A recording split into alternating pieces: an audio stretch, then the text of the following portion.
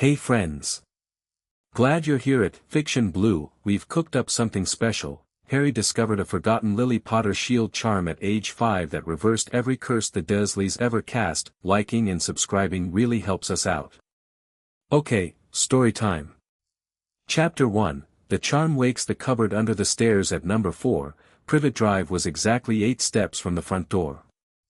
Harry knew this because he had counted them approximately 9,000 times. When you lived in a space the size of a generous wardrobe, you learned its geometry the way other children learned their multiplication tables, not because anyone taught you, but because there was nothing else to do. He was 5 years old, and he was not afraid. This confused people, when they noticed him at all. Most people on Privet Drive had made a quiet, comfortable decision not to notice Harry Potter very much. He was Petunia's nephew, the one from that situation, and the less said about that the better. He was small and dark-haired and wore clothes that hung off him like fabric off a scarecrow, and he had these eyes, green, startlingly green, the kind of green that made people feel faintly like they'd looked at something they weren't meant to. So the neighbors looked away, and Harry counted his 8 steps, and life went on. Vernon Dursley had tried, in the early days, to make Harry afraid. It wasn't something he'd have admitted to, even to himself. Vernon was a man who believed deeply in his own reasonableness. He was simply disciplining the boy. Keeping order. Children needed structure. Children needed to understand their place. And Harry's place was small and out of the way and quiet, and if the boy happened to develop a healthy respect for the people who fed and clothed him, well, that was just good parenting. The first time it happened, Harry was 4 years old and had been told, for the 3rd time that morning, that he would not be having any breakfast because he had let Dudley's hamster out of its cage. He hadn't, as it happened. Dudley had opened the cage himself to see if the hamster would fit in his toy dump truck. It hadn't, and the hamster had escaped, and Dudley had cried, and Harry had been nearby, which was sufficient. No breakfast, Vernon had said, his face purpling in the particular way it did when he was enjoying himself but trying not to look like it. And no lunch either, I expect, since you can't seem to be trusted. Harry had looked at him. Not with fear, not with tears, just looked, the way you'd look at a problem you were fairly certain you could solve if you thought about it long enough.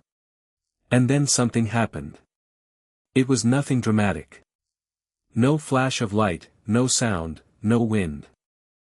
Just a quiet, almost silky feeling that moved through Harry from his sternum outward, like a warm hand pressing gently against his chest from the inside. He felt it travel up through his shoulders and down his arms to his fingertips, felt it settle somewhere behind his eyes. Vernon had picked up his fork. And then Vernon had said, with no warning and no visible reason, "I'm not hungry." He'd set the fork down, pushed back from the table, and walked heavily out of the kitchen, leaving a full plate of eggs and bacon steaming gently in his wake. Petunia had stared after him.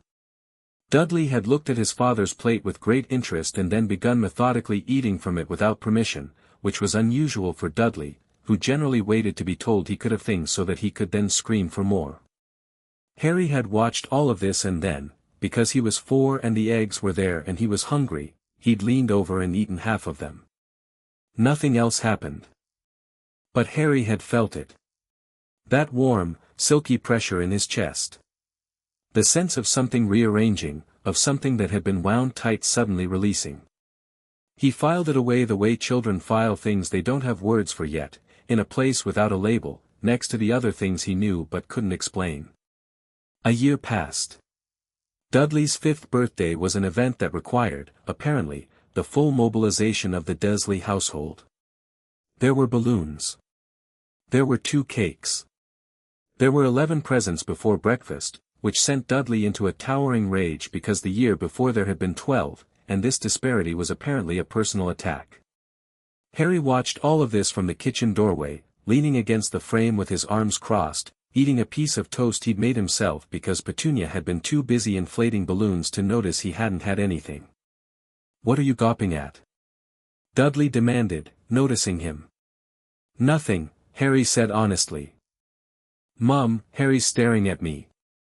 "Harry," Petunia said without looking up from the balloon she was attempting to tie, "go outside. It was raining. Harry went outside anyway, stood under the small overhang by the back door, and watched the garden drown. He was 5. He understood several things with a clarity that ought to have been beyond his years, but wasn't, because necessity is a remarkable teacher. He understood that the Dursleys did not like him. He understood that this was not something he had caused by any specific action, since the dislike had existed before he could form specific actions. He understood that he was different from Dudley in ways that had nothing to do with their relative sizes or the state of their wardrobes. He understood that something protected him. He hadn't named it.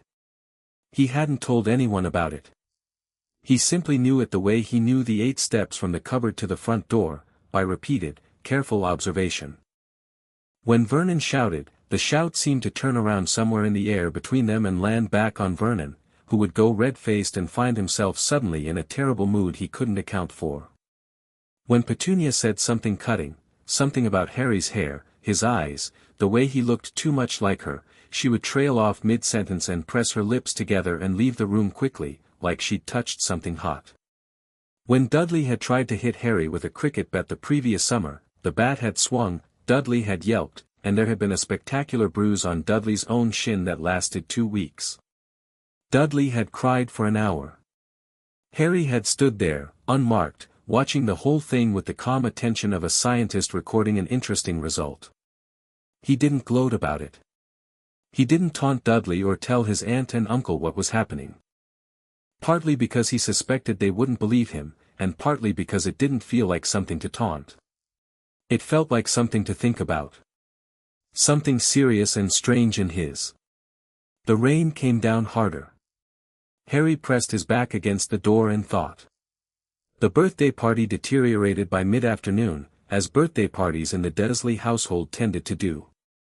Dudley had opened all his presents, decided 2 of them were inadequate, broken one of them on purpose to see what was inside, and was now leading his friend Piers Polkiss and 2 other children Harry didn't know on a tour of the house designed to demonstrate how superior everything in it was.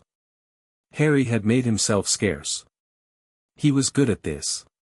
He was up in the box room, not his cupboard, which he preferred because it locked from the inside, but the small room at the end of the hall where Petunia stored things she couldn't throw away but didn't want to see. There were boxes of old clothes and a broken sewing machine and a stack of magazines from the mid-80s and, in the corner behind a bin bag full of curtain fabric, a box of books. Harry had found the books 6 months ago. He'd gone through them quietly, the way he went through everything, with attention, without hurry. Most of them were Petunia's old paperback romances, which he'd looked at and put back. But at the bottom of the box, under a tea-stained copy of the complete works of Thomas Hardy, there had been 4 children's books. Proper children's books, with illustrations. Stories. Harry had read them all 3 times each. He was holding the thinnest one now, a retelling of old myths, Zeus and Hermes and Persephone, turning it over in his hands. He wasn't reading it.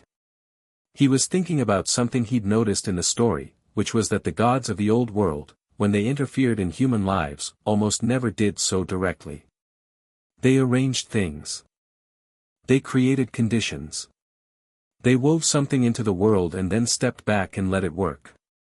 He had the distant, wordless sense that this was relevant to him somehow. Footsteps on the stairs. Heavy ones, not Dudley's gallop or Petunia's quick clip, but Vernon's deliberate tread. Vernon didn't come upstairs during the day unless something had annoyed him enough to require movement.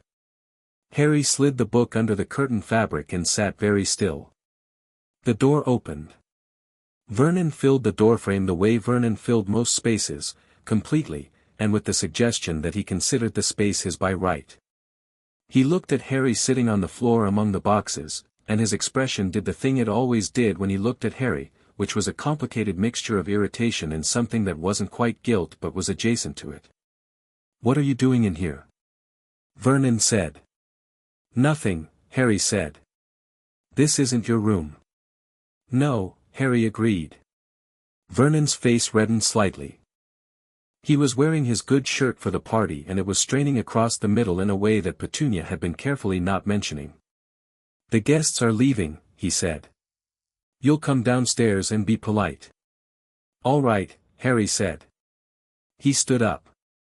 He was small for 5, and Vernon was large for any size, and the arithmetic between them was considerable. Most children, standing at the bottom of that arithmetic, would have found something to look at that wasn't Vernon's face. Harry looked at Vernon's face. Stop that, Vernon said. Stop what? That, looking. Stop looking at me like that. Like what? Vernon's jaw worked. He was genuinely, Harry could see, unsettled. Not angry, exactly, unsettled. As if something in the room was slightly wrong and he couldn't identify what. Just, come downstairs, he said, and turned, and went back down the hall faster than he'd come up. Harry followed at a comfortable distance, thinking about the old gods and the ways they arranged things. It was after the guests had gone, after the second cake had been eaten and the wrapping paper bagged for the bin and Dudley installed in front of the television with a new video game, that Vernon decided to have a conversation. Harry was washing the dishes. He'd been told to wash the dishes. He was washing them. Potter. Harry turned off the tap. He turned around. Vernon was leaning in the doorway with a bottle of beer he'd been working on for an hour, which meant he was in the mood for something but hadn't quite committed to what. Sir, Harry said. He used sir the way some people used a pause, not out of respect, but to buy a moment. You're 5 years old now. Yes. Old enough to understand things. I think so, Harry said. Vernon took a slow breath through his nose. You are here, he said, because your aunt and I are decent people and we took you in when nobody else would. When your parents, he stopped. Something moved across his face that wasn't quite his normal palette of expressions. When there was nowhere else for you to go. Harry waited. You'll behave accordingly, Vernon said. You'll be grateful. You'll be normal. You will not, he stopped again, and this was clearly the point he'd been building toward, because his voice went quiet in the way that was more threatening than the shouting. You will not do that thing. What thing? Harry asked. Vernon's knuckles were white around the beer bottle. You know what thing. And here was the thing about Harry Potter at 5 years old. He was not a cruel child. He did not want to make Vernon Dursley suffer. He had no particular investment in his uncle's comfort or discomfort. But he was also constitutionally incapable of pretending not to know something he knew. I don't do it, Harry said. It does it on its own. The silence that followed was quite long. What, Vernon said, does that mean? It means it isn't me doing it, Harry said patiently. When you shout at me and then you feel bad for no reason, that isn't me. When Dudley tried to hit me and got the bruise instead, that wasn't me. I don't make it happen. It just happens. He tilted his head. I think it's something my mum did. Before she died. The beer bottle made a small sound against the doorframe.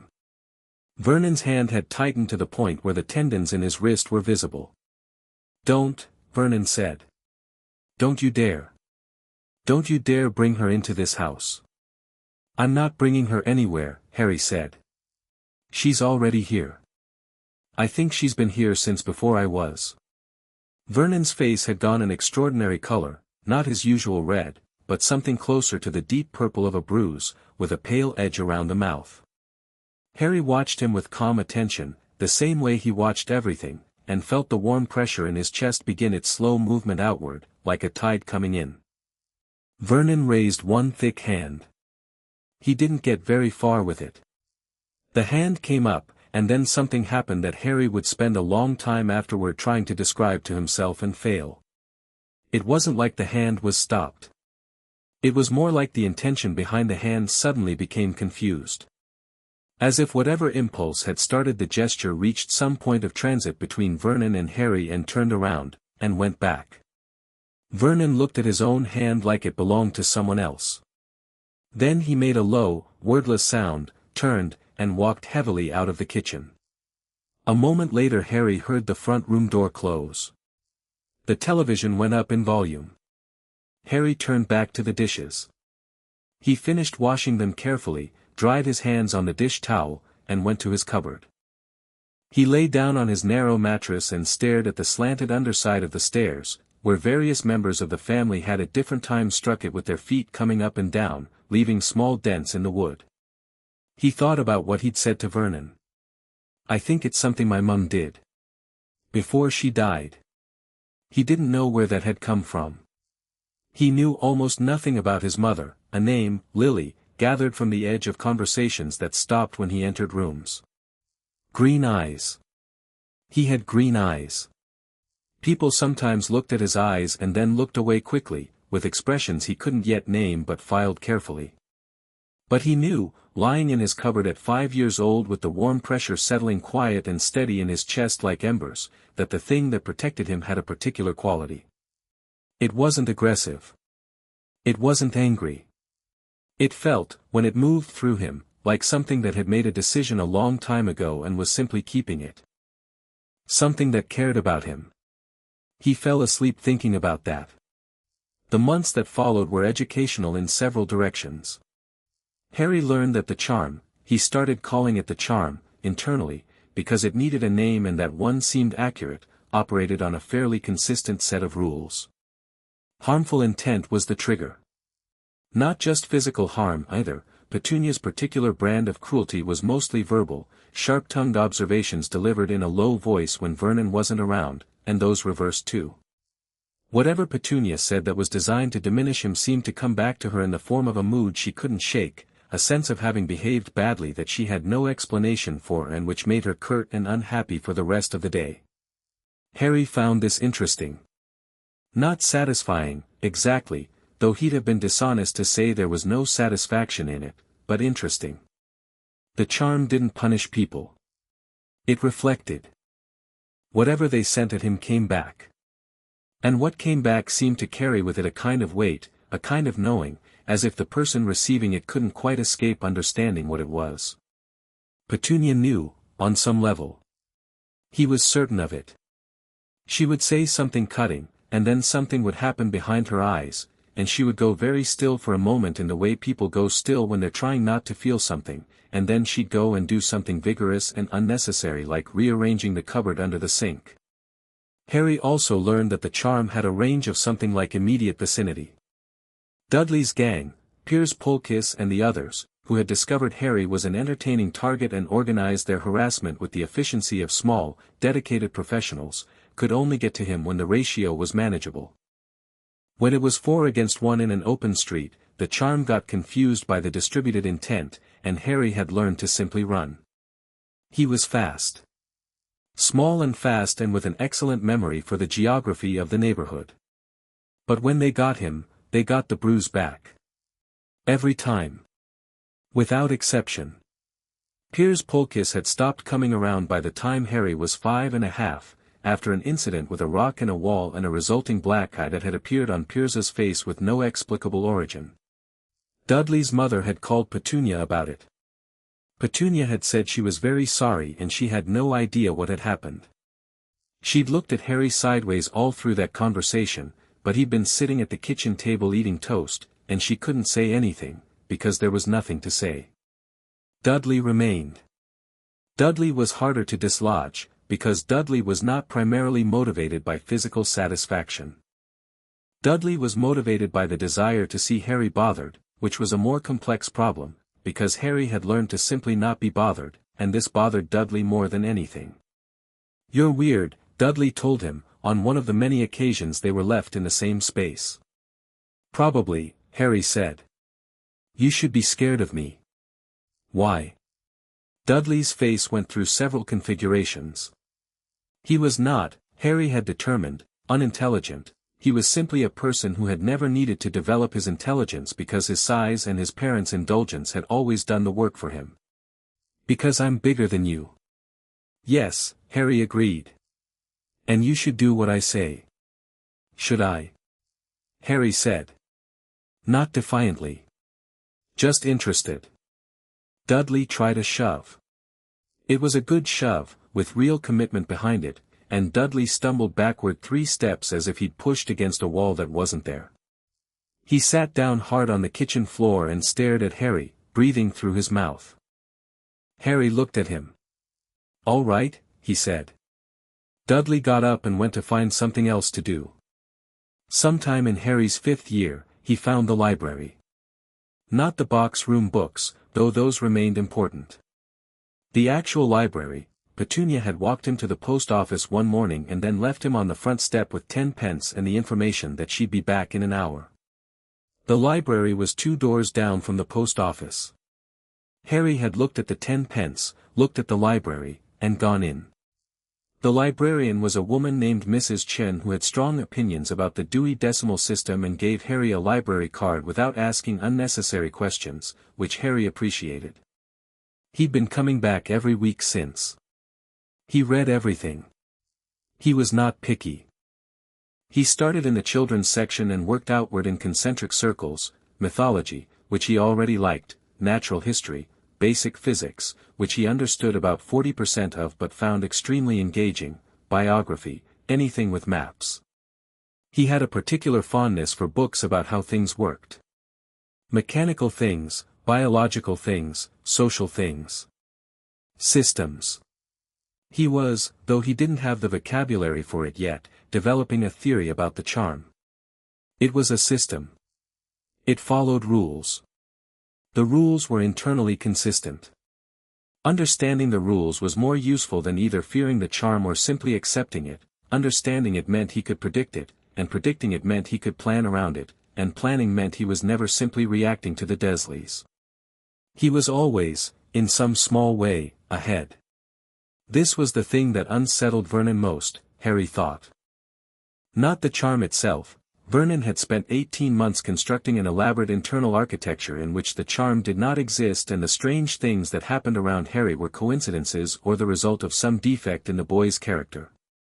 No, what unsettled Vernon was Harry's face. Harry's absolute, unrattled, observational calm. You could threaten a child who was afraid. You could not threaten a child who was busy thinking about you. Normal boys, Vernon had said once, in a kind of strangled outburst at nothing in particular, don't look at people like that. Like what? Harry had asked, genuinely curious. Vernon had said a word that Petunia immediately told him not to say and gone out to the car to do something to the engine that involved a lot of clanging. August. The tail end of summer, and Harry was almost 6. The Dursleys were preparing for Dudley to start school in September. This preparation involved new shoes, new uniforms, a new school bag, and an ongoing series of conversations about how Dudley was going to be the most popular boy in his year. Harry sat at the kitchen table and ate his cereal and did not point out that Dudley's primary social strategy thus far had been a combination of volume and aggression, and these did not always map to popularity. Petunia was ironing. Vernon was reading the paper. Dudley was in the garden with a new football, conducting what appeared to be a personal argument with the fence. It was ordinary. It was exactly ordinary. And then Petunia set the iron down and looked at Harry in a way she almost never looked at him, which was directly, and said, "You'll be starting school next year." "Yes," Harry said. "You'll behave." "I usually do." Petunia's mouth pressed thin. She picked up the iron again. "Set it down again." "You look like her," she said. "Not cutting, this time. Not a weapon. Something else, something flat and tired and a long way down, like water at the bottom of a well." Harry looked at her. "My mum." Petunia said nothing. The iron moved back and forth. "What was she like?" Harry asked. "Don't." The word came out fast, reflexive. "I was just asking. I know what you were doing." But the iron stopped. Petunia was staring at the shirt she was pressing as if it had personally offended her. She stopped. The warm pressure moved through Harry's chest, slow and steady. Not reversing anything this time. Just present, like a hand holding something. "She was my sister," Petunia said, in a voice that was mostly air. Before everything. The iron started moving again, faster. That's all I'm going to say. Don't ask me again. Harry didn't ask again. But he sat with it all through breakfast, that small, hard piece of information, she was my sister, turning it over in his mind the way he turned over everything new. He already knew, in the abstract, that Petunia was his aunt, that his mother and Petunia were siblings. But he'd never heard Petunia say it out loud. Had never heard Petunia position herself in relation to Lily as anything. She was his aunt the way the cupboard was his room, technically accurate, never discussed. She was my sister. He thought about the charm. About the quality of it that he'd identified, the caring. The decision made long ago and kept. He thought about a woman who'd known she was going to die and had done something, had chosen something, had woven it into him before she went. He thought about what kind of person made that choice.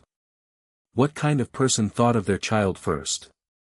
He was nearly 6, and he was small, and he lived in a cupboard, and he ate the leftovers Petunia left out because she couldn't quite bring herself to let him starve, and he had no friends and no family and nothing that was his except a library card and the careful contents of his mind. But he was not, had never been, alone. He felt it in his chest, quiet and warm and constant. There and there and there, like a heartbeat adjacent to his own. He finished his cereal, washed the bowl, put it away, and went to the library. October. A cold morning, with frost just starting to gesture at the edges of things. Harry was coming back from the library, 3 books in his arms, a mythology compendium and 2 he'd taken on a whim from the history section, when he saw the cat. It was sitting on the wall outside number 4. Orange tabby, enormous, regarding the universe with the serenity of something that had decided its problems were everyone else's. It looked at Harry as he came up the path and did not move, which Harry found encouraging. He stopped in front of it. "Hello," he said. The cat blinked. "You're not supposed to be on that wall," Harry said. "Mrs. Fig from number 7 doesn't like cats on walls, I think, or she has a lot of them inside for some reason and doesn't want more. I'm not sure which." The cat yawned. Its teeth were impressive. Harry put his books down on the path and reached up carefully. The cat sniffed his hand, then butted its head against his palm with a force that suggested it had been thinking about this for some time. Harry scratched behind its ears and it began to purr, a sound so deep and rattly it was more felt than heard. "You can come in the back way," Harry said, "if you want to. I'm in the cupboard under the stairs, which isn't ideal, but it has its own kind of atmosphere." The cat looked at him. "Or you could just sit on the wall. That's also fine." The cat sat on the wall. Harry picked up his books and went inside. But when he opened the small window at the back of his cupboard that evening, a project that had taken 3 weeks and a borrowed screwdriver he'd returned without comment, the orange cat was there, on the fence, watching the window with the patience of something that had already decided. Harry reached out and it stepped onto his arm and arranged itself on his lap with the focused efficiency of an animal that has picked its person and is not taking questions. Harry looked down at it for a long moment. Then he opened his mythology compendium and began to read aloud, quietly, because it seemed like the right thing to do. The cat settled lower and purred. Outside, the frost made its slow work on the edges of the night. Inside number 4, Privet Drive, Vernon's bad mood had returned for no reason he could identify, and Petunia had found herself thinking about her sister again in that underwater way, and Dudley's new football had mysteriously deflated in the garden. And in the cupboard under the stairs, a boy with his mother's eyes and something ancient and warm nestled in his chest sat in the dark with a library book and a cat and felt, in the complicated vocabulary of the very young, something like fine. He was not afraid. He had never been afraid. And whatever was coming, and Harry had the sense, had always had the sense, that something was coming, the way you could smell rain before it arrived, he would be ready for it. He turned the page. The charm settled quiet in his chest. Outside, the frost deepened, and the stars came out, and number 4, Privet Drive was the most ordinary house on the most ordinary street, and the boy inside it was something else entirely. Chapter 2, The Boy Who Didn't Flinch. The cat's name was Archimedes, which Harry decided on a Tuesday morning in November after reading a chapter about Greek mathematicians. The cat had not objected to this name, which Harry took as acceptance. Archimedes came and went through the back window with the autonomy of something that had arranged its own life very deliberately and was simply choosing to share portions of it. He was there most evenings and gone most mornings and never asked for anything Harry couldn't provide, which made him the best company Harry had ever had. School started in September of the following year, and Harry was ready for it in the way he was ready for most things. He'd already read the curriculum. Not because anyone had told him to. Because the library had a section on primary education and Harry had found it and gone through it methodically over the summer, the way he went through everything. Arithmetic he already knew. Reading was not a problem. The science was thin but interesting. History was mostly about kings, which Harry thought was a rather limited way to understand the past, but he was prepared to engage with it on its own terms. What he hadn't anticipated was the social dimension. The other children in his class had already established their hierarchies, most of them from nursery and playgroup, networks Harry hadn't been part of because the Dursleys hadn't sent him to nursery and the local playgroup met on Tuesday afternoons when Petunia needed him to watch Dudley. He came into year one as an outsider, which wasn't uncomfortable so much as it was a problem to be solved. He solved it by being quiet, attentive, and extremely good at arithmetic, which earned him the teacher's goodwill and the wariness of the other children, which was a reasonable starting position. Dudley was in his class, which complicated things. Dudley had decided, with the strategic confidence of someone who had never lost at anything domestic, that school was simply an extension of Privet Drive, and the rules of Privet Drive applied. This meant that Harry was to be ignored unless being mocked, and anyone who showed signs of liking Harry was to be redirected. It worked, mostly, because Dudley was large and loud and the other children found it easier to follow his lead than to make independent assessments. Harry observed this without rancor. He ate his lunch at the end of the table and read when he could get away with it and waited. By October, a girl named Sarah had started sitting near him because she was also good at arithmetic and had decided this was a basis for alliance. By November, a boy called Thomas had joined them, mostly because Dudley had said something about Thomas's ears and Harry had looked at Dudley with that particular quality of attention and Dudley had walked away, which Thomas had interpreted, correctly, as support. Harry didn't have many friends. But he had some, and they were ones he'd chosen and who had chosen him, and that felt correct. The teachers liked him. This was predictable but also occasionally useful. Mrs.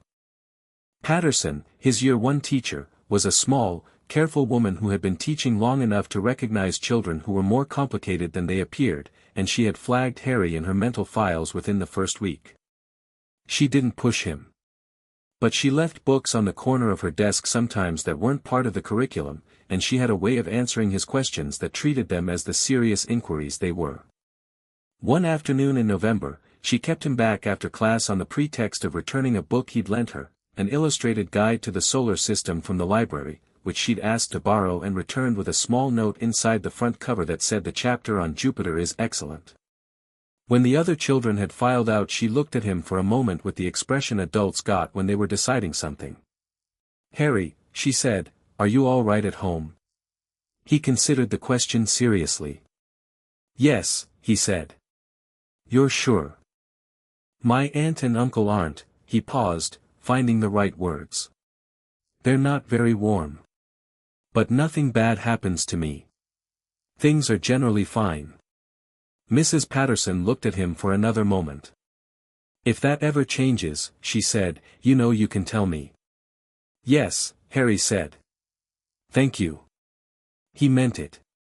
He just also knew, with a certainty that lived in the same place as the charm, that it wouldn't change. Nothing bad happened to him. That was the point. The years between 5 and 10 had a particular texture that Harry would remember not as suffering but as waiting. Not passive waiting, he was never passive, but the active, deliberate waiting of someone who knows something is coming and is using the time well. He read everything.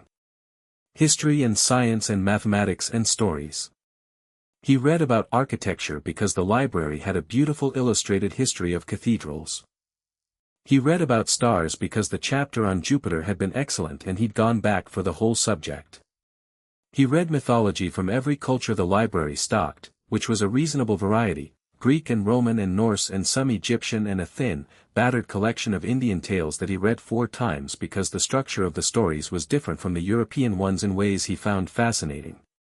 He read about animals because of Archimedes, and this led him to biology, and biology led him to chemistry in the most basic sense, and chemistry was deeply satisfying in a way he hadn't expected, the idea that everything was built from smaller things following consistent rules, that the apparent complexity of the world was underlaid by a simpler architecture. He liked that idea very much. He grew. Not fast, he remained small for his age, which he accepted as a fact without particular feelings about it, but steadily. He got his mother's height, or what he assumed was his mother's height, since no one ever told him how tall she'd been. He stayed thin because the Dursleys fed him adequately but not generously. He got his hair, black and catastrophically unmanageable, which Petunia periodically attempted to cut into something respectable and which recovered to its natural chaos within 48 hours with what felt like personal stubbornness. He kept his eyes.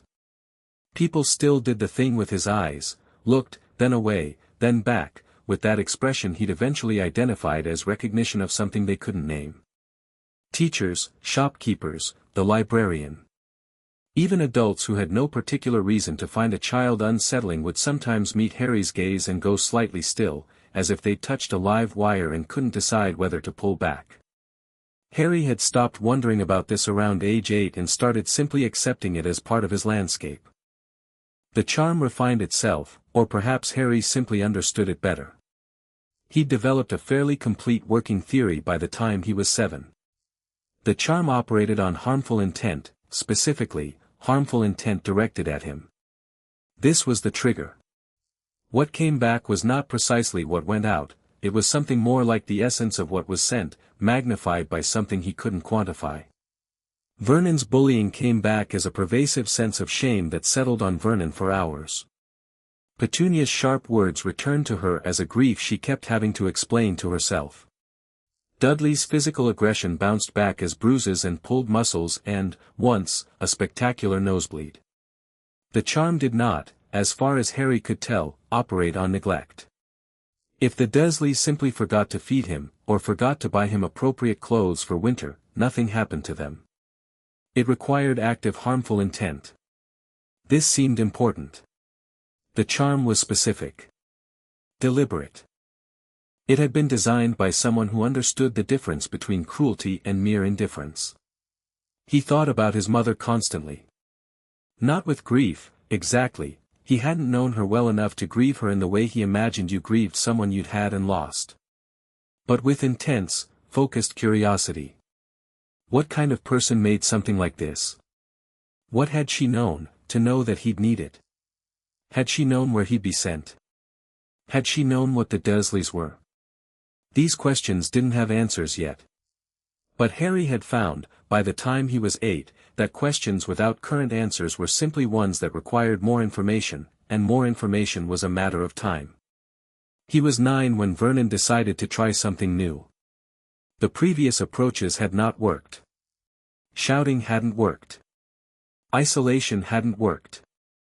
The periodic attempts to confiscate his library books hadn't worked, because Harry had started leaving the ones he was currently reading at the library itself and memorizing what he needed, which Vernon didn't know about.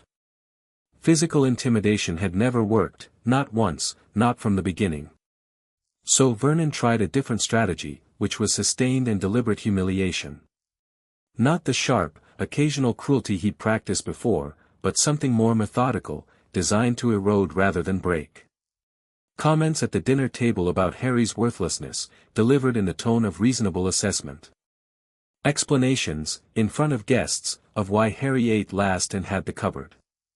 The use of Harry's full name, Potter, not Harry, always Potter, in a tone that suggested the name itself was something unfortunate. Harry noticed the strategy shift. He watched it happen with the interested attention of someone watching a chess opponent change their opening, and evaluated it on its merits. It didn't work for the same reason nothing Vernon tried worked, which was that Vernon was trying to make Harry feel something Harry did not feel. You could not make someone feel worthless who did not believe they were worthless. Vernon was pushing against a door that wasn't there. But the charm, Harry noticed, worked on this too. The sustained campaign of humiliation came back to Vernon as something Harry could only describe as awareness.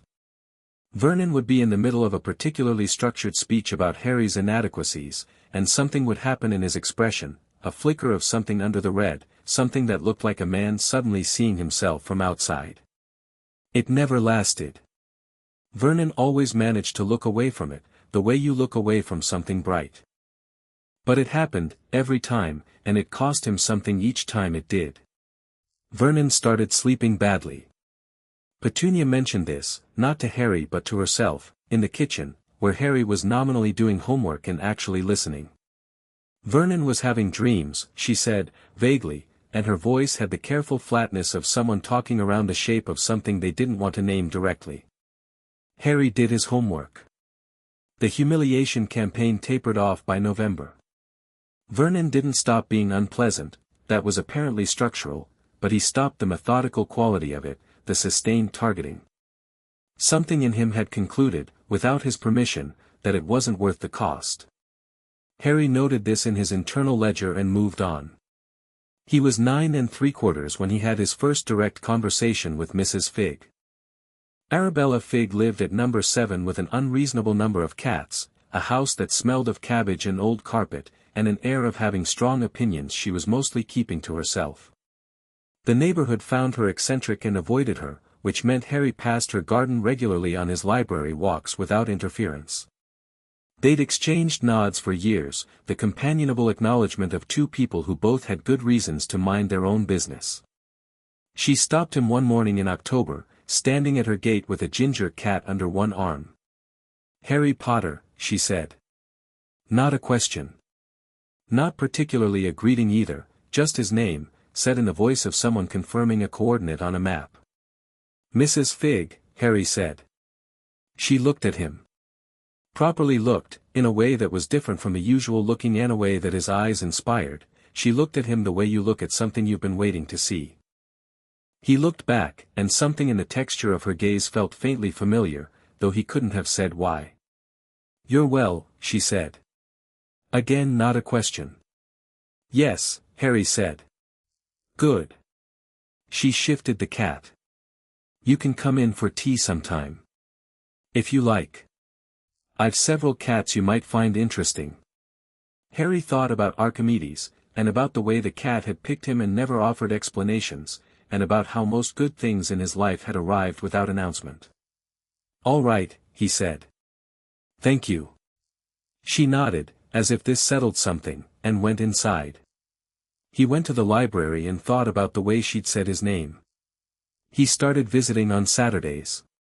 Mrs. Figg served weak tea and good biscuits and talked about her cats with genuine enthusiasm and asked Harry questions about what he was reading with an attention that suggested she was not asking just to be polite. She never asked about the Dursleys. She never asked about his home life or his health or any of the things adults usually asked about when they were actually asking something else. She asked about books and about school and once about what he thought of the stars, and Harry answered all of it honestly. She watched him. He knew she was watching him. He watched her back, and they understood each other in this way, and it was comfortable. He didn't ask why she'd started talking to him. He had the sense that this too was something that would have an answer eventually, when he had more information, and he was patient. He was 10 1/2 when Vernon lost his temper in a new and final way. Harry had done something that Vernon had decided, after a long and visible internal deliberation, constituted an unacceptable provocation. What Harry had done was beat Dudley at chess. This was not a deliberate provocation. Dudley had challenged him and Harry had played honestly because Harry did not know how to play dishonestly and wouldn't have done it anyway, but Vernon had watched the game, and something about the expression on Dudley's face afterward, or the expression on Harry's face, or simply the fact of it, had coiled up inside Vernon through the afternoon and emerged at dinner. The monologue was longer than usual. It covered Harry's ingratitude, his mother's failings, his father's failings, his own failings at some length, the charity the Dursleys had extended which Harry had repaid with nothing, the expectations Vernon had for him going forward, and the consequences. This was the new element, the consequences that would follow if Harry didn't understand his place. Harry ate his dinner. He watched Vernon's face. He noted the quality of the monologue, less controlled than usual, more ragged at the edges, and recognized that Vernon had hit some kind of wall. That this wasn't strategy. This was a man backed into a corner of his own making, flailing. He felt the charm move in his chest, warmer than usual, almost restless. Vernon's fist came down on the table. It was meant to be punctuation, emphasis, the physical version of the voice he'd been using. The salt shaker jumped. Petunia flinched. Dudley looked up from his plate with nervous assessment. "Do you hear me?" Vernon said. Directly to Harry, which was unusual, the monologue had been delivered mostly to the room. "Do you understand what I'm telling you?" "Yes," Harry said. "You are nothing." The word came out thick with something underneath it that wasn't quite anger. "You are nobody. Whatever your mother was, whatever your father was, it doesn't matter here. In this house you are nothing." The charm moved. Not the slow tide Harry was used to, the gentle reversal. This was something different, heavier, more deliberate, like a large piece of machinery engaging. The warmth spread through him to his fingertips, up into his jaw, and Harry felt suddenly, briefly, like he was standing very close to something enormous. Vernon opened his mouth to continue. And then he stopped. His face went through something Harry had never seen on it before. Not the flicker, the usual momentary seeing himself that the charm produced. This was longer, and deeper, and whatever it was showing Vernon couldn't look away from it. His face collapsed through several expressions in quick succession, the anger, and then something under the anger, and then something under that, something rawer and less defended, something that looked almost like. Petunia made a sharp sound. She was looking at Vernon, not at Harry, and her face had gone very white. Vernon pushed back from the table. He stood up. He was breathing in a way that was too controlled, too deliberate, like a man pressing hard on something that wanted to move. He looked at Harry, and Harry looked back, and for the first time in Harry's life, Vernon Dursley looked away first. He left the room. His footsteps went up the stairs. The bedroom door closed. The kitchen was very quiet. Petunia sat with her hands flat on the table, looking at the space where Vernon's plate was. Dudley was frozen with his fork halfway to his mouth. Harry finished his dinner and put his plate in the sink and went to his cupboard. He lay on his mattress and waited to feel triumphant, because that seemed like the appropriate emotion, and when it didn't come he thought about why. It wasn't triumph. It was something quieter than that, and more complicated.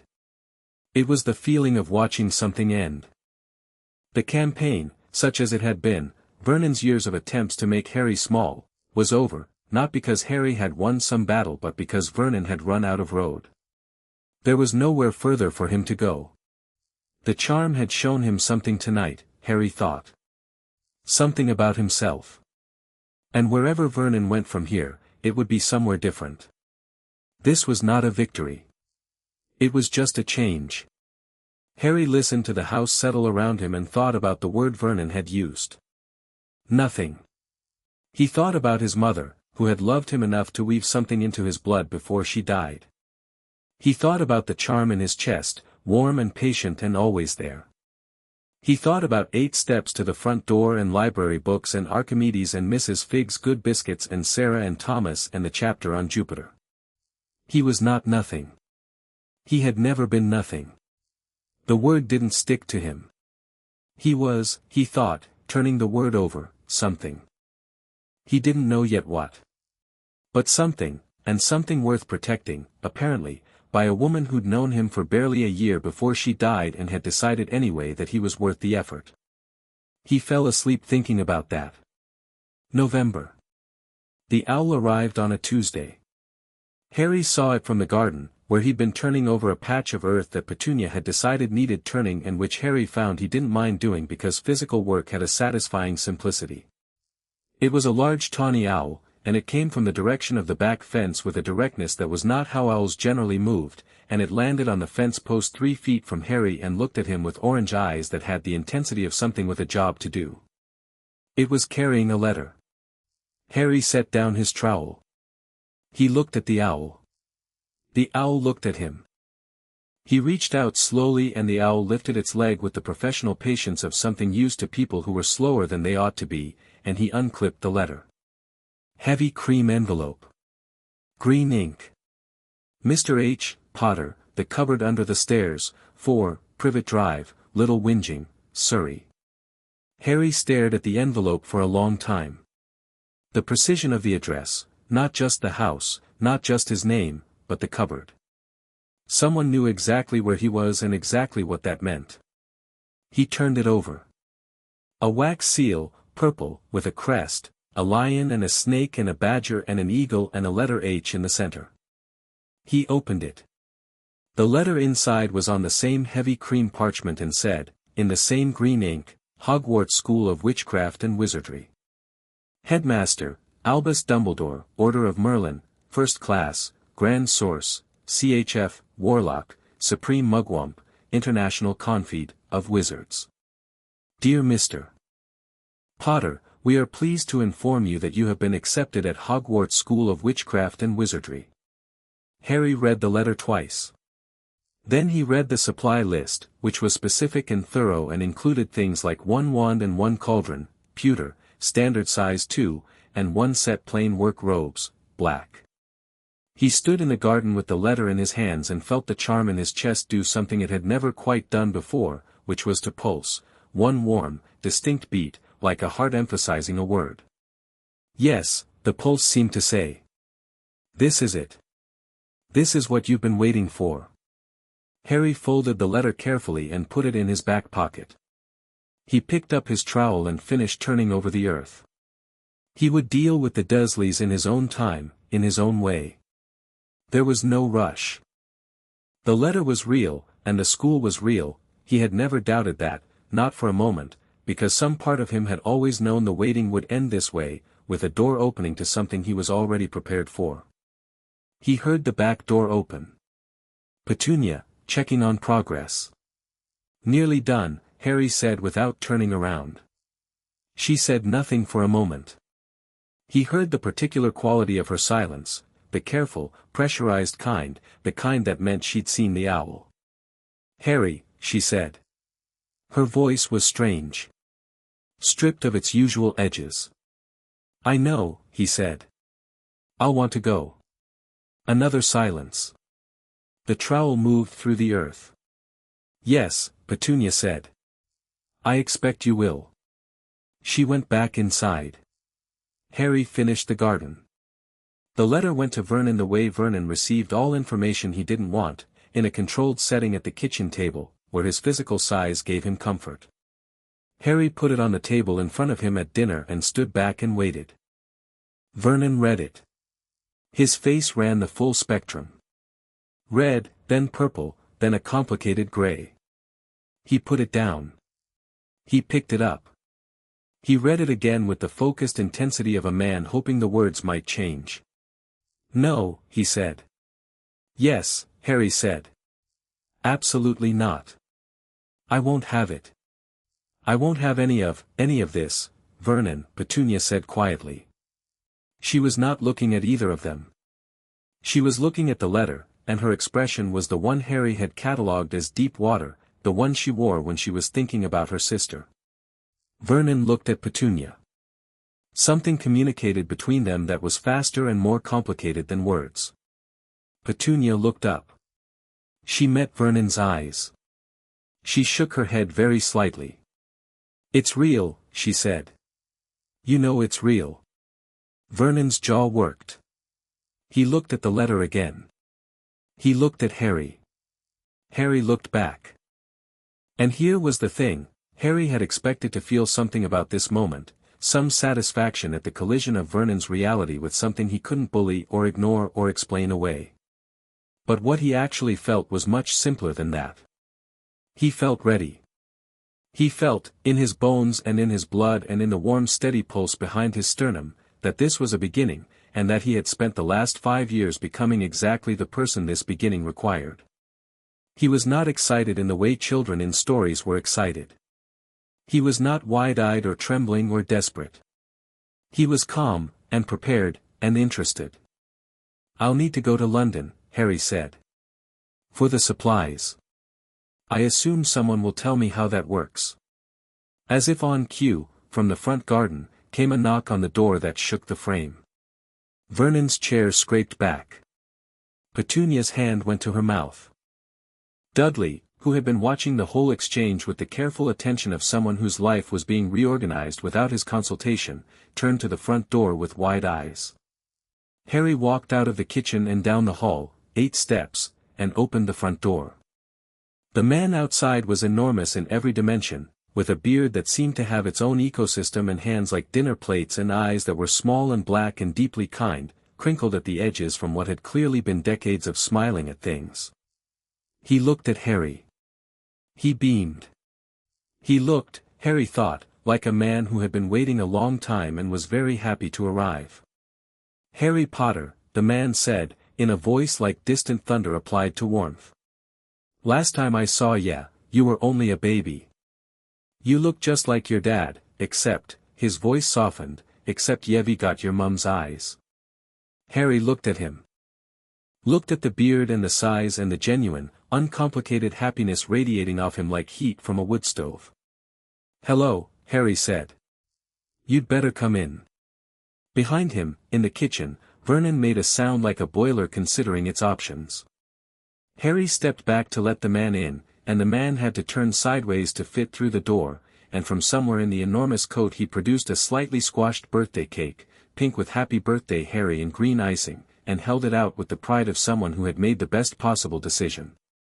Harry took the cake. "Thank you," he said. "I'll put the kettle on." He went to the kitchen. He filled the kettle. He set the cake on the counter, and the charm pulsed in his chest, warm, bright, something adjacent to joy, and Harry Potter, 10 years old, made tea for the first time for someone who was genuinely glad to see him. It was, he thought, a very good beginning. Chapter 3, Diagon Alley and the weight of a name. Hagrid's name was Rubeus Hagrid, and he was the keeper of keys and grounds at Hogwarts, which he explained while eating 4 slices of Harry's birthday cake and taking up roughly 60% of the Dursleys' kitchen. Vernon had retreated to the far wall and was standing against it with the expression of a man who has calculated his options and found them wanting. Petunia sat at the table with her hands folded, watching Hagrid with something between wariness and a complicated private grief. Dudley had taken one look at the visitor and gone upstairs. Harry sat across from Hagrid and listened. He'd already decided he liked Hagrid. Not because Hagrid was kind, though he was, not because Hagrid was happy to see him, though he clearly was, but because Hagrid talked about magic the way the mythology books talked about the old world. Like it was real and large and worth taking seriously. Like it had weight and consequence and history. Not like a trick. Like a landscape. "So there's a whole," Harry said, when Hagrid paused for cake, "a whole separate part of the world. With its own government and currency and everything." "That's right," Hagrid said, pleased. "Magic folk been keepin' themselves separate from muggles, non-magic people, for centuries. Safer that way. For everyone. And I'm known there," Harry said. Not asking. Confirming. Hagrid's expression shifted to something more careful, more reverent. "You're famous, Harry." "What you, I mean, Voldemort," he whispered the name and then looked faintly embarrassed about whispering it. "He was the most terrible dark wizard of the century. Killed hundreds. And then he came for your family, and, well. He cleared his throat. He couldn't kill ya. Tried, and couldn't, and something happened to him. Terrible thing happened to him. And you were left with," he pointed at Harry's forehead, at the scar. Harry reached up and touched it. He'd had the scar his whole life and had spent a reasonable amount of time thinking about it, but hearing the explanation was different from the theory. He felt the charm pulse once, quietly. "You said he couldn't kill me," Harry said. "Do you know why?" Hagrid looked at him. "Your mum. She died for ya. Sacrificed herself. They say that kind of love," he stopped, clearly navigating something emotional and large. "They say it leaves a mark. Protects ya." Harry thought about the charm. About the warm pressure in his chest that had been there as long as he could remember. About the pulse. About the quality of it, not just protection, but something more deliberate than protection. Something with intention behind it. "More than a mark," Harry said, mostly to himself. "Sorry. Nothing. What time do we need to be in London?" Vernon had not wanted to let him go to London. This had lasted approximately 4 minutes, which was the time it took Vernon to say his piece and Harry to look at him with patient expectation and the charm to do its quiet work, and then Vernon had gone to watch television and not made eye contact with anyone for the rest of the evening. Petunia had packed Harry a small bag without being asked. It wasn't a warm gesture, exactly, it was efficient, precise, the way Petunia did most things. But she'd put in a clean shirt and she'd folded it neatly, and when she handed it to him she'd looked at him for a moment in the doorway of his cupboard with the deep water expression and said, quietly, "Be careful. Not come back or have a good time or any of the things other people's aunts might have said. But be careful," and the way she said it had the quality of something long held and finally let out, like breath she'd been keeping. "I will," Harry said. "Thank you. For the bag." She'd nodded once and gone back down the hall. Hagrid had slept on the sofa, which had creaked under him with the resigned suffering of furniture pushed to its limits. Harry had slept in his cupboard with Archimedes, who had appeared at the window at midnight with the timing of a cat who understood important nights, and Harry had lain awake for an hour, not anxious but thinking. Running over what he knew and what he needed to know and what questions to ask. He'd made a list. London in August was busy and bright, and Harry walked through it beside Hagrid, who parted crowds simply by existing in them, with his eyes open and his mind running. Hagrid was explaining things as they went, which Harry appreciated, though he also noticed what Hagrid left out and filed those gaps for later. The Leaky Cauldron was a pub that Harry could now see and hadn't been able to see before. They'd walked past it twice, apparently, on various school trips, and he had never noticed it. This was interesting. The idea that there were things in the world tuned to a different frequency, visible only to those who knew to look, fit neatly into the architecture of everything he'd been building in his mind for 5 years. Inside was dark and smelled of wood smoke and something he couldn't name, and the moment they stepped through the door the conversation stopped. Every head turned. Harry stood in a sudden silence and looked back at the room, and the room looked at him, and then someone started forward with an outstretched hand. "Bless my soul," the barman said, voice rough with something. "Harry Potter. Welcome back, son. Welcome back." And then it was chaos, in the most well-meaning sense of the word. People crowding forward, wanting to shake his hand, saying his name with that particular quality he was already learning to recognize, equal parts relief and reverence and something rawer that he couldn't quite name. He let them shake his hand. He was polite and attentive and remembered every face, and through it all he kept his expression calm and his back straight and felt the charm settle easy in his chest. None of these people frightened him. The attention didn't bowl him over. He was, he noticed, very slightly different from the boy they expected to see. He could see them recalibrating as they looked at him, adjusting some preconception. The boy in their heads was smaller, or more overwhelmed, or something. He made a mental note. There was a moment when a small, round-faced woman seized both his hands and said, "Oh, you poor dear, you've had such a time of it," in the voice of someone who thought they were comforting a damaged thing. Harry looked at her. "I'm fine," he said. "Thank you." She patted his hand and he smiled and meant it, and she went back to her table, and he thought, they have a story about me already. It might not be the right story. He would need to think about that. Hagrid tapped the bricks at the back of the pub in a sequence that Harry watched with complete attention, counting the pattern. 3 up and 2 across. He filed this without making it obvious he was filing it. The wall opened. Harry looked at Diagon Alley and felt, for the first time in as long as he could remember, something genuinely close to astonishment. Not the shops, though the shops were extraordinary, windows full of cauldrons and telescopes and jars of things he couldn't identify at this distance. Not the crowd of witches and wizards moving through the cobbled street. It was the scale of it. The sense of a world that had been here, parallel and complete and enormous, all the years he'd been on Privet Drive reading library books and counting stairs and waiting. All the years he'd known something was out there, some answer to the warmth in his chest and the green eyes and the questions without answers. It had been here. Right here. He breathed in once, deep, and then he walked forward into it. Hagrid was watching him with a kind of anxious expectancy, clearly waiting for him to be overwhelmed. Harry glanced at him. "Where's Gringotts?" Hagrid blinked. "Up there. White building, can't miss it." "But, don't ya want to? I want to see everything," Harry said. "But I also have a list. We should probably start at Gringotts and work outward." Hagrid laughed, a booming sound that turned several heads, and said that that sounded about right. Gringotts was run by goblins, which Harry found both surprising and entirely logical upon reflection, in the way that good surprising things tended to be. The goblins were sharp-faced and efficient and looked at humans with an assessment that was honest rather than warm, which Harry respected more than warmth. One of them processed his paperwork without excessive commentary, and when Harry looked at the ledger of his account, the one his parents had left, he noted the amount with calm attention and moved on.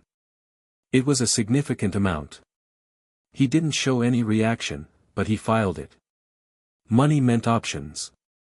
Options meant independence. Independence was already part of his planning. The cart down to the vault was fast and angular and rattled through darkness with the enthusiasm of something that had decided physics were a suggestion. Harry gripped the side and leaned into the turns because there was no point fighting momentum, and by the time they reached the vault he was fairly certain this was the best form of transport he'd ever encountered. He took what he needed for the supplies list and a reasonable amount more. He looked at the vault, at the stacked gold and silver, the coins catching the torchlight, and thought about the parents he'd never known who had left it for him, and felt the charm do its quiet pulse. "They thought of you," the pulse said, or seemed to say. "Before everything else, they thought of you." He took the money and went back up.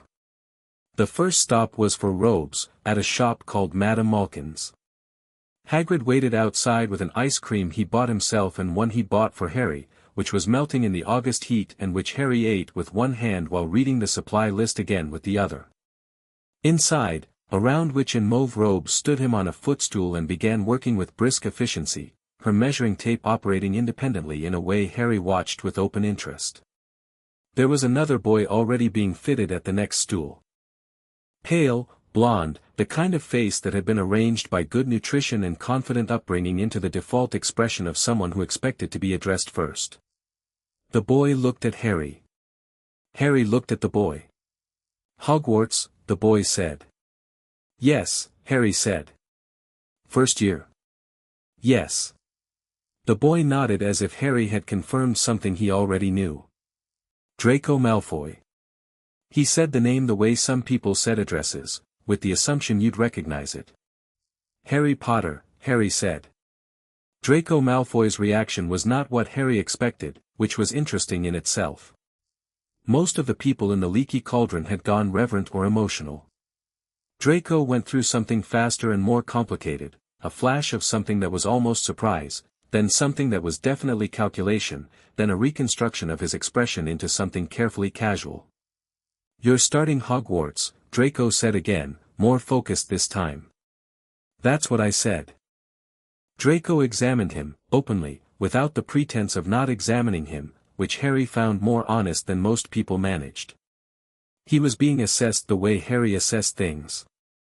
He took a moment to appreciate that, even if the underlying assumptions were almost certainly different.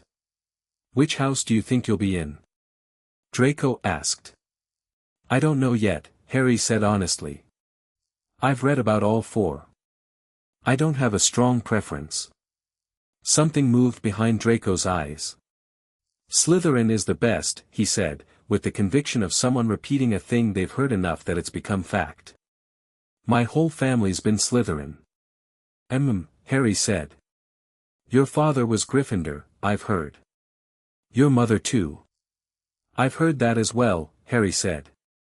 Draco waited for something, enthusiasm, or resentment, or some declaration of tribal loyalty, and when it didn't come, he looked faintly wrong-footed. Not upset. Wrong-footed, which was different. "Well," he said, "at Hogwarts, the family you come from matters. It matters quite a lot. There are old families and others." "And the Malfoys are old," Harry said. "Very," Draco said, with satisfaction. "So is mine," Harry said. Not defensively. Just as information. Draco blinked. Recalculated. Before he could respond, Madame Malkin declared Harry done and helped him down from the footstool, and Harry thanked her, and walked out. Hagrid was outside with a second ice cream. Harry took it and started walking toward the apothecary, and thought about Draco Malfoy's face. The calculation in it.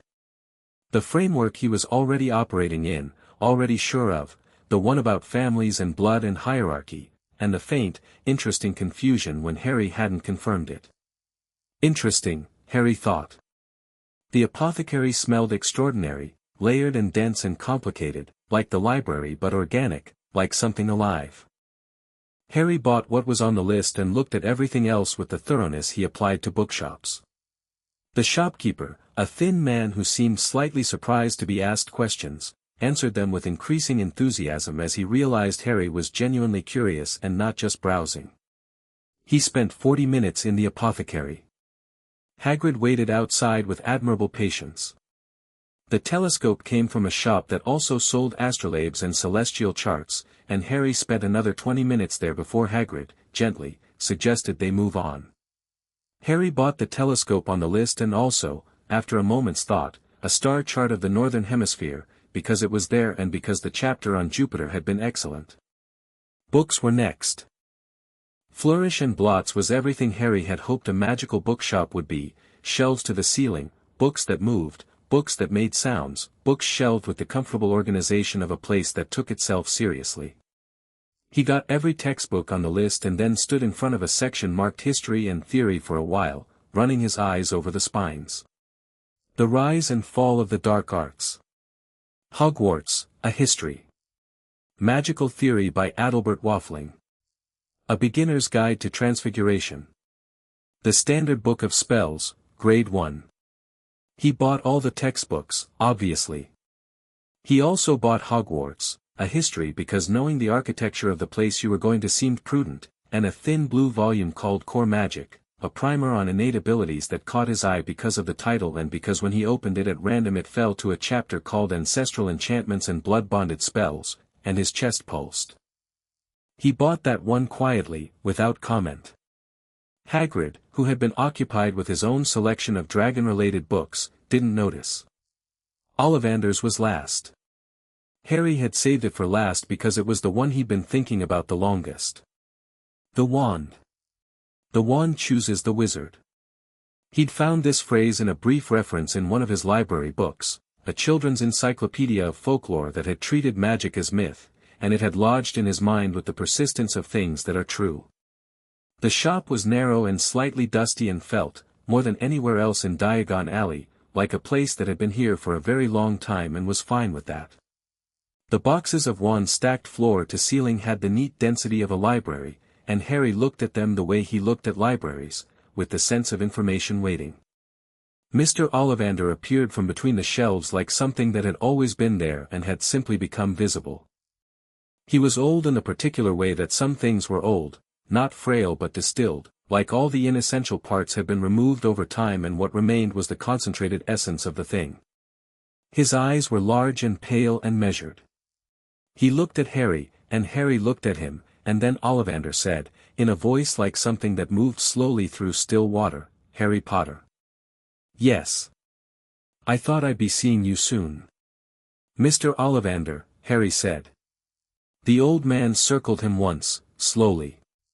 Not examining his face or his scar, examining something else, something Harry felt as a sort of pressure along his skin, like being assessed from a direction he couldn't see. "Your mother," Ollivander said, "Lily Potter née Evans. 10¼ inches, willow, swishy. Excellent for charms. Beautiful wand. Beautiful." He paused. "And your father, James Potter. 11 inches, mahogany, pliable. Excellent for transfiguration. Both sold by me." He stopped in front of Harry and his large pale eyes were steady and searching. "And you? I have been wondering what would suit you." "What makes you wonder?" Harry asked. Ollivander tilted his head. "Most customers, I know within the first moment. The wand has already chosen, in some sense, before they enter. You," he paused. "You are a more complicated question. There is something in your core that I have not encountered quite in this configuration before." Harry was very still. "In what configuration?" The old man looked at him for a long moment. "You carry a charm," he said, simply and without drama, as if commenting on the weather. "An ancestral one. Blood bonded. Old work, very old, the kind you don't see anymore. It has changed the signature of your magical core." He turned and moved back between the shelves. "Interesting problem. I enjoy an interesting problem." The wand selection took longer than Harry suspected it usually did. He worked through 9 wands, each one tried, each one producing various unimpressive results, sparks or mild warmth or a complete absence of response, with Ollivander watching each attempt with the focused attention of someone solving a mathematical proof. Box after box was set aside. "Curious," Ollivander murmured, holding the 10th wand up. "Let's try, holly and phoenix feather. 11 inches. Nice and supple." He handed it to Harry. "Give it a wave." Harry took the wand. The charm in his chest moved. Not the usual slow tide, not the defensive pulse, something different. Something like recognition. The warmth spread from his chest out along his arm and into his hand and through the wand lit up from handle to tip in a warm gold, and every paper in Ollivander's shop lifted gently off every surface and drifted for a moment in a slow, turning circle and then settled back precisely where it had been. The shop was quiet. Ollivander was looking at Harry with an expression that was not quite wonder but was adjacent to it. "Curious," he said again, very softly. "What is?" Harry asked. The wand was warm in his hand.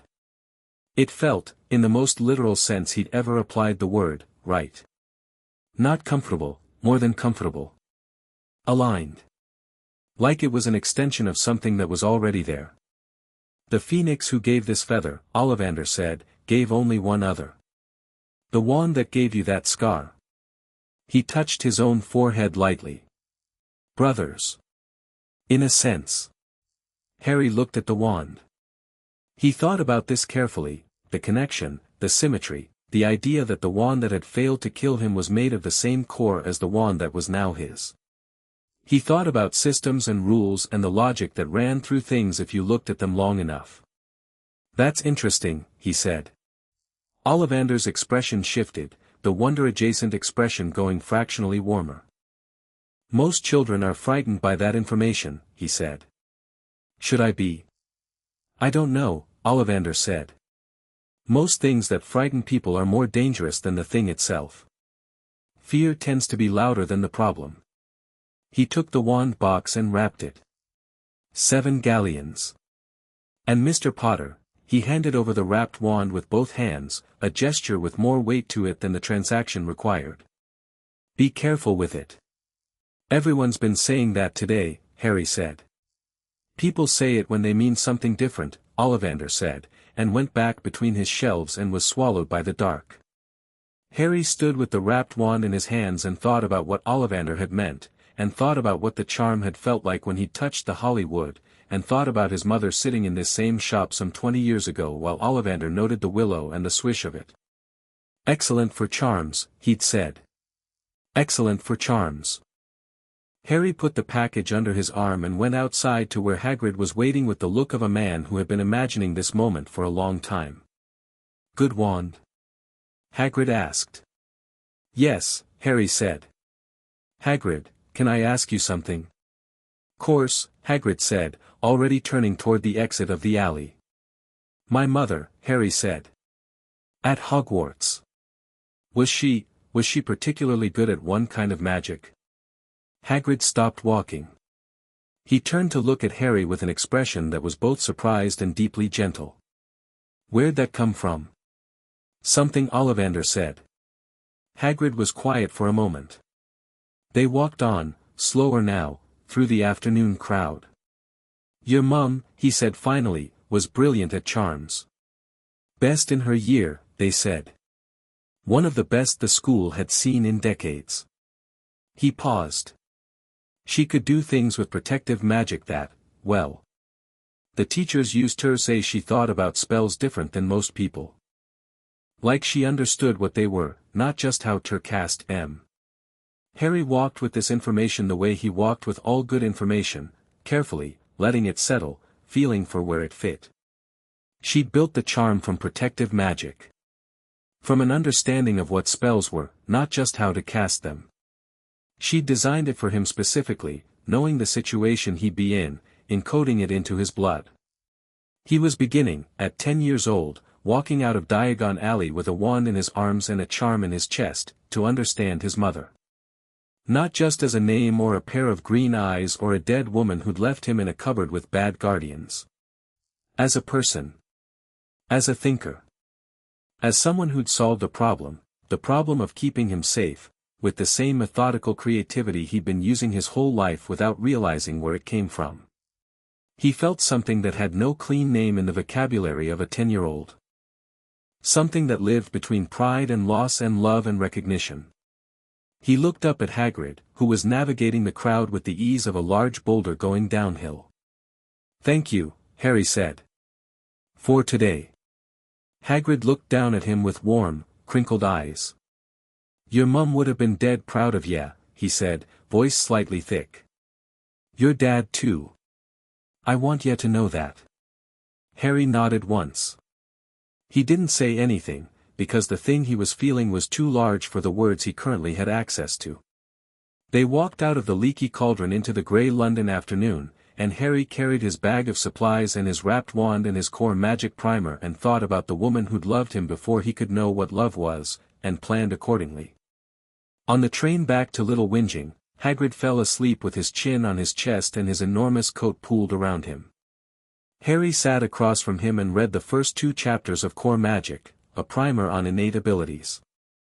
The chapter on blood-bonded spells was written in the dense, specific language of academic magical theory, but Harry had been reading above his level for 4 years and he worked through it with steady patience.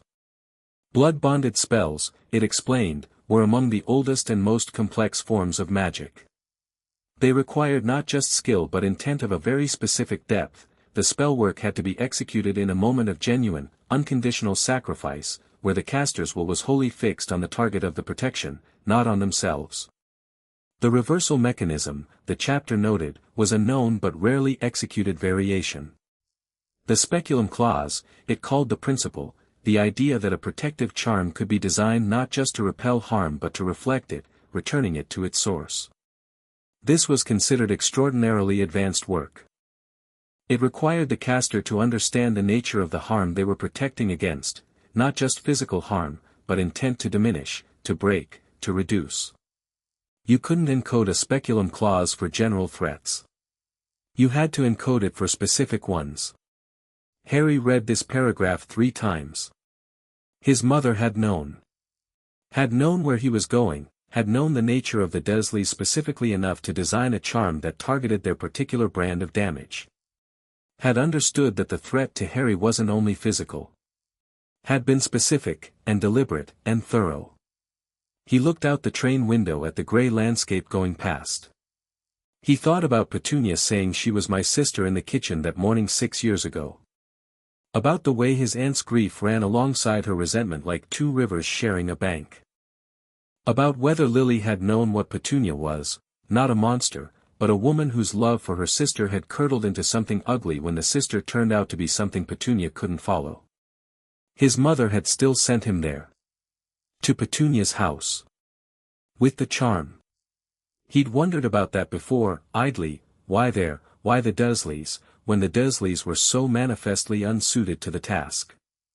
He had a partial answer now. The blood protection that Dumbledore had written about, there'd been a brief reference in Hogwarts, a history, a footnote about familial blood wards, required a blood relative. Petunia was the only one. But the speculum clause was Lily's. Dumbledore might have known about the blood protection. He hadn't known, Harry thought, or perhaps hadn't known the full extent, of what Lily had built inside of it. The train slowed for a station. Hagrid snored. Harry closed the book and looked at his reflection in the dark window, small, dark-haired, green eyes, the lightning bolt scar just visible under the hair pushed to one side. A 10-year-old. Going to school. Going, specifically, to the school his parents had attended. To learn magic that was in his blood. With a wand made from the same core as the one that had tried to kill him and failed. He thought about Draco Malfoy's face in the robe shop. About Ollivander's measuring gaze. About the leaky cauldron full of people who knew his name.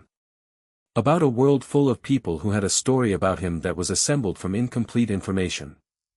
He'd need to be careful. Not afraid, never afraid, but careful. Attentive. He'd need to understand the landscape before he moved through it too fast, the way he'd understood Privet Drive before he understood why it worked the way it did. He had almost a month before the 1st of September. He would use it well. He reopened the book to chapter 3. The Dursleys received his return in characteristic fashion. Vernon had clearly spent the day constructing a position he felt comfortable with, which was that none of this was real and he would simply not engage with it.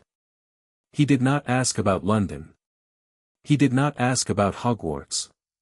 He watched the television with focused determination and said nothing. Petunia asked, without looking at him, whether he'd gotten everything on the list. He said yes.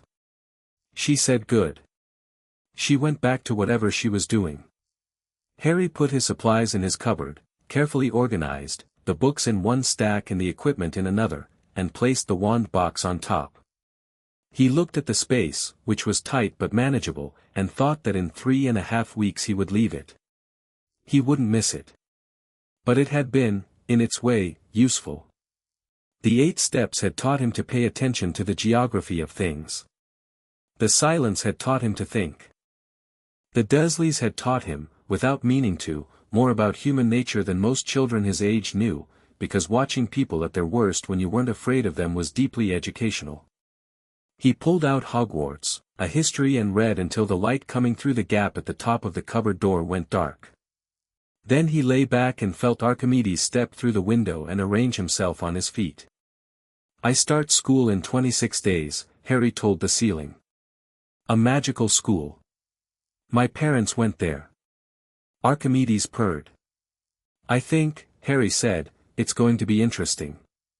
He was quiet for a moment. I think she'd be pleased, he said. He wasn't sure who he was saying it to. Maybe himself. Maybe the charm in his chest, which pulsed once, soft and definite. He closed his eyes. In the morning, he would read the first chapter of the Standard Book of Spells. He would work through his textbooks methodically, the way he worked through everything, and he would arrive at Hogwarts on the 1st of September already knowing as much as he could know from books, which was a head start, and head starts were useful. His mother had given him the most important one. The rest he would build himself. Chapter 4, Platform 9 3/4. The 26 days went quickly when you had 7 textbooks and a wand and no one interfering with you. Harry worked through the books in the order he'd decided was most logical, theory first, then application, then history to provide context for both. Magical Theory by Adalbert Waffling was dense and occasionally self-congratulatory but contained several chapters on the fundamental architecture of spellwork that Harry found genuinely illuminating. The idea that magic operated through a combination of intent, focus, and the channeling mechanism of the wand mapped neatly onto everything he'd observed about the charm, which operated without a wand, which meant it drew directly from his core, which meant his core was doing something that most magic required a wand to accomplish. He read this and thought about it for a long time. The standard book of spells was more practical: incantations, wand movements, the specific grammar of casting. Harry read it twice and then, on the third day of September's approach, took his wand out of its box for the first time since Ollivander's. He held it in his right hand. The warmth was immediate and familiar, the recognition he'd felt in the shop. He looked at the first spell in the book, Lumos, a light-producing charm, simple and foundational, and read the description of the wand movement, a short upward flick with a slight turn at the apex. He thought about his mother. About excellent for charms. About understanding what spells were, not just how to cast them. What Lumos was, at its core, was an act of will expressed through focused intention, the desire for light, channeled through the wand into the world. The incantation was a focusing mechanism. The wand movement was a shaping mechanism. The actual magic was simpler than both. He flicked the wand. Lumos, he said. The tip of the wand produced a light roughly equivalent to a small torch. Harry looked at it, noted the quality, steady, not flickering, suggesting consistent channeling, and held it for 30 seconds before saying, "Nox," to extinguish it, which was the counterspell at the bottom of the page. He spent an hour on Lumos. Not because he needed the hour, the spell had worked on the first attempt and was consistent by the third, but because he was interested in the variables. Volume of incantation, spoke quietly, same result. No incantation, the light came anyway, slightly dimmer, suggesting the word helped but wasn't essential. Different wand movements, the prescribed one was most efficient, but alternatives produced light too, just less focused. He filed all of this and moved on. By the end of 3 weeks he'd worked through the first-year spells in Standard Book of Spells and 3 chapters into the second year. He'd read Hogwarts, a history twice, front to back once and then targeted sections again, with particular attention to the castle's geography and the chapter on the founders, which was interesting in ways the book didn't seem aware it was interesting. He'd read the history textbook and found it frustrating in its gaps, written by someone who had strong feelings about what was important and very little curiosity about what was complicated. He'd also read Core Magic 3 more times, working through the chapter on speculum enchantments until he understood them not just as described but structurally, until he could have explained, to another person, exactly what his mother had done and why it worked. It was extraordinary work. He understood that more fully now than he had on the train. The precision of what she'd built, the specificity of the harm intent trigger, the calibration of the reversal, the way she'd encoded it into his blood rather than as an external charm so that it moved with him and couldn't be removed, it was the work of someone who was not just a talented witch but a brilliant one. Someone who thought in systems. He came from her. This was, Harry thought, the most useful thing he'd learned all month. September 1st arrived the way important days tended to arrive, preceded by a night of very clear thinking and followed by a morning of practical logistics. Vernon drove them to King's Cross in the kind of charged silence that meant he was deeply invested in appearing unbothered. He wore his good suit and kept both hands on the wheel and stared at the road with the focused intensity of a man who has decided not to see what he is seeing. Petunia sat in the passenger seat. Harry sat in the back with his trunk, which he'd packed with the orderly thoroughness of someone who had thought about exactly what he would need and in what order. He'd left the library books at the library. He'd left Archimedes with a week's supply of food, though he suspected Archimedes would be fine. The cat had survived for years before finding Harry and would likely outlast everyone. Dudley was at a friend's house. Harry didn't say goodbye to Dudley and Dudley didn't say goodbye to Harry, which was honest, at least. King's Cross was busy and bright. Vernon parked with the efficiency of someone who wanted this finished, and he and Petunia stood on the pavement while Harry pulled his trunk out of the boot, and there was a moment where all three of them stood in the light of an early September morning with nothing particularly useful to say. "Platforms 9 and 10, Harry said. "I know which platforms," Vernon said, jaw tight. Harry looked at him. Then he looked at Petunia. She was wearing her second-best coat and her expression was the deep-water one, and she was looking at Harry with the same careful attention she'd been using more often since the letter arrived, as if she were memorizing something. "Thank you," Harry said, to both of them, and meant it in the limited but genuine way it applied. They had kept him alive and housed and had not, in the end, broken him, which was perhaps the minimum but was also not nothing.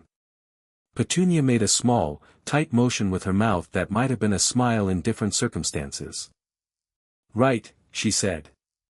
And then, more quietly, with the deep-water voice, "She would want to know you're well." Harry understood what she meant. "I will," he said. He took his trunk and walked into King's Cross. Platforms 9 and 10 were at the far end of the station. Harry stood between them and looked at the apparently solid barrier between them and thought about what he knew about magical concealment, permeability charms. He'd read about them in Hogwarts, a history. They worked on confidence as much as on anything else, and walked at it without slowing down. The barrier went away. The noise of King's Cross went away. What replaced them was a scarlet steam engine, enormous and immaculate, standing in a cloud of its own steam under a vaulted ceiling that existed on a platform that shouldn't, technically, have had room to exist. Platform 9 3/4. The platform was crowded with families, owls, cats, luggage in various states of organization, and children in various states of nervous energy. Harry stood with his trunk and looked at all of it with the attention he applied to new landscapes, mapping, cataloging, identifying the significant features. He found a compartment 2/3 of the way down the train, empty, stowed his trunk in the overhead rack, and sat with Hogwarts, a history open on his lap, which was not an antisocial gesture so much as a comfort of familiarity one. He watched the platform through the window. He saw, a few compartments down, Draco Malfoy boarding with two large boys who had the look of people whose primary purpose was to stand near someone else and look large. A man in expensive robes who was presumably Draco's father stood on the platform watching, tall, silver-haired, with a face like an aristocratic portrait that had decided to take everything personally. He put a hand on Draco's shoulder briefly, said something, and Draco nodded and boarded. The father, Lucius Malfoy, Harry recalled from the brief mentions in his history reading, lingered on the platform for a moment, and his gaze moved across the windows of the train with the deliberate quality of someone looking for something specific. It passed over Harry's window without stopping.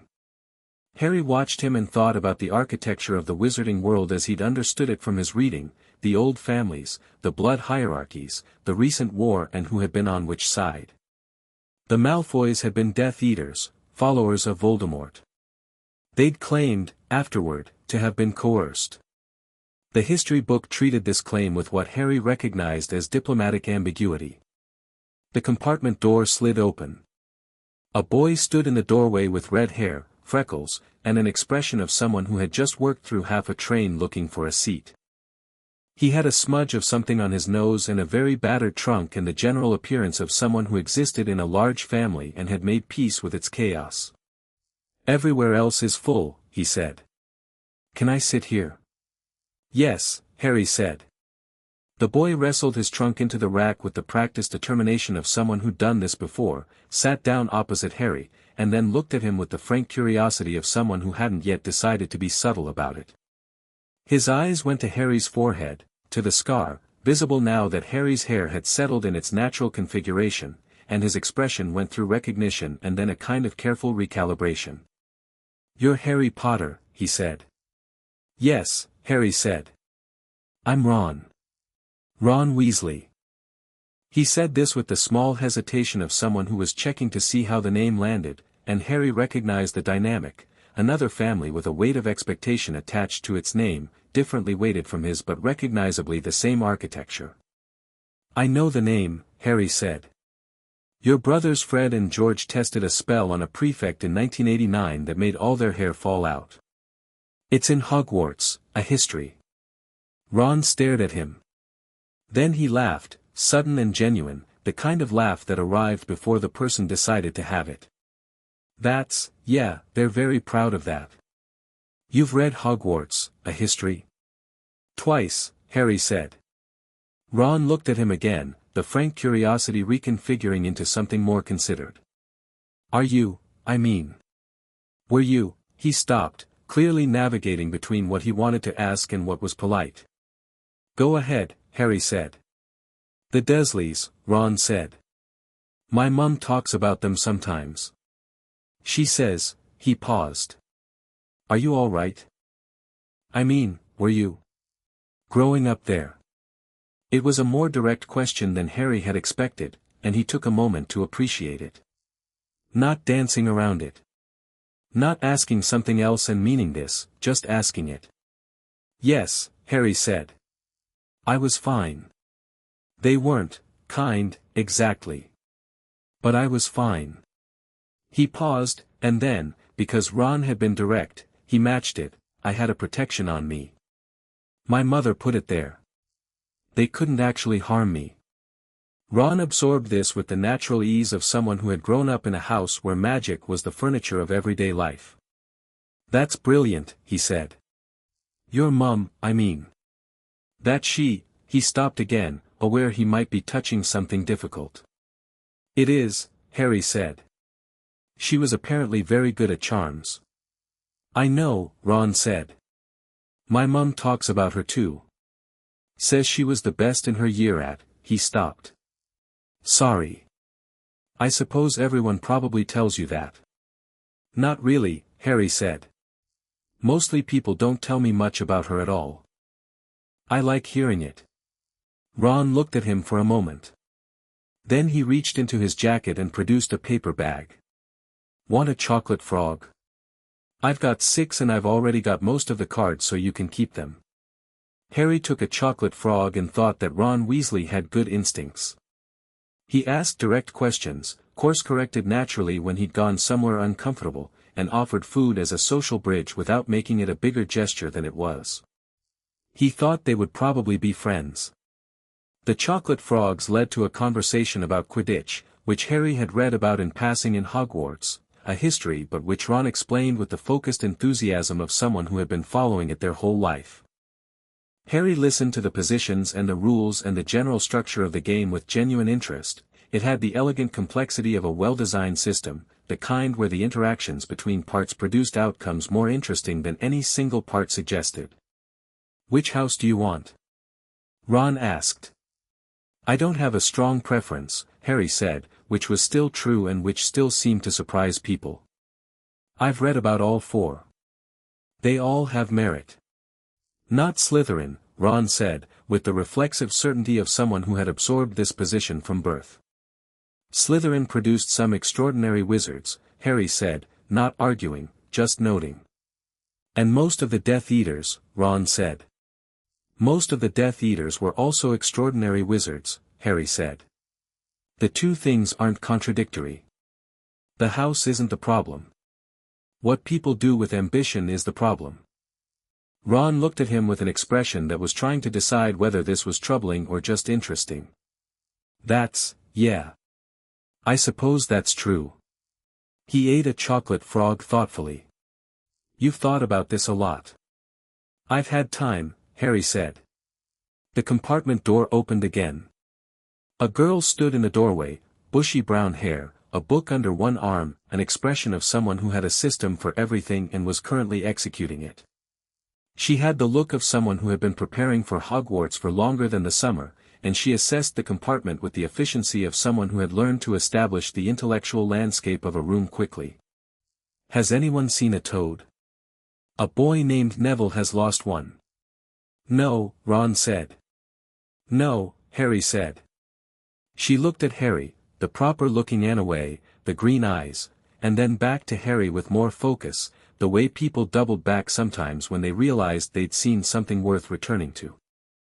You're Harry Potter, she said. Not with reverence. With interest.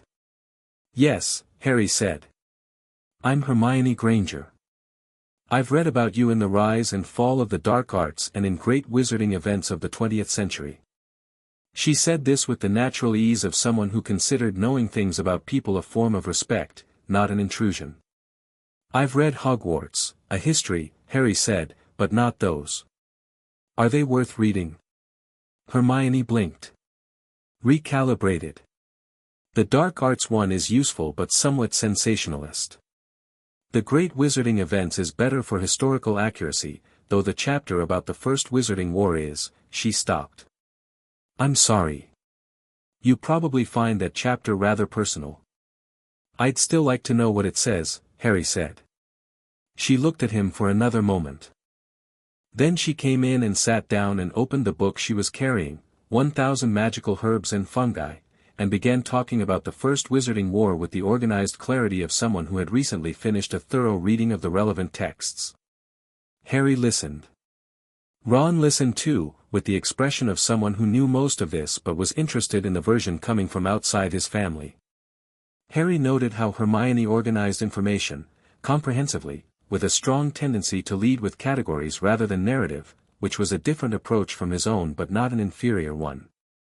He noted that she was genuinely very well read, that her recall was excellent, and that she was slightly anxious, in a way she was covering with the book and the organized speech, about whether she was welcome in the compartment. He made sure she felt welcome by engaging with what she said as if it were the natural continuation of a conversation they'd been having, which in some sense it was. By the time the countryside had replaced the city outside the window, all three of them were talking at once about things that were not, technically, first-year material, and the toad had not been found, and the afternoon had acquired the quality of something beginning. Draco Malfoy arrived at some point in the late afternoon, flanked by his two large shadows. Harry saw the door open and looked up from the discussion of advanced transfiguration theory that had developed organically from something Hermione had said about the nature of matter. Draco looked at the compartment with an expression Harry recognized as the one he used when he was deciding how to enter a situation. Potter, Draco said. Malfoy, Harry said. I heard you'd arrived. He glanced at Ron and Hermione with the assessment of someone cataloging their social significance, and Harry watched him catalog Ron as Weasley, blood traitor family, discount, and Hermione as Muggle-born probably, irrelevant. These are my friends, Harry said, before Draco could say anything that would require a response. Not a defensive statement. Just a clear one. Mapping complete. These are the parameters. Draco looked at him. I thought we might talk about houses, he said. Before the sorting. What about them? Harry said. About the right choice. The two large boys, Crabbe and Goyle, Harry recalled from Draco's introduction in Madame Malkin's, shifted slightly, providing what they apparently considered atmospheric support. I'll be sorted where I'm sorted, Harry said pleasantly. I'm not particularly concerned about which. Draco's expression tightened fractionally. You'd want to be associated with the right people, Potter. Especially with your name. I'll associate with whoever's interesting, Harry said. So far that's these two.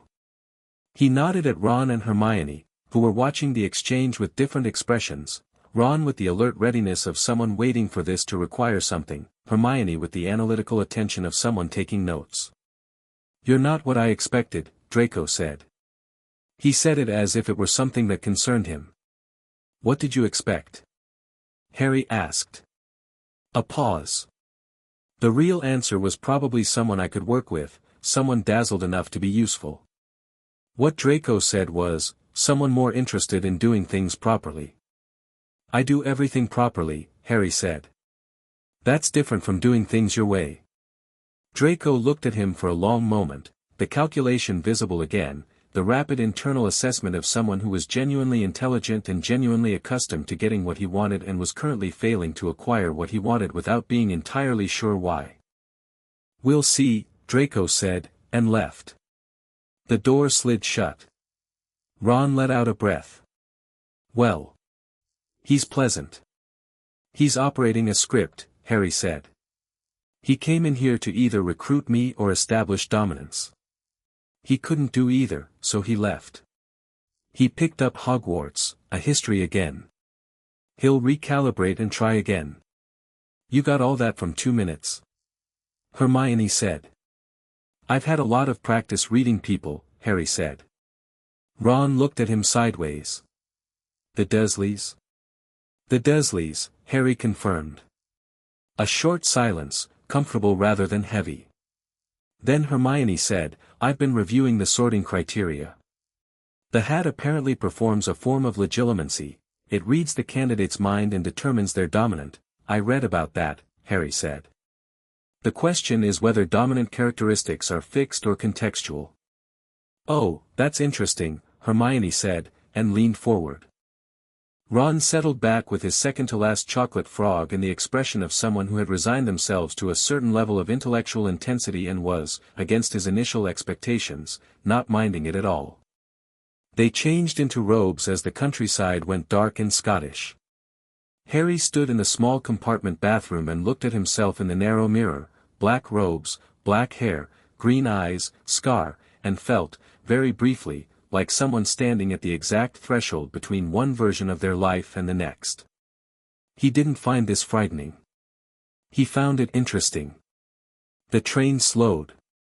Hogwarts. First year's this way. Hagrid's voice, enormous and reassuring, from somewhere on the platform. Harry filed out with the crowd of first years, 30 of them, roughly, in various states of nerves, and followed the lanterns down a dark path toward the black edge of a lake. He heard other people gasp when the boats rounded the headland. He understood why.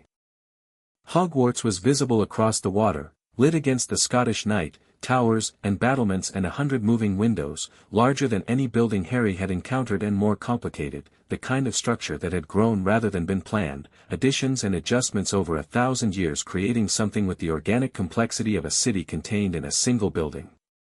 It was, genuinely, extraordinary. Harry looked at it across the dark water and felt something that was not unlike the feeling of picking up the Holy Wand. Recognition. Alignment. The sense of something that fit.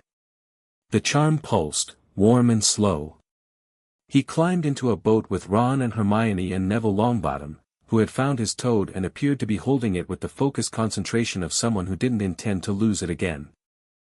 Neville was round-faced and anxious and had apologized for his toad 3 times since reacquiring it, which Harry suspected was symptomatic of a more general tendency to apologize for existing.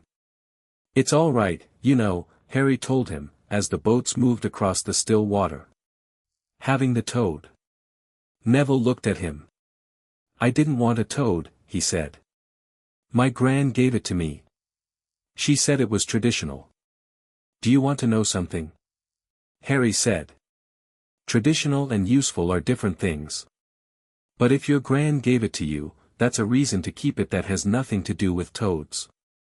Neville looked at him for a moment, and something in his expression shifted, not dramatically, but noticeably. Like a door opening a crack. Yeah, he said. I suppose that's right. I'm Harry, Harry said. I know, Neville said. I'm Neville. I know who you are. Everyone knows who you are. And now I know who you are, Harry said. That seems like an improvement on the situation. Neville smiled, small but real, and held his toad, and the castle grew larger against the sky. The entrance hall was enormous and lit by floating candles and smelled of old stone and wood polish and something faintly herbal that Harry couldn't identify. The ghosts were interesting. Harry looked at them with frank curiosity and the one called nearly headless Nick gave him an approving nod in return. Professor McGonagall was the teacher who met them. Harry had read about her, Transfiguration Professor, head of Gryffindor, described in 3 separate books as the most exacting teacher at Hogwarts, which Harry considered a recommendation rather than a warning. She looked at the group of first years with the efficient assessment of someone who had done this 40-odd times and still found it worth doing properly. Her eyes moved over the line and stopped, briefly, on Harry. Harry looked back. She held his gaze for a moment with an expression that was controlled and professional but contained, in its very control, a quantity of feeling, and then she moved on, and said, the sorting will take place in a few minutes, and went inside. Harry filed away. She knew my parents. She feels something about this that she won't show. She is excellent at not showing things, which means she decides carefully what to show. He respected that. The ghosts reappeared and gave speeches that the other first-years found alarming or entertaining. Harry listened to the information about house attributes, Gryffindor's bravery, Slytherin's ambition, Ravenclaw's intelligence, Hufflepuff's loyalty, and thought, again, that they were not mutually exclusive and that the architecture of the sorting probably captured something more nuanced than the simple version people cited. Then they filed into the great hall. Harry looked at the ceiling, enchanted, like the outside sky, the stars visible in the dark September night, and thought that Hermione's description of it as bewitched to look like the outside sky had been accurate but hadn't captured the effect, which was of suddenly having far more room than a ceiling had any right to provide. The hall was full of students and candles and long tables decorated with house colors. He was aware of the moment when the older students began to notice who was in the line of first years, the ripple of attention moving through the hall, necks craning, whispered conversations. He heard his name move through the room like a wave. He walked with the group and kept his face neutral and his back straight, the way he'd learned to move through the leaky cauldron, present, acknowledged, undisturbed. The sorting hat sat on a stool. It was old and battered and, when it opened the tier near the brim that served as a mouth, it sang a song about the houses that contained more information than it perhaps seemed to contain, if you listened for the architecture beneath the rhyme scheme. One by one, names were called. Hermione Granger, a very brief pause and then, Gryffindor. She walked to the table with barely suppressed triumph. Neville Longbottom, a long pause that Harry could see was causing Neville significant distress, and then, Gryffindor, and Neville's relief was so total and complete that Harry felt something warm watching it. Draco Malfoy, barely on the stool before, Slytherin, in the most unsurprised moment of the evening. Potter, Harry. The hall went very quiet.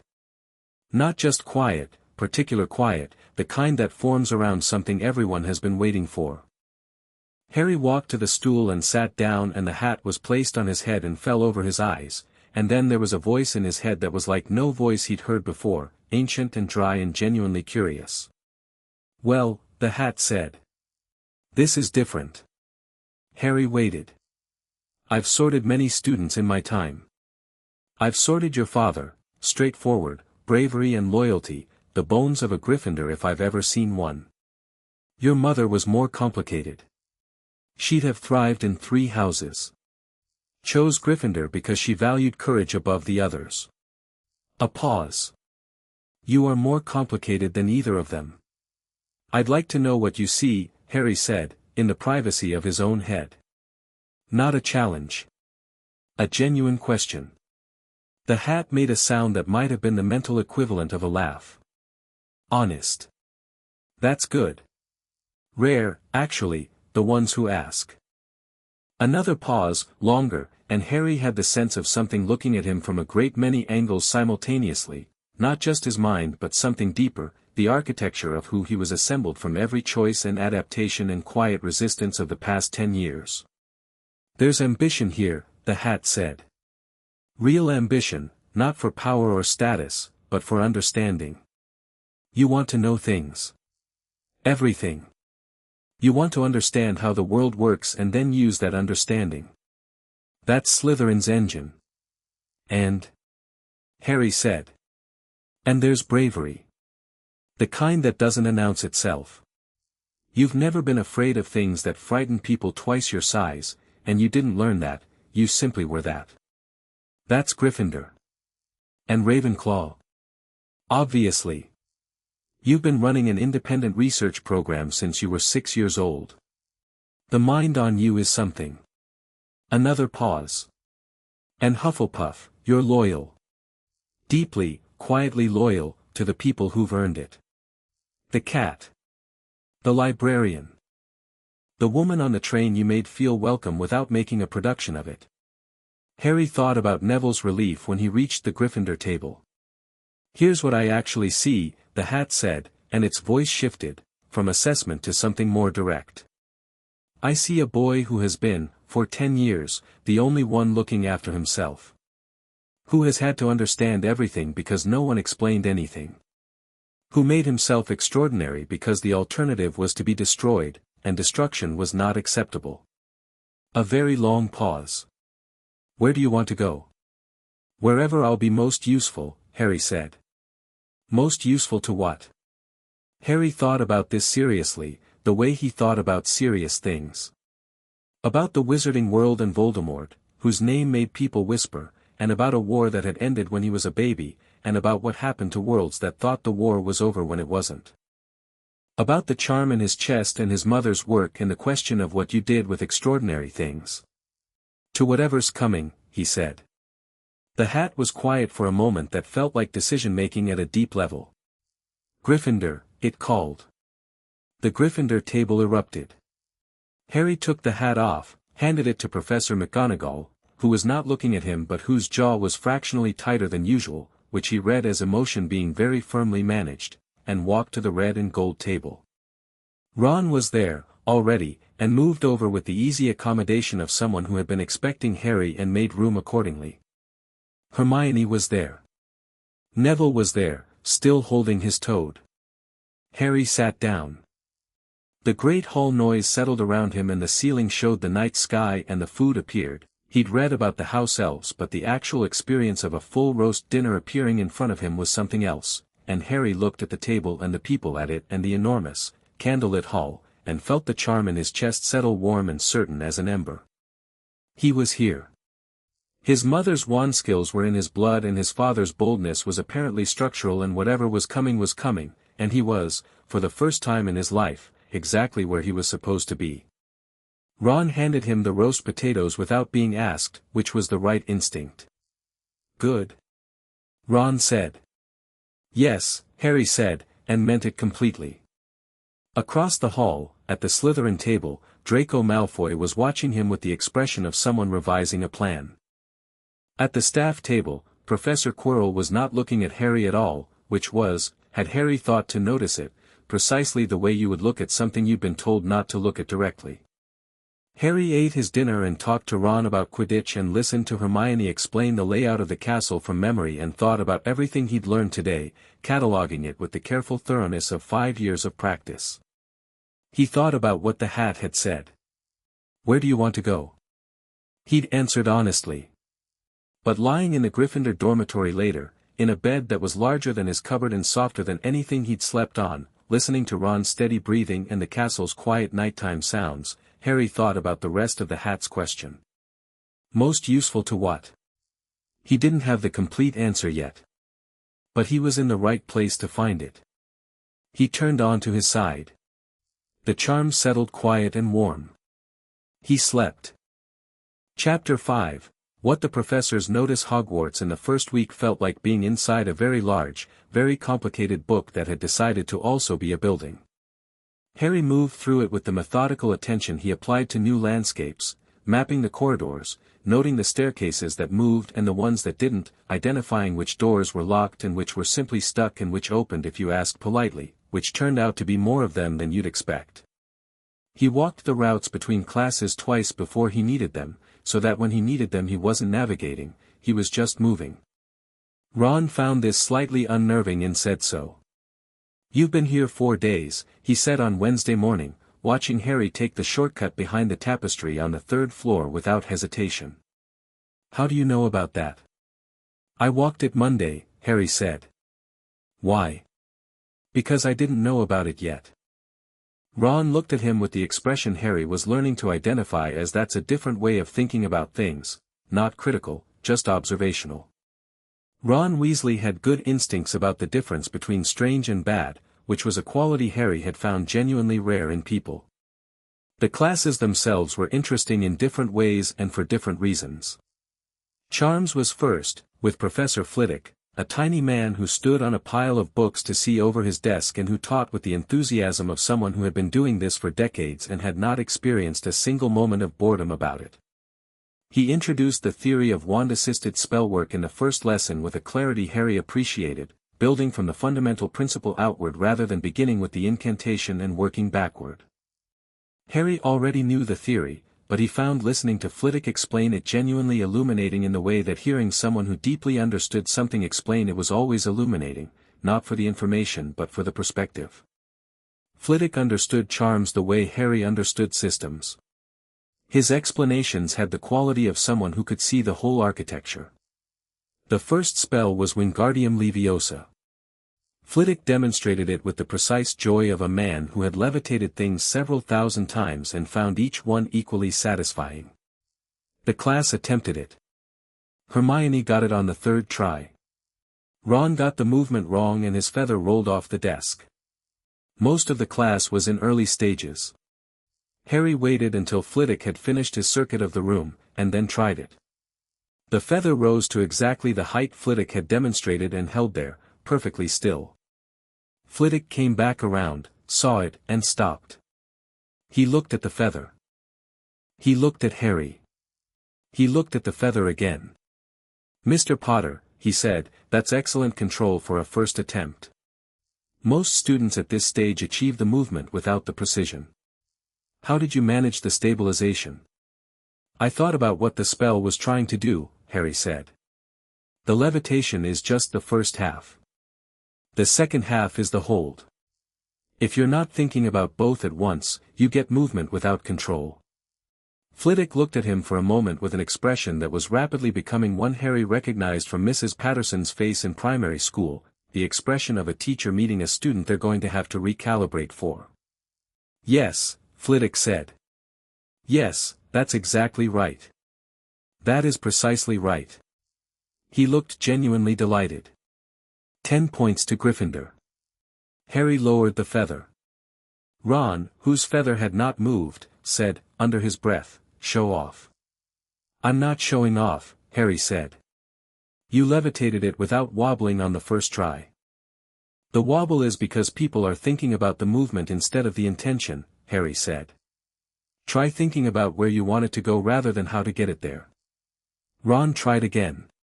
The feather rose 6 inches and wobbled, but it rose. "Oh," Ron said. "Oh, that's, huh." It dropped. He tried again. It held for 4 seconds. "There," Harry said. Ron looked at him sideways. "You're going to be insufferable, aren't you?" "Probably," Harry agreed. Transfiguration was Professor McGonagall, and it was a different experience. She began the class as a cat, sitting on her desk, orange tabby, watching them file in with the calm assessment of something that had made its judgment about this group before they arrived. Harry sat down and looked at the cat on the desk and thought about Archimedes and about shape-changing and about what it meant to be a thing and also be another thing, which was philosophically interesting. McGonagall transformed back, a process that lasted less than a second and left not a hair out of place, which Harry noted as a marker of extraordinary competence, and began the class with a speech about the difficulty and seriousness of transfiguration that Harry listened to in full because it contained, underneath the warning, information about how she understood the subject. She understood it as a matter of will, more than most magic. Charms channeled intention, transfiguration imposed it. You were not asking the universe to do something with transfiguration. You were telling it. The first exercise was turning a match into a needle. McGonagall demonstrated once, match to needle, with the focused brevity of someone who found lengthy demonstration wasteful. The class attempted it. Harry had read the chapter on transfiguration twice and understood the theory, but theory and physical execution were different in a way he had already begun to map. He held the match and thought about the needle, not the image of it but the essential thing about needles, their particular quality of being thin and precise and pointed, the way they moved through things rather than around them. His match turned into a needle that was slightly too thick. He looked at it. Thought about what he'd prioritized, the point but not the length. He tried again. Thinner this time, but the eye was wrong. He tried 4 more times while the rest of the class was still working out whether their matches felt any different. By the 6th attempt he had a needle.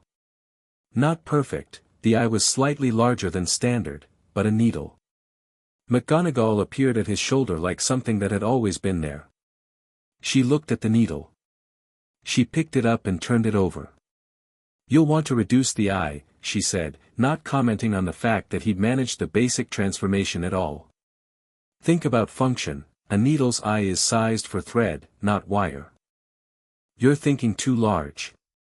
Yes, Harry said. I was thinking about the needle rather than what needles do. A pause, brief. Precisely. She set it down. Her voice had the quality of all her interactions with him since the sorting, completely professional, slightly heightened, carefully managed. Again. He got it on the next attempt. She noted this without comment and moved on. After class, as the others were filing out, she said, in the even tone of someone making an administrative observation, "Your mother was my best student in the year she attended. She found transfiguration difficult initially and then approached it in a way I'd not seen before or since." She paused. "I see you approach things similarly." Harry looked at her. How did she approach it? McGonagall was quiet for a moment, and in the quiet Harry could see her deciding something. She worked backward, she finally said. From the result to the mechanism. Most students learn the spell and then learn why it works. She learned why it worked and then the spell was almost incidental.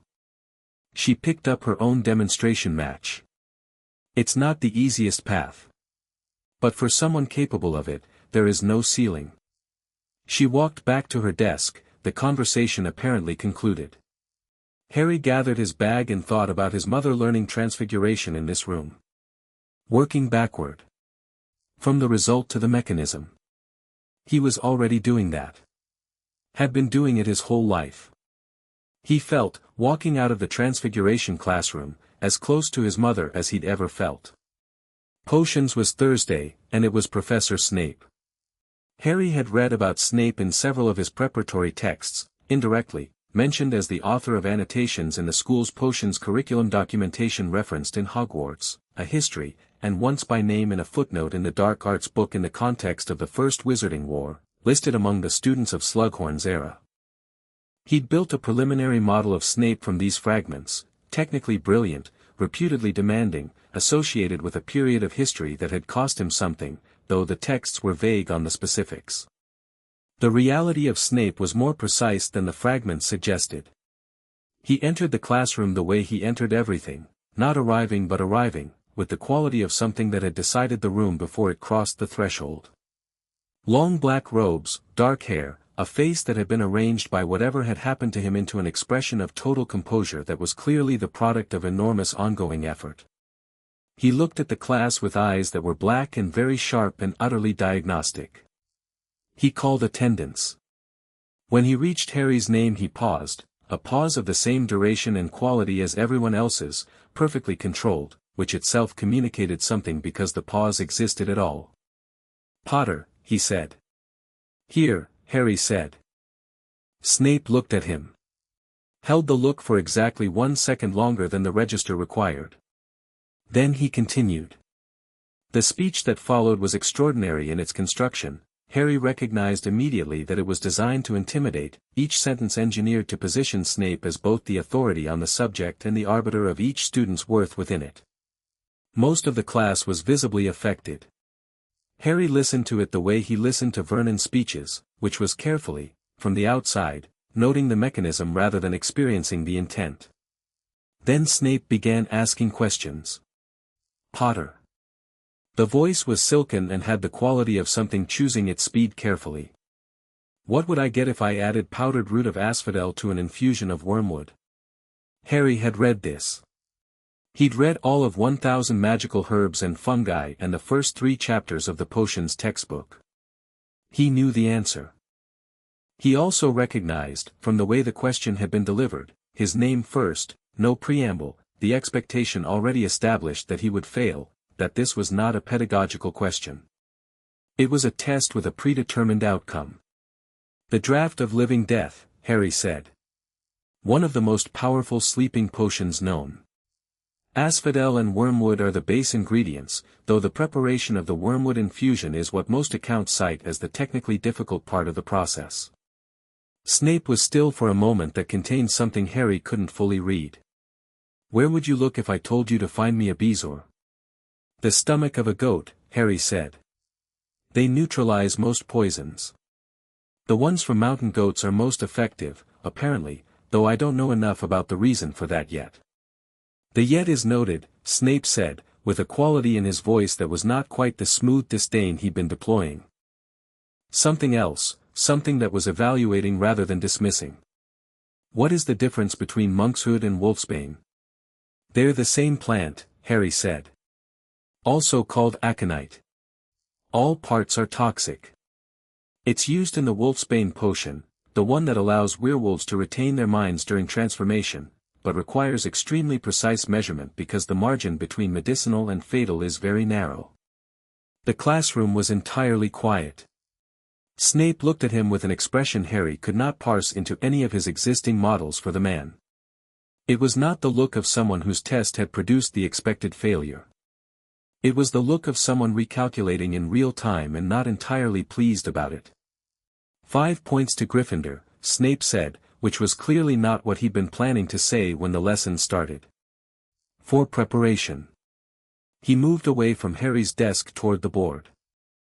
The rest of you might consider that preparation is the difference between a competent potion student and a liability. Ron exhaled quietly beside Harry. Under the table, he wrote on a corner of his parchment, "I think you just broke him." Harry glanced at it and thought that Ron was perceptive and that this probably wasn't entirely wrong. The rest of the potions lesson was conducted with Snape teaching at his normal level, demanding, precise, expecting more than first years usually delivered. Harry followed the brewing instructions for the simple potion they were making with the methodical attention he applied to anything with a procedure, checking each step against his understanding of what it was supposed to achieve rather than simply following the sequence.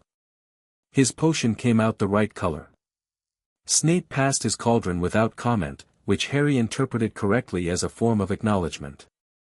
After class, in the corridor, Hermione fell into step beside him. "He was trying to embarrass you," she said. "With those questions?" "Yes," Harry said. "You knew all the answers." "I read the books." "So did I," Hermione said, "but I didn't know the one about asphodel and wormwood." "It was in the textbook," Harry said. Chapter 6. Most people stop at Chapter 3. Hermione was quiet for a moment.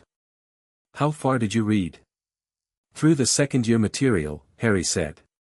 "And I read 1,000 magical herbs and fungi."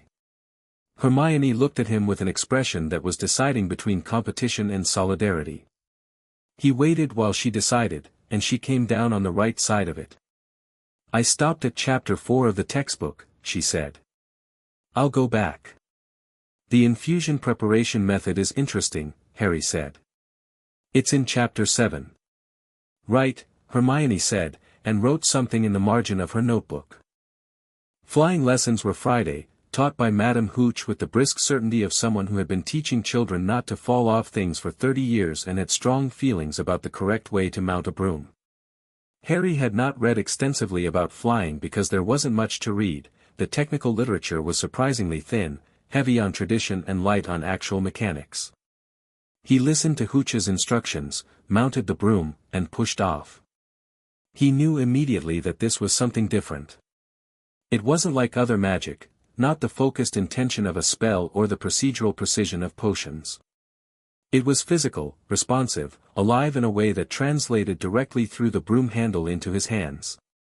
He rose 15 feet and the wind came up from the grounds and the castle spread out below him in its full complicated glory and he felt something that was close to pure, uncomplicated joy. He'd never felt that before, quite. The joy that lived in the charm was warm and steady. This was different, lighter, faster, a thing of surfaces rather than depths. He banked, testing the broom's responsiveness. It was excellent, a school broom, certainly, meant for beginners and probably decades old, but he could already feel where its limits were and how to move within them. He climbed higher, turned, came back down in a controlled sweep. Hooch was watching him from below with the expression of someone encountering something that required reassessment. "Mr. Potter," she called up, "where did you learn to fly?" "I haven't before," Harry called down. A pause. "Come down, please." He came down and landed cleanly. Hooch looked at him in silence for a moment, then looked at the class, most of whom were hovering between 5 and 10 feet with the careful focus of people very aware of the distance to the ground. "Natural," she said finally, to herself more than to Harry, with the tone of someone confirming a hypothesis. "Right. Carry on." She turned to a boy who was leaning at a dangerous angle and went to sort him out. The incident with Neville happened next. Neville, whose nerves had been building since the moment they'd walked onto the pitch, got his broom to shoot upwards suddenly and uncontrollably, 30 feet, 40, the broom spinning and Neville clinging to it with the white-knuckled desperation of someone who had run out of options.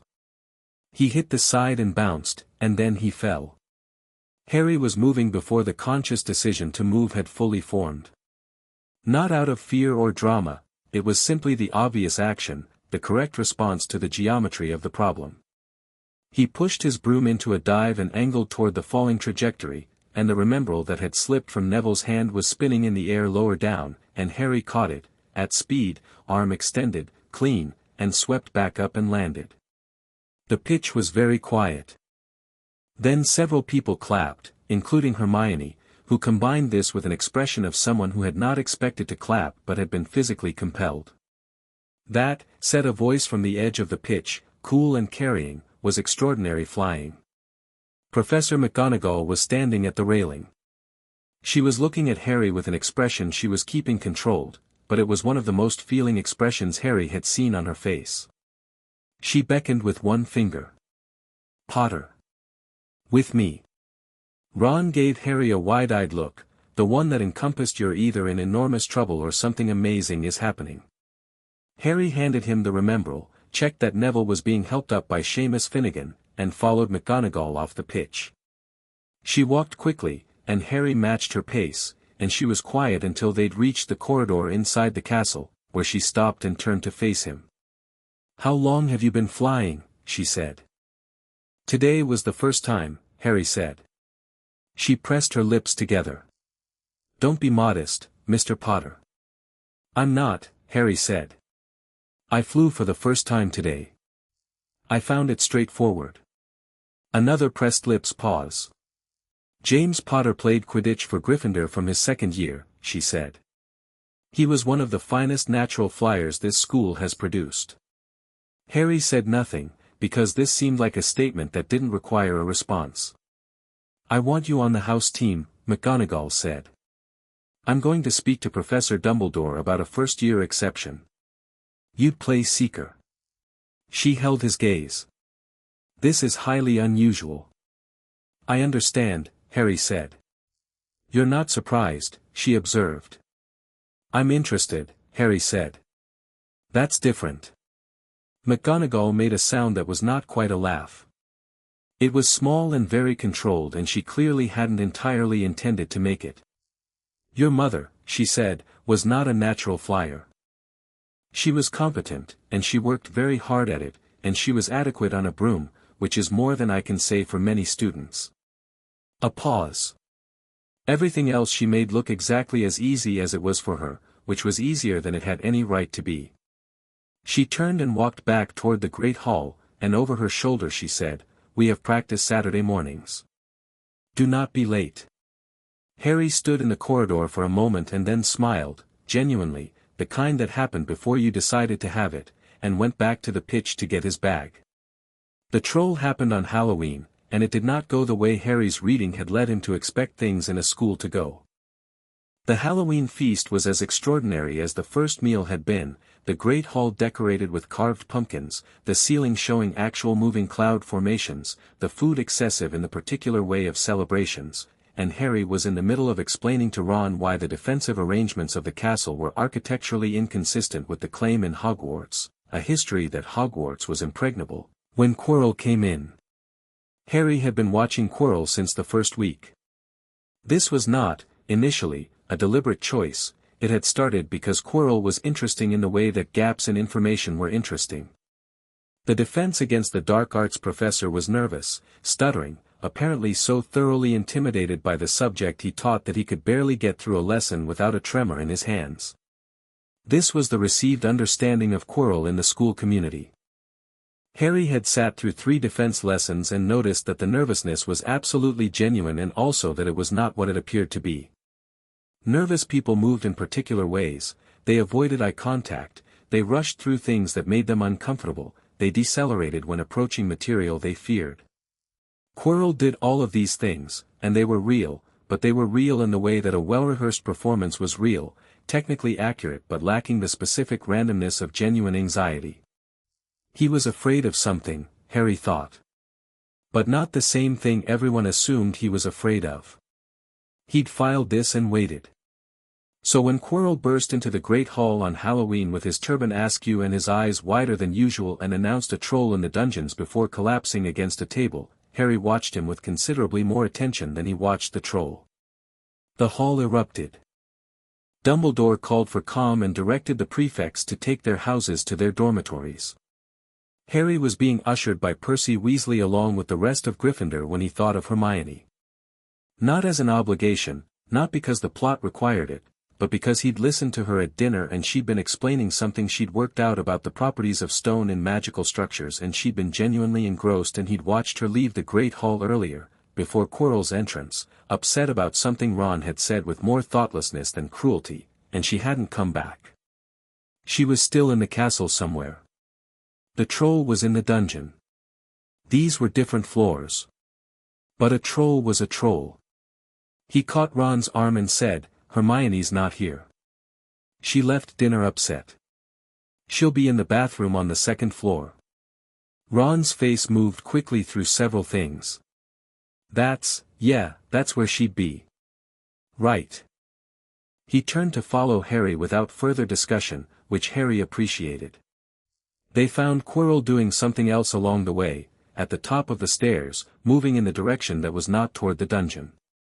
Moving with the focused speed of someone without a stutter and without a tremor, not toward the bathrooms, not toward the teachers converging on the dungeon troll, but toward somewhere else entirely. Harry noted this and stored it. The troll was in the girls' bathroom on the 2nd floor, not the dungeon, which told Harry that Quirrell's announcement had contained at least one deliberate inaccuracy. The troll was enormous and extremely stupid and smelled of something that had been decomposing for some time, and Hermione was backed into a corner with her arms up, which was the correct defensive posture but was not going to help for very long. Harry assessed the situation in the time it took the troll to raise its club. The troll was perhaps 12 feet, slow-moving, using its momentum and mass rather than any strategy. It was in an enclosed space, which was both a disadvantage and an advantage depending on your perspective. Its reach was enormous but its range of motion was constrained by the ceiling. He pulled out his wand. "Wingardium Leviosa," he said, and aimed at the troll's club rather than the troll. The club rose, not cleanly, it was a substantial piece of wood and Harry felt the effort in his wrist, but it rose, and the troll, whose grip on its own weapon had not anticipated this, let go on instinct, and the club went up to the ceiling and came down on the troll's own head with a sound like a very large book being closed emphatically. The troll sat down. Then it fell sideways. Then it lay still, making a sound like extremely distant thunder. The bathroom was quiet. Hermione came out of the corner with her wand still raised and her hair worse than usual and her expression the one she used when she was processing multiple things simultaneously. She looked at the troll. She looked at Harry. "Wingardium Leviosa," she said. "You used the first-year levitation charm." "It was available," Harry said. "On a troll's club." "On the troll's club," Harry agreed. Ron was standing in the doorway with an expression of someone who had just watched something happen and was updating his mental model of what things were possible. "That was," he started. The door opened behind him and Professor McGonagall arrived, followed closely by Snape and Quirrell. McGonagall took in the scene, the unconscious troll, the 3 students, the intact bathroom, with the rapid assessment of someone who had been maintaining composure for decades and was currently being tested. She looked at Harry and Ron and Hermione. "Explain," she said. Harry looked at Quirrell. Quirrell was doing the nervous thing, the hands, the wide eyes, the tremor, but Harry watched his eyes rather than his hands, and Quirrell's eyes were doing something quite different from nervous. They were quick and calculating, moving from the troll to Harry and back, not with surprise but with assessment. Not surprised the troll is here, Harry thought. Surprised it's already down. We came to find Hermione, Harry said, giving McGonagall the simple version that was also the accurate version. She'd missed the announcement about the troll. We found it in here and I used Wingardium Leviosa on its club. McGonagall looked at the troll. She looked at the size of the troll. She looked at the club. You levitated that, she said. It was the most efficient option, Harry said. Another controlled silence of the kind McGonagall deployed when she was managing a strong feeling. 5 points each to Gryffindor, she said. For presence of mind. She looked at each of them in turn, and when she looked at Harry her gaze lingered for just a moment with something that was not quite professional but was immediately managed. You might also consider that the most efficient option is not always the one that requires 12 feet of troll and a ceiling. Noted, Harry said. Quirrell made a small sound that might have been agreement and was actually, Harry thought, frustration, and the professors shepherded them back toward the dormitories, and Harry walked with Ron and Hermione through the dark corridors of the castle and thought about what he'd seen on Quirrell's face and what it meant. Not nervous. Never just nervous. Calculating. He thought about the stone, the Philosopher's Stone, whatever it was that was hidden in the castle, which he'd worked out the existence of from 3 converging pieces of information, the vault robbery at Gringotts on the same day Hagrid had visited his vault, the 3-headed dog on the forbidden 3rd floor that was clearly guarding something, and a passage in the newspaper Hagrid had left at Privet Drive about said robbery. He hadn't mentioned this to Ron or Hermione yet because he didn't have enough information to make it worth discussing. He was beginning to have enough information. Quirrell wanted the stone. That was the conclusion. The troll had been a diversion, the question was what Quirrell had been doing while the teachers were dealing with it. Harry filed all of this with the careful thoroughness of 5 years of practice. Something was happening in this castle. Something had been happening since before he arrived, probably since before the school year started. He was not going to wait for it to happen to him. He was going to understand it first. Hermione caught his arm at the portrait hole. Ron had gone ahead to give the password. She looked at him with an expression that was more direct than her usual analytical composure. "Thank you," she said.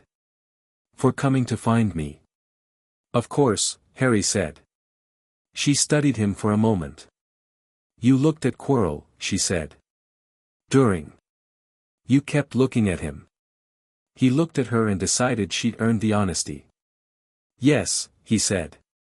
"He was interesting." "Interesting how?" "I don't know yet," Harry said. "But I'm going to." Hermione was quiet for a moment. "I'll help," she said. "Not offering. Informing." Harry looked at her and thought about what the hat had said about loyalty. "All right," he said. "Thank you." They went inside, and the fire in the Gryffindor common room was warm and the night outside the windows was clear, and Harry sat in an armchair and looked at the fire and thought, and the charm in his chest was not the quiet ember of ordinary evenings. It was awake. Attentive. As if it knew, the way Harry was beginning to know, that the interesting things were only getting started. Chapter 6, the 3rd floor corridor. December came in cold and definitive, and Harry used it. He'd built a working theory by the first week of the month, which he tested against new information as it arrived and adjusted accordingly. The Philosopher's Stone was hidden somewhere beneath the 3rd floor corridor. The corridor was guarded by a 3-headed dog that belonged to Hagrid. This had come out in a conversation where Harry had asked Hagrid a question that sounded casual and wasn't, and Hagrid had answered with the transparent pride of someone who found it difficult not to talk about something they loved. The stone created immortality, or something adjacent to it. Voldemort was not gone. Harry had suspected this since reading the dark arts history book and finding the chapter on his defeat too thin, too neat, too comfortable in its conclusion. Quirrell was the vector. This Harry was now certain of. He'd been watching Quirrell for 2 months with the same attentive patience he'd applied to the Dursleys, not with fear, just with the methodical interest of someone trying to understand a system. Quirrell's nervousness was a performance, which meant everything about it was deliberate, which meant the question was not what makes Quirrell nervous but what is Quirrell performing the nervousness to conceal. The answer, Harry thought, was both simple and large. Quirrell was concealing the fact that he was not, in any meaningful sense, alone. The turban was interesting. Quirrell wore it at all times, a detail that most people accepted as eccentricity but which Harry found architecturally suspicious. You covered things to protect them or to hide them, and Quirrell's neck and the back of his head were apparently in need of one or the other. He hadn't shared the full extent of this theory with Ron and Hermione yet. He'd shared pieces, enough to enlist them in gathering information, which they did well and in characteristic ways. Hermione researched, pulling threads from the library with the systematic thoroughness of someone who found books the most trustworthy intelligence source. Ron talked to people, with the natural social ease of someone from a large family who had grown up understanding that information moved through conversation, and people told Ron things they wouldn't tell someone who seemed like they were trying to find something out. Harry watched Quirrell. On the 14th of December, a Wednesday, Harry followed him. Not dramatically. Not through dark corridors with a hood up, that was the kind of approach that got you caught, all commitment and no intelligence. He followed Quirrell the way he'd learned to move through Privet Drive when he needed to go unnoticed, by being exactly where he was supposed to be until he wasn't, by moving with the natural confidence of someone who had every right to be present, by never moving fast enough to draw the eye. Quirrell left the staff corridor at 8:30 in the evening, which was after hours for students but not for professors. Harry had been in the library, legitimately, working on the charms essay that was due Friday. He'd seen Quirrell through the library's glass door, moving in the direction of the main staircase, and had packed his bag in under 30 seconds and followed. Quirrell went up. 3rd floor. Harry stayed 2 flights below him and listened to the footsteps, counting the rhythm, maintaining the distance. The castle at night was quieter than during the day but not silent. There were ghosts who kept their own hours, and portraits who talked when they felt like it, and various sounds the building made for its own reasons. Harry moved through all of this without hurrying. Quirrell stopped at the 3rd floor corridor. Harry stopped at the far end of the corridor and watched. Quirrell stood in front of the locked door, the one that Dumbledore had announced at the start of term led to something that would kill any student who entered, and he stood there for a while without touching it, which was interesting. He wasn't trying to enter. He was standing in front of it with the posture of someone in conversation with something, head tilted slightly, his lips moving in a way that was too small and too controlled to be a spell. Listening, Harry thought. Or reporting. After several minutes, Quirrell turned and walked back the way he'd come. Harry pressed into the alcove behind a suit of armor and waited until the footsteps receded. Then he went and looked at the door himself. It was locked with something more substantial than a standard Alohomora. He could feel the resistance through his wand when he held it near the handle, the sense of a complex layered charm. 3 or 4 interlocking mechanisms, he thought. Not impassable, but designed to slow someone down rather than stop them, which suggested the Real security was on the other side. The dog. And whatever else was under it. He looked at the door for a while, thinking. Then he went back to the library, got his bag, and went to find Hermione. She was in the common room with a book and an expression of someone who had been waiting for him to come back from wherever he'd been without asking where he'd gone, which was one of her best qualities. Ron was playing chess with Seamus Finnegan and losing in the thoughtful, resigned way of someone who had internalized that losing to Seamus was a learning experience. Harry sat down across from Hermione and said, keeping his voice low, Quirrell spent 10 minutes standing outside the 3rd floor corridor tonight. Hermione closed her book. What was he doing? Talking. I think. Or listening. He paused. There's something on the other side of that door that he wants and can't get to yet. The stone, she said. The stone, he agreed. She leaned forward, lowering her voice further. I found something in the library. About the Philosopher's Stone, there's a section in alchemy, history and practice about Nicholas Flamel. He's the only known maker. He's over 600 years old. The stone is what keeps him alive. She paused. And if someone else got hold of it, they could do what Voldemort hasn't managed to do since my mother died, Harry said. Hermione flinched slightly at the name, the reflex of someone who'd grown up reading about it. She caught herself and didn't flinch again. What are you going to do? Harry thought about this seriously. What he was going to do was understand the full landscape before he moved, the same thing he always did. He knew the stone was there. He knew Quirrell wanted it. He knew the protections were layered, which meant they were probably designed by multiple people, which meant they had different structural approaches. He needed to know what those approaches were before Quirrell reached them, so he could be ahead rather than behind. I'm going to find out what's under the corridor, Harry said. All of it. Every protection, in order. How? Hagrid knows what the first one is, Harry said. And he'll tell me if I ask the right way. Hermione looked at him with the expression that meant she was evaluating an approach she hadn't thought of. He'll say it's dangerous. Yes, Harry said. But he'll also tell me. He looked at her directly. I know it's against the rules. I'm not asking you to come with me. I'm telling you what I'm doing so that if something goes wrong you know what happened. Hermione's expression shifted through several things. That's not, you can't just, she stopped. Start it again. If something goes wrong and you haven't told me what the protections are, I wouldn't be able to help. That's right, Harry said. A pause while she understood what he was doing. Fine, she said. Then you have to tell me everything you find out. Not after. As you find it. Agreed, Harry said. Ron appeared at Harry's shoulder, apparently having lost the chess game and arrived at a natural stopping point. He looked between them with the perceptive ease of someone who read social situations the way Harry read books. Are we doing something we're not supposed to? He asked. We're gathering information, Harry said. About the thing under the forbidden corridor, Ron said. Not a question. Harry looked at him. How long have you known?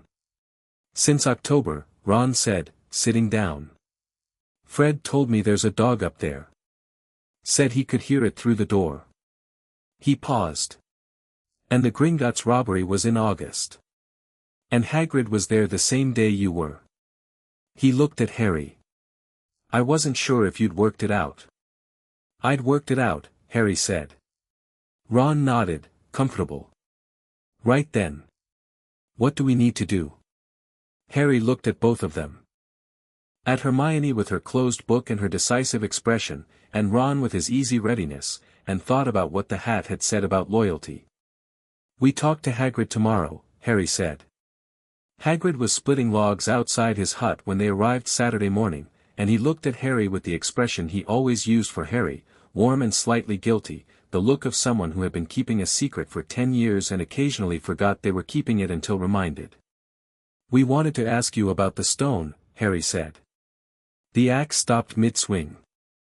Hagrid set it down with great deliberateness and looked at all three of them.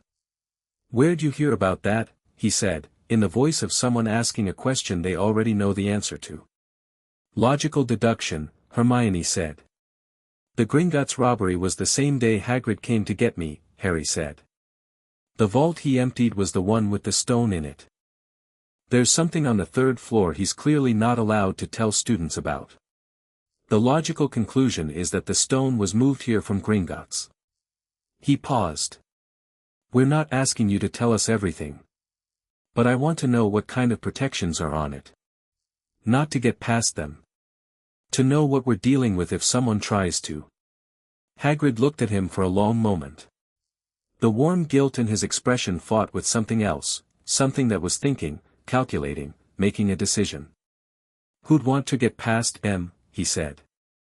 Quirrell, Harry said. The name landed. Hagrid's enormous face went through several things at once, and what settled was not surprise, which was its own kind of answer. Hagrid, Harry said quietly.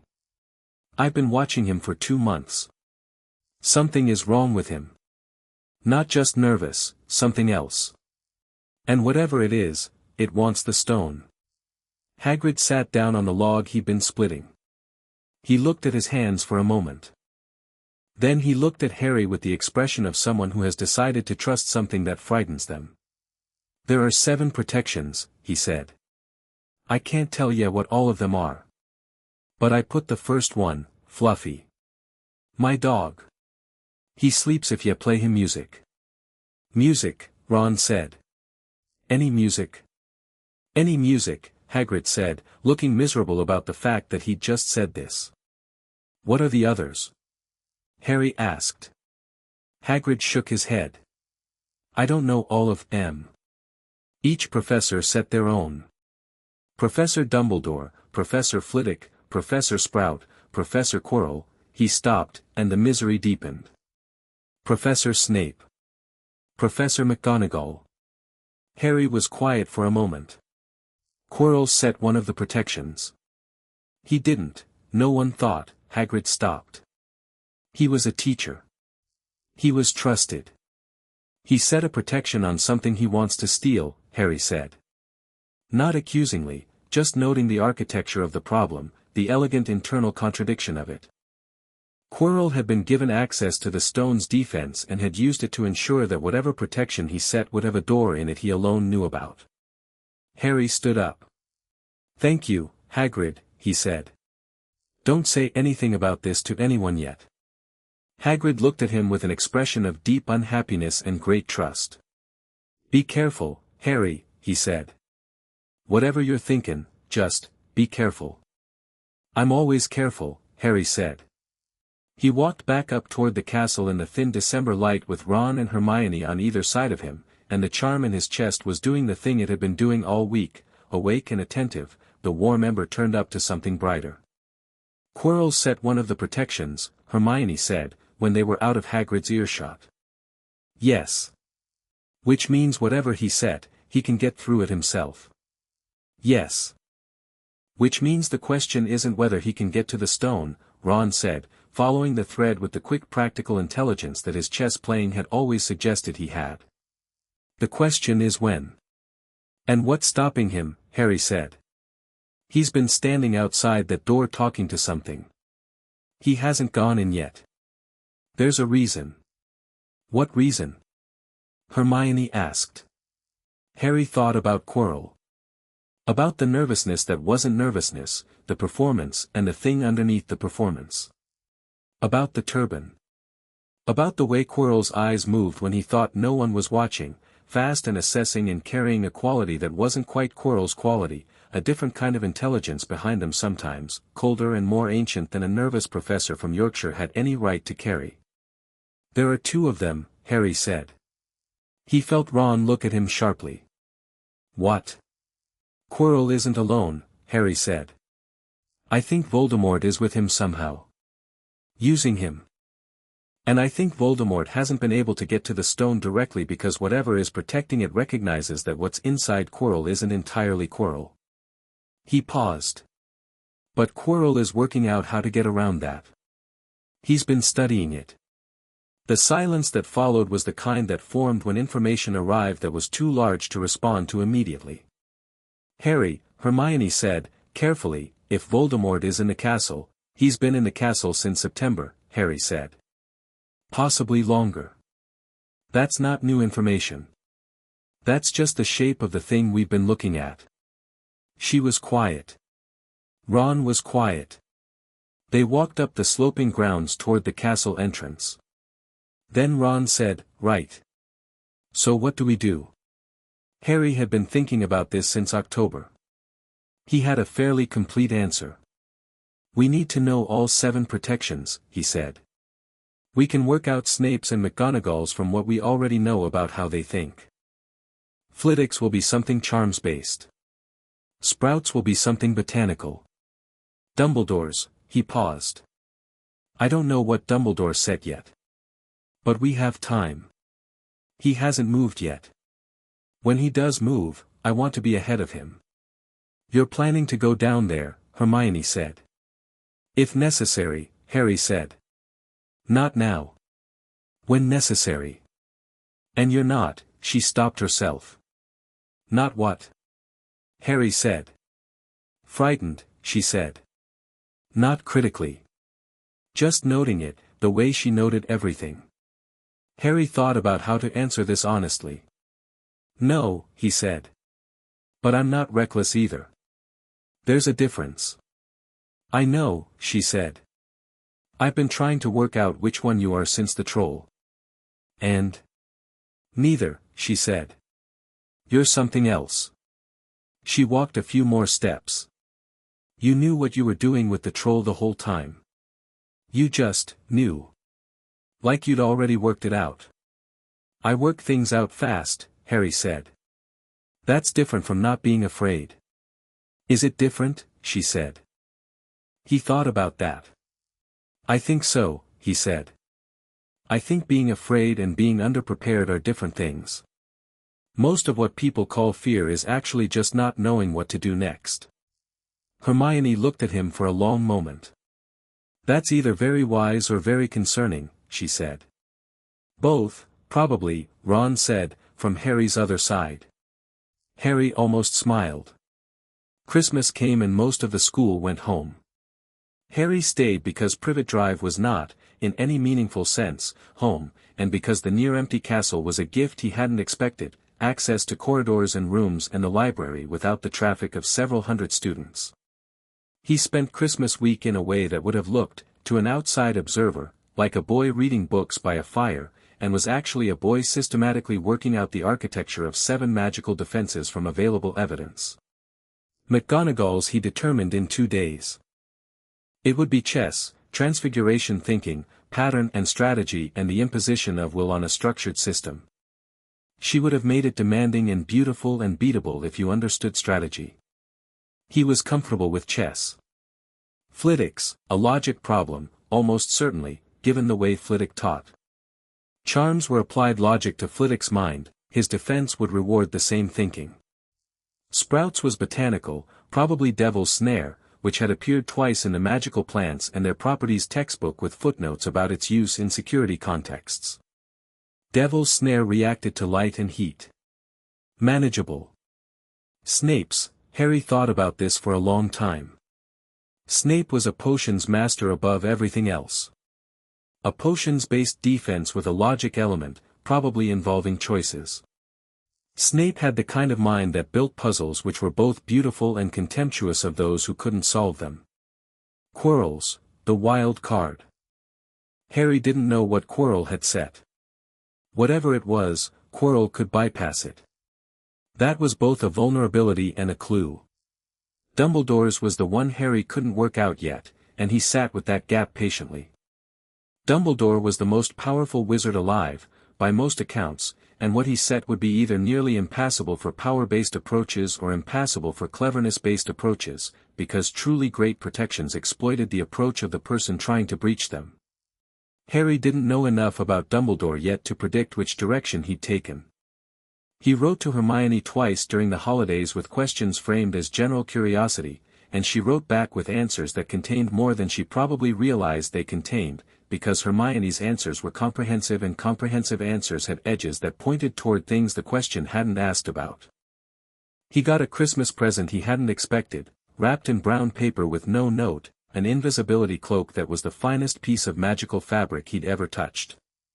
The note, when he found it under the cloak, said only, "Your father left this in my possession before he died. It is time it was returned to you." No signature. Harry held the cloak and thought about his father, who had flown the way Harry flew, whose bones this was apparently in. He thought about what an invisibility cloak was, which was both a piece of practical equipment and a message. Someone, presumably Dumbledore, had decided Harry should have it now. Before Christmas, before whatever was coming.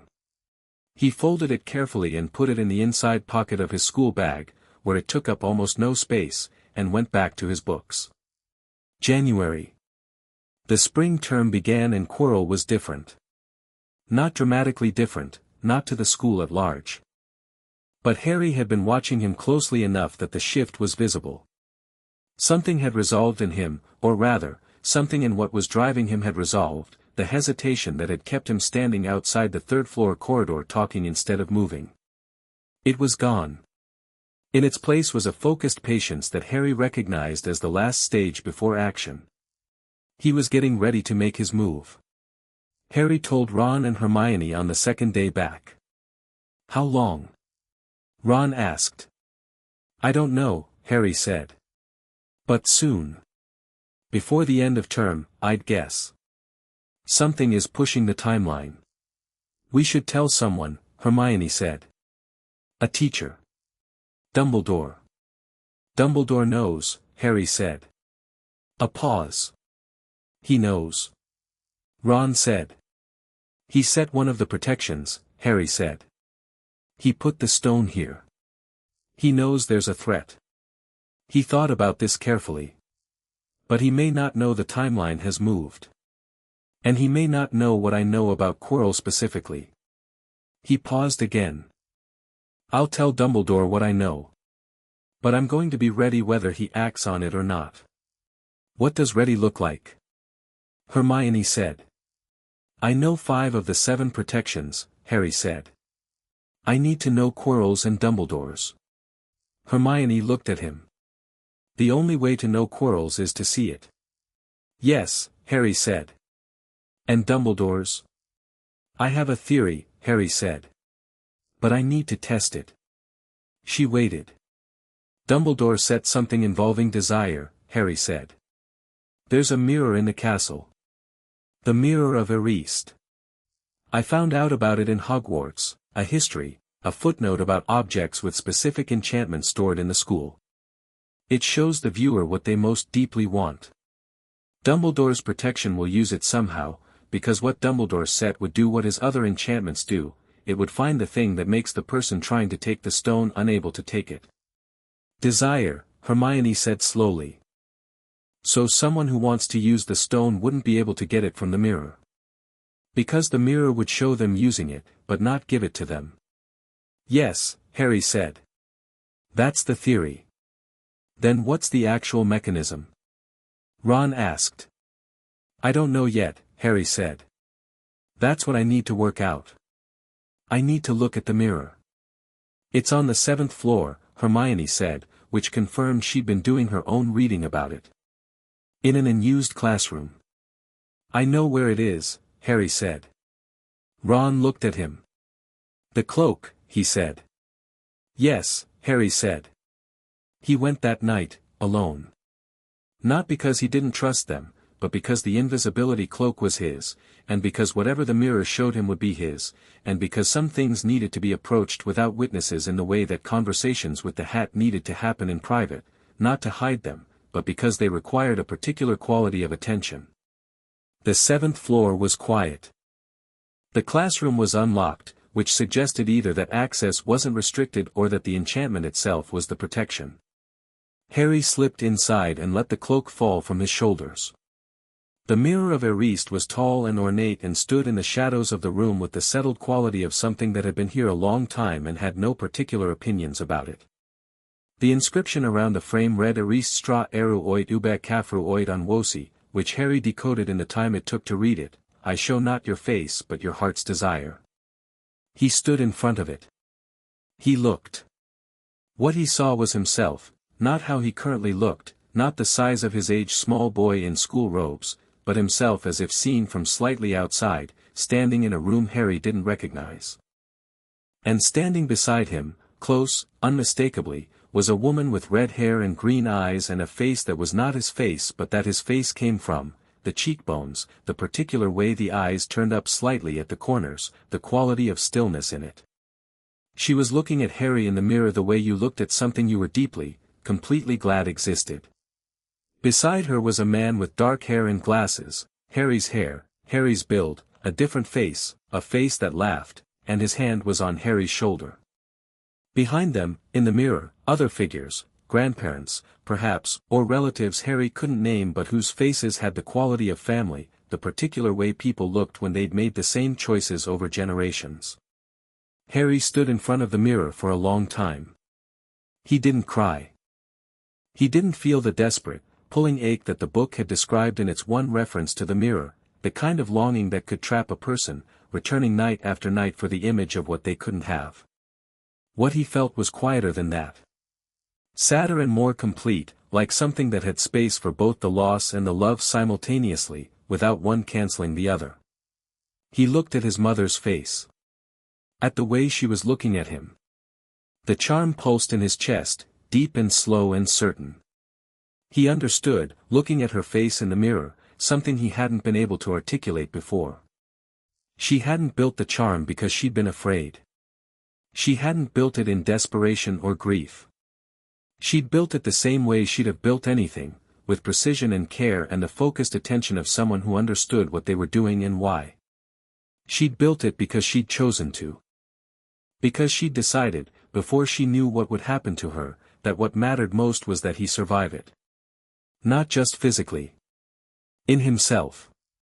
The charm wasn't just protection. It was a message. You are worth protecting, the charm said, had always said, in the language of warmth and reversal and the quiet refusal to let anyone diminish him. You are worth all of this. Harry stood in front of the mirror for one more minute. Then he turned away. Not because he had to, not because the mirror was dangerous to him specifically, he didn't feel the addictive pull, because he didn't need the mirror to tell him what he already knew.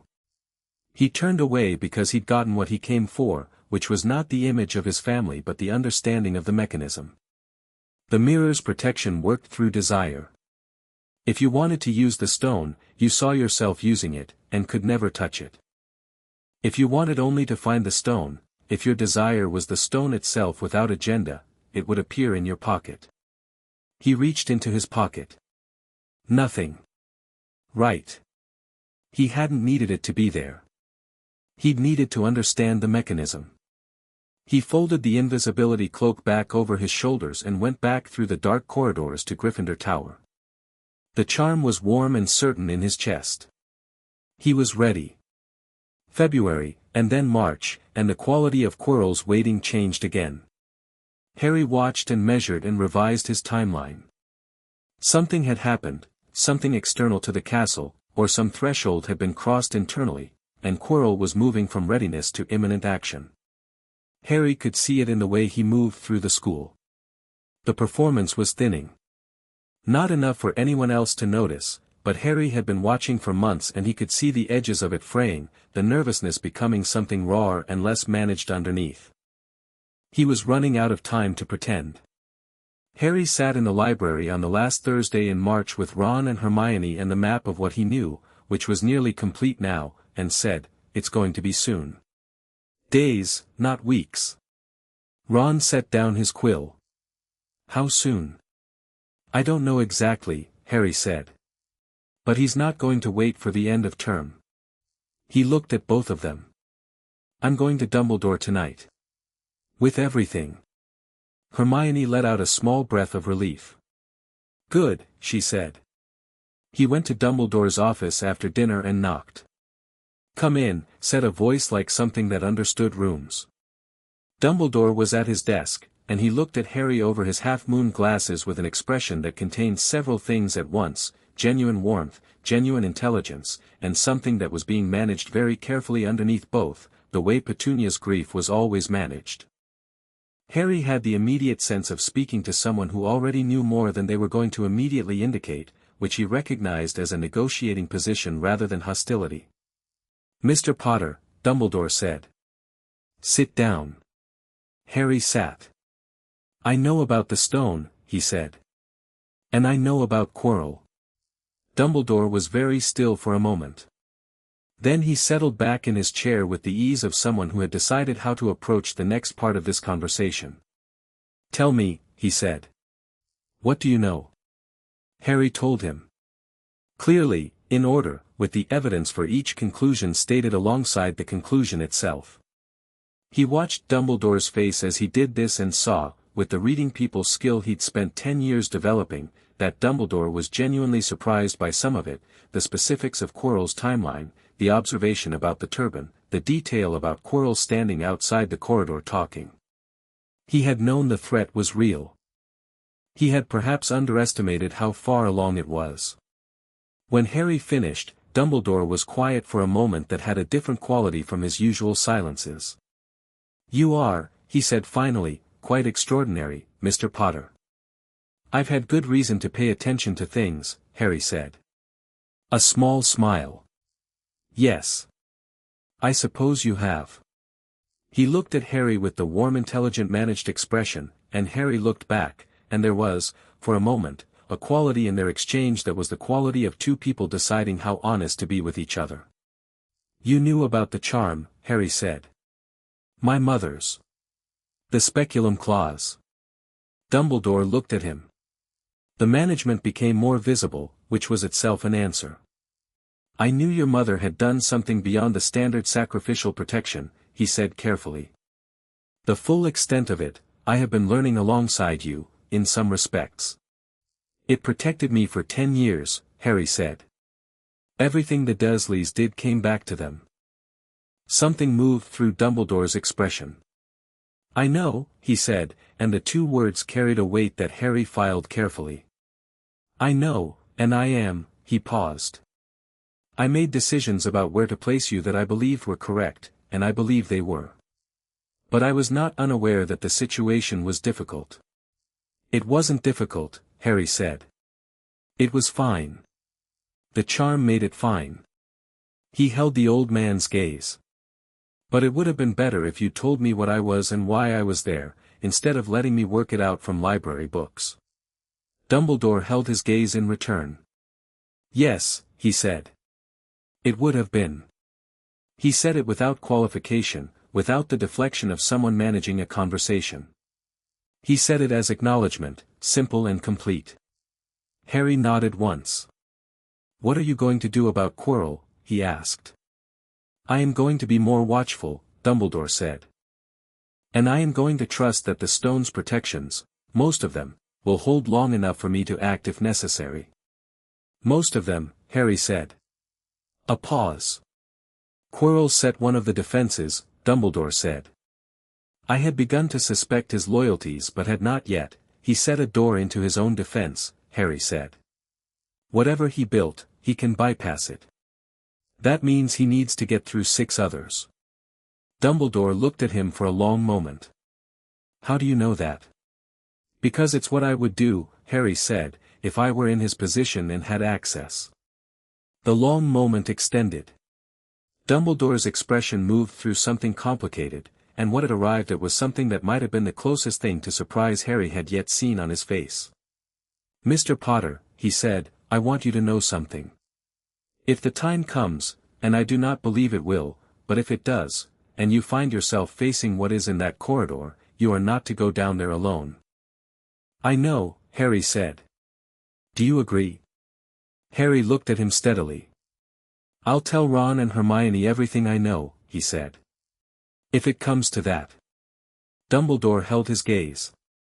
That is not quite the same thing as agreeing. No, Harry said. It isn't.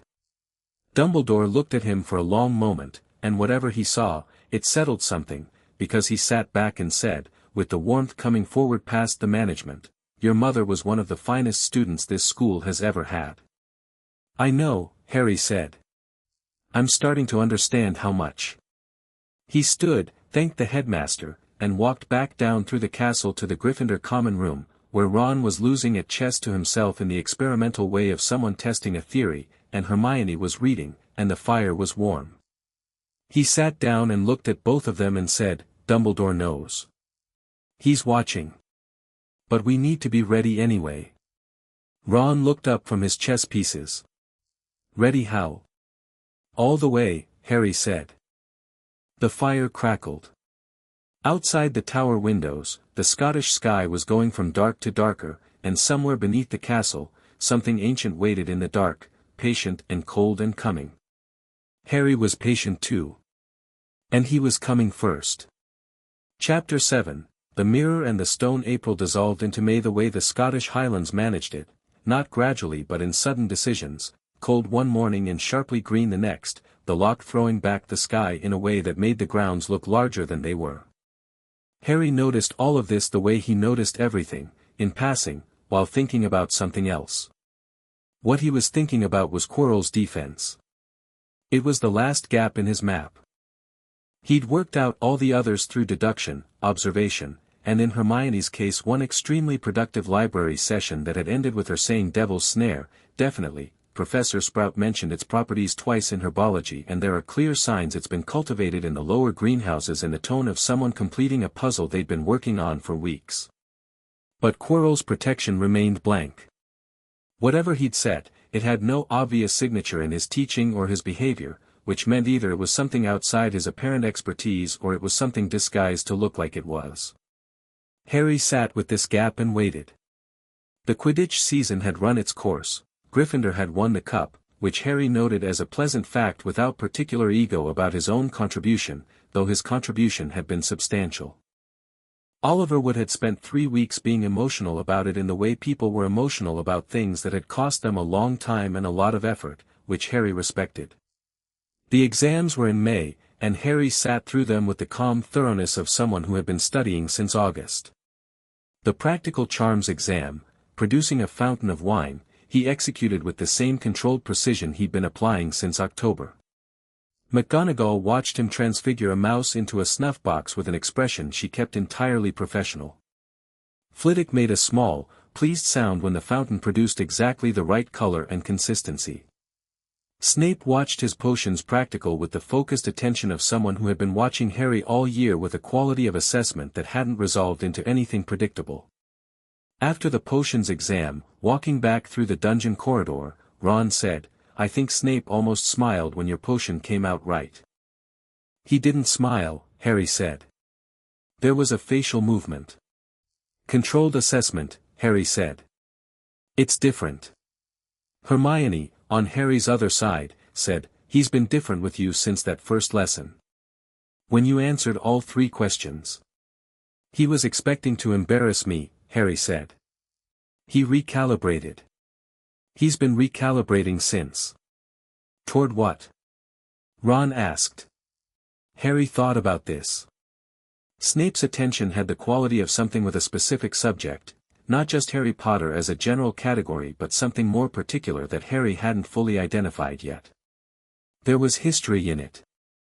The way Snape said his father's name in class sometimes, the precise control he applied to not saying it, the particular brand of management he used specifically around Harry that was different from the disdain he deployed on everyone else. "I don't know yet," Harry said. "But it's not hostile." "Not entirely." Ron looked skeptical. Hermione looked like she'd been thinking the same thing and was uncomfortable about agreeing.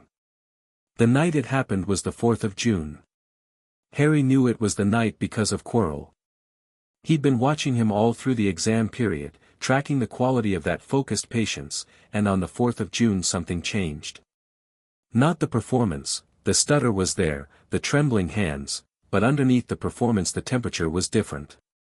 Something had moved from readiness to decision, the final internal shift of someone who has chosen a moment and is now simply executing toward it. Harry saw it at dinner. Quirrell sat at the staff table and ate his food and looked at nothing in particular, and his eyes had the inward quality of someone who was already somewhere else. Harry watched him and thought, tonight. He looked at Ron, who looked at him, and something communicated between them in the quick, efficient language of people who have spent a year paying attention to each other. Ron straightened slightly and picked up his fork and ate the rest of his dinner with the careful composure of someone who has been told to act normal. Harry looked at Hermione, who had already closed her book. After dinner, in the corridor, Harry said, "Tonight." Hermione said, "Are you certain?" "Yes." Ron said, "Right then." And that was that. They went back to Gryffindor Tower and Harry took the invisibility cloak from his bag and laid it out on his bed and looked at it and thought about everything he knew. 7 defenses. He knew 6 of them completely. Quirrell's remained blank. Whatever it was, they would face it with what they had. "We should wait for him to go in first," Ron said, from the chair by the window, sensible and strategic. "If he's already through the first few defenses when we arrive, we're closer to the stone and we know which ones he bypassed." "Not too long," Harry said. "If he reaches the stone before we're there, we've lost the timing."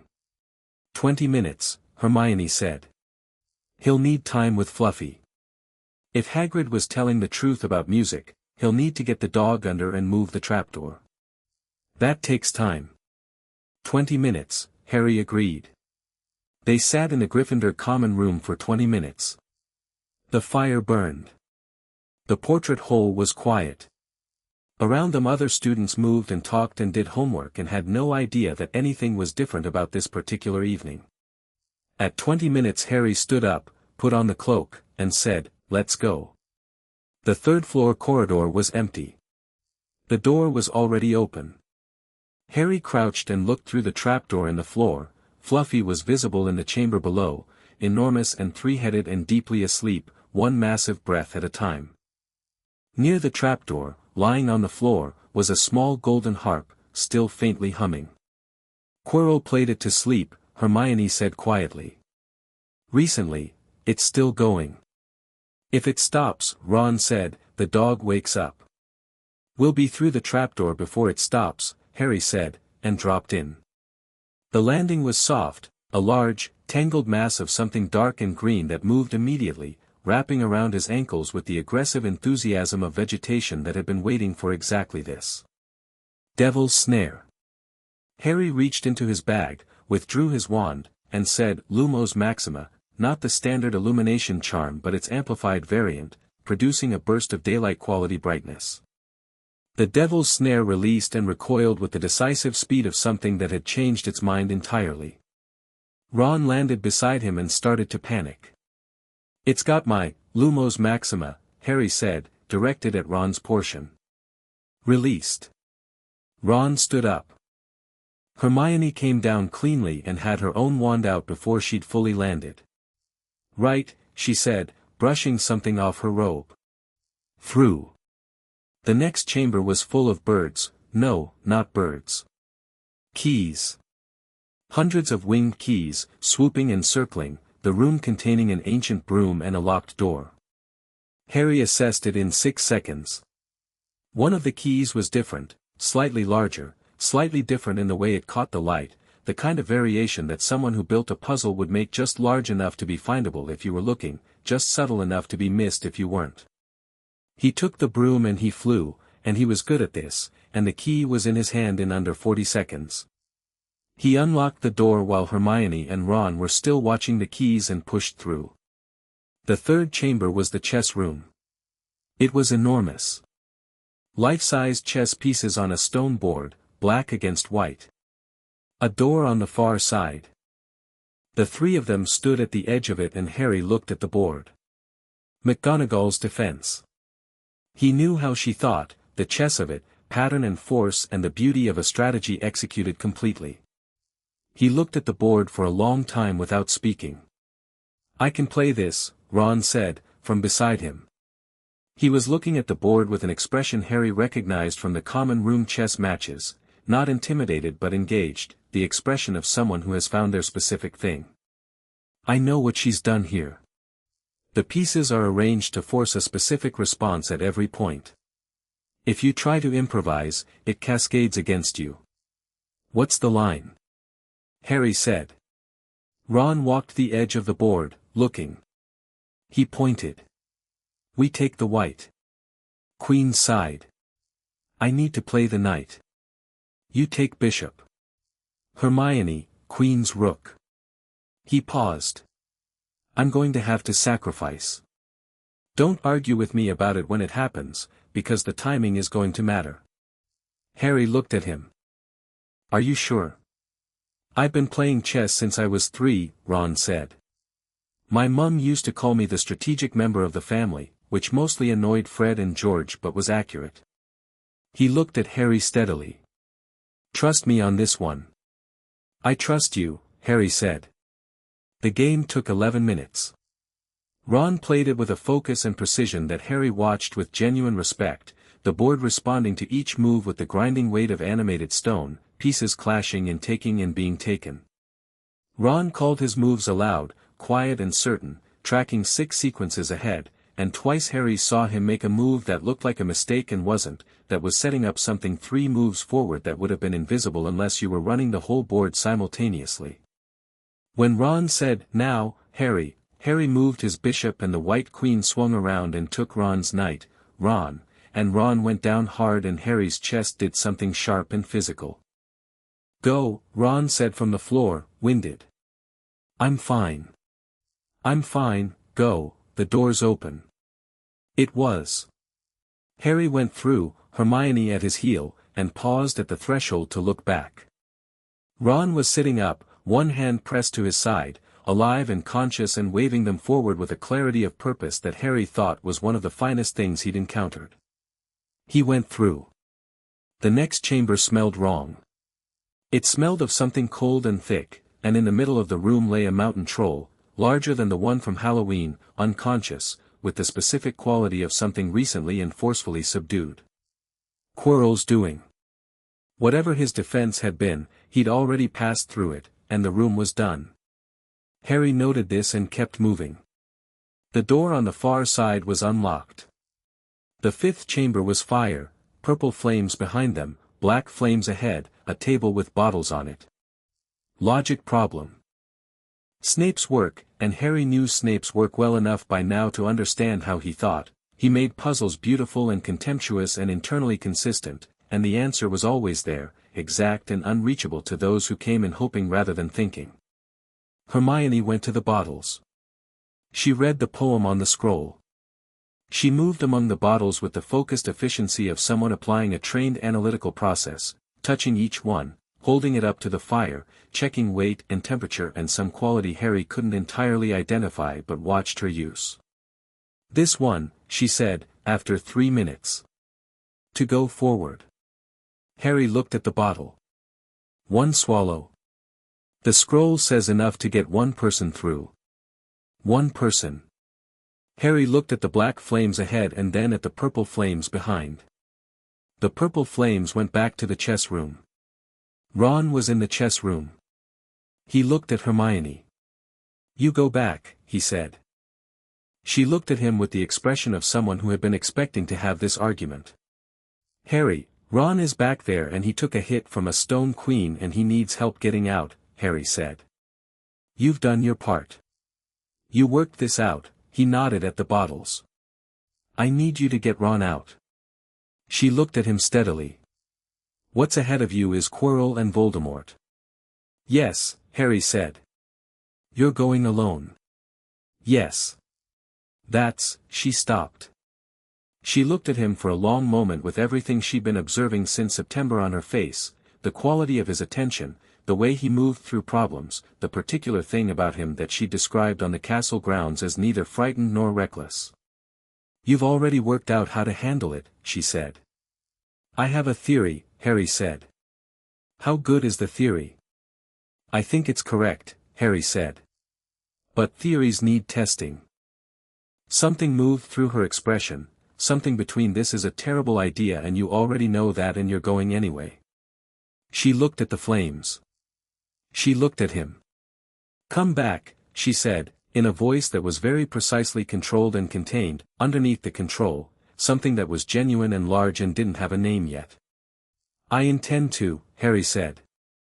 She pressed the smallest bottle into his hand. He drank it. The cold moved through him like stepping into a stream, not painful, just sharp, and he stepped into the black flames. They were cold. They moved past him, and then he was through. The last chamber was smaller than he'd expected. It had the quality of an ending, not dramatically, not with the theatrical darkness of a confrontation built for spectacle, but with the quiet density of a space where things had been decided. The walls were dark stone.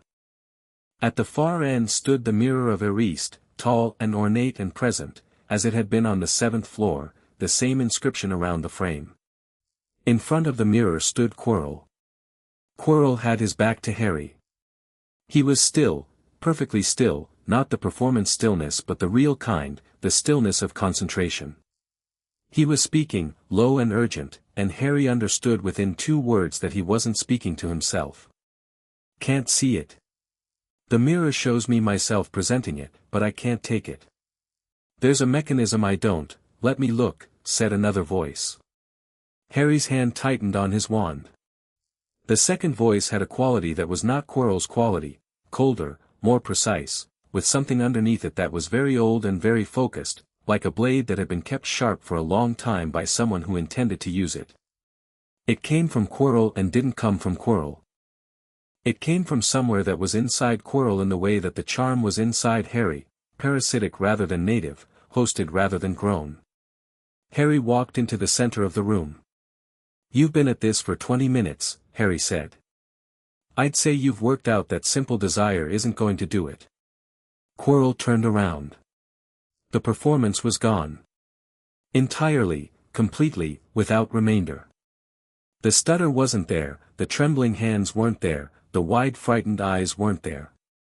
What was there was a face that was calm and intelligent and cold in the way that certain kinds of intelligence were cold when they'd decided the question of other people's worth a long time ago and had not revisited it since. "Harry Potter," Quirrell said, in his real voice, which was measured and educated and carried no warmth at all. "Professor," Harry said pleasantly. Quirrell looked at him for a moment. "You're alone," he said. Noting the absence of Ron and Hermione not with surprise but with reassessment, updating his expected variables. "Yes," Harry said. "And you know what I am," Quirrell said. "I know what you're carrying," Harry said. "That's different from knowing what you are." He looked at the mirror. "You can't get the stone from the mirror. That's not what you came to hear, but it's true. The mechanism requires that the person looking into it wants only to find the stone without using it. You can't want that. Whatever you are underneath the nervousness, you've wanted to use it since before you came here." Quirrell's expression shifted fractionally. "You've thought about this thoroughly." "I've had months," Harry said. "You've been in the castle since September." "So have I. We've both been preparing." He tilted his head. "You're better prepared in most respects. I'm smaller and 11 years old and I came here with 6 months of library books. But I know the mirror's mechanism and you don't, which is currently the only variable that matters." A sound from Quirrell. Not laughter, too cold for laughter. Something that acknowledged the accuracy of what Harry had just said. "Then tell me how it works," Quirrell said. "No," Harry said. The cold quiet of the room held for a moment. "I could make you," Quirrell said, simply and without drama. "You could try," Harry said. "But I want to show you something first." He held up his left hand, the hand without the wand. "Come here and touch my hand." Quirrell looked at him. The cold intelligence ran rapid calculations that Harry could almost see. "Why would I do that?" "Because if I wanted to hex you I'd have done it when you were facing the mirror," Harry said. "I have no advantage in fighting you directly. You're older and more experienced and you have something very old and powerful attached to you. I know that. I'm not interested in fighting you. I'm interested in showing you something." The cold intelligence calculated. Quirrell said, "What are you showing me?" "You'll understand when you touch my hand," Harry said. He waited. He understood that this was the test of his theory. The theory was this: the charm worked on harmful intent directed at him. Voldemort's intent toward Harry was the most concentrated and sustained harmful intent he had ever encountered, not incidental cruelty, not the ambient damage of the Dursleys, but a specific, ancient, purposeful desire to end him. If the charm worked proportionally, if what came back was commensurate with what was sent, then Voldemort's hate, turned back on a body that was already dead and clinging to host like a parasite, would do something significant. Harry didn't know exactly what. He was testing a theory. Quirrell crossed the chamber. He reached out and took Harry's hand. What happened was immediate and enormous. Quirrell screamed. It was not a human sound, or rather, it was two sounds, one on top of the other, Quirrell's genuine voice and the other thing's voice, both in the same instant of anguish. His skin where he held Harry's hand went white, then gray, then began to crack the way frost cracked windows in winter, spreading outward from the point of contact. Harry felt the charm move through him like a tide coming in from every direction at once, not the slow warmth of the Dursleys' cruelty being reversed, but something vast and surging and ancient, all of Voldemort's focused hate turning back on itself, returning with the amplification the charm always applied, hitting something that was already damaged, looking for a body to sustain it. Quirrell let go. He stumbled backward, his hands held up, staring at them, at where he'd touched Harry, the frost crack spreading up his forearms. He backed against the mirror. "What?" he said. His voice was breaking between its two registers, the cold intelligence and the real Quirrell underneath, some version of the real Quirrell that was still in there and was terrified. "What did you—" "I didn't do anything," Harry said, steady. "It's her. My mother. She built something into me before she died." He kept his wand at his side. He watched Quirrell with the same calm he'd been applying to things that tried to harm him since he was 4 years old. "Whatever hate is in you, whatever he put in you, it comes back. That's what she made." The other voice. Not Quirrell's voice. The cold, ancient, precise voice, from somewhere around the back of Quirrell's head, from behind the turban. "Potter," it said. Harry looked at the back of Quirrell's head and said nothing. "I know what she made," the voice said. "I felt it the night she died. The charm she set, I felt it then, briefly, and I have had 11 years to understand what it was." A pause. Through Quirrell, the damage spreading up his arms, the frost crack pattern moving toward his neck, and Quirrell was shaking now in ways that were not performance. "You are more like her than I expected." "I know," Harry said. "She was remarkable," the voice said. "Not warmth, nothing like warmth. But acknowledgement. The cold precision of something that recognized quality even in things it wanted to destroy. Brilliant, for what she was. And what she built, a sound that was maybe something like pain. What she built is still active. It will always be active." "Yes," Harry said. "I know. I can't touch you," the voice said. "I couldn't touch you then and I can't touch you now."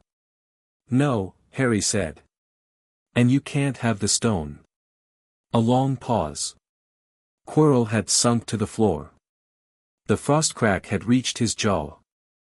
He was shaking with an intensity that was beyond performance, beyond anything, something cellular, Harry thought, something happening at the level of what Quirrell was rather than what he did. "I underestimated her," Voldemort said, from behind the turban, from the place where he wasn't quite anywhere. "I have underestimated you."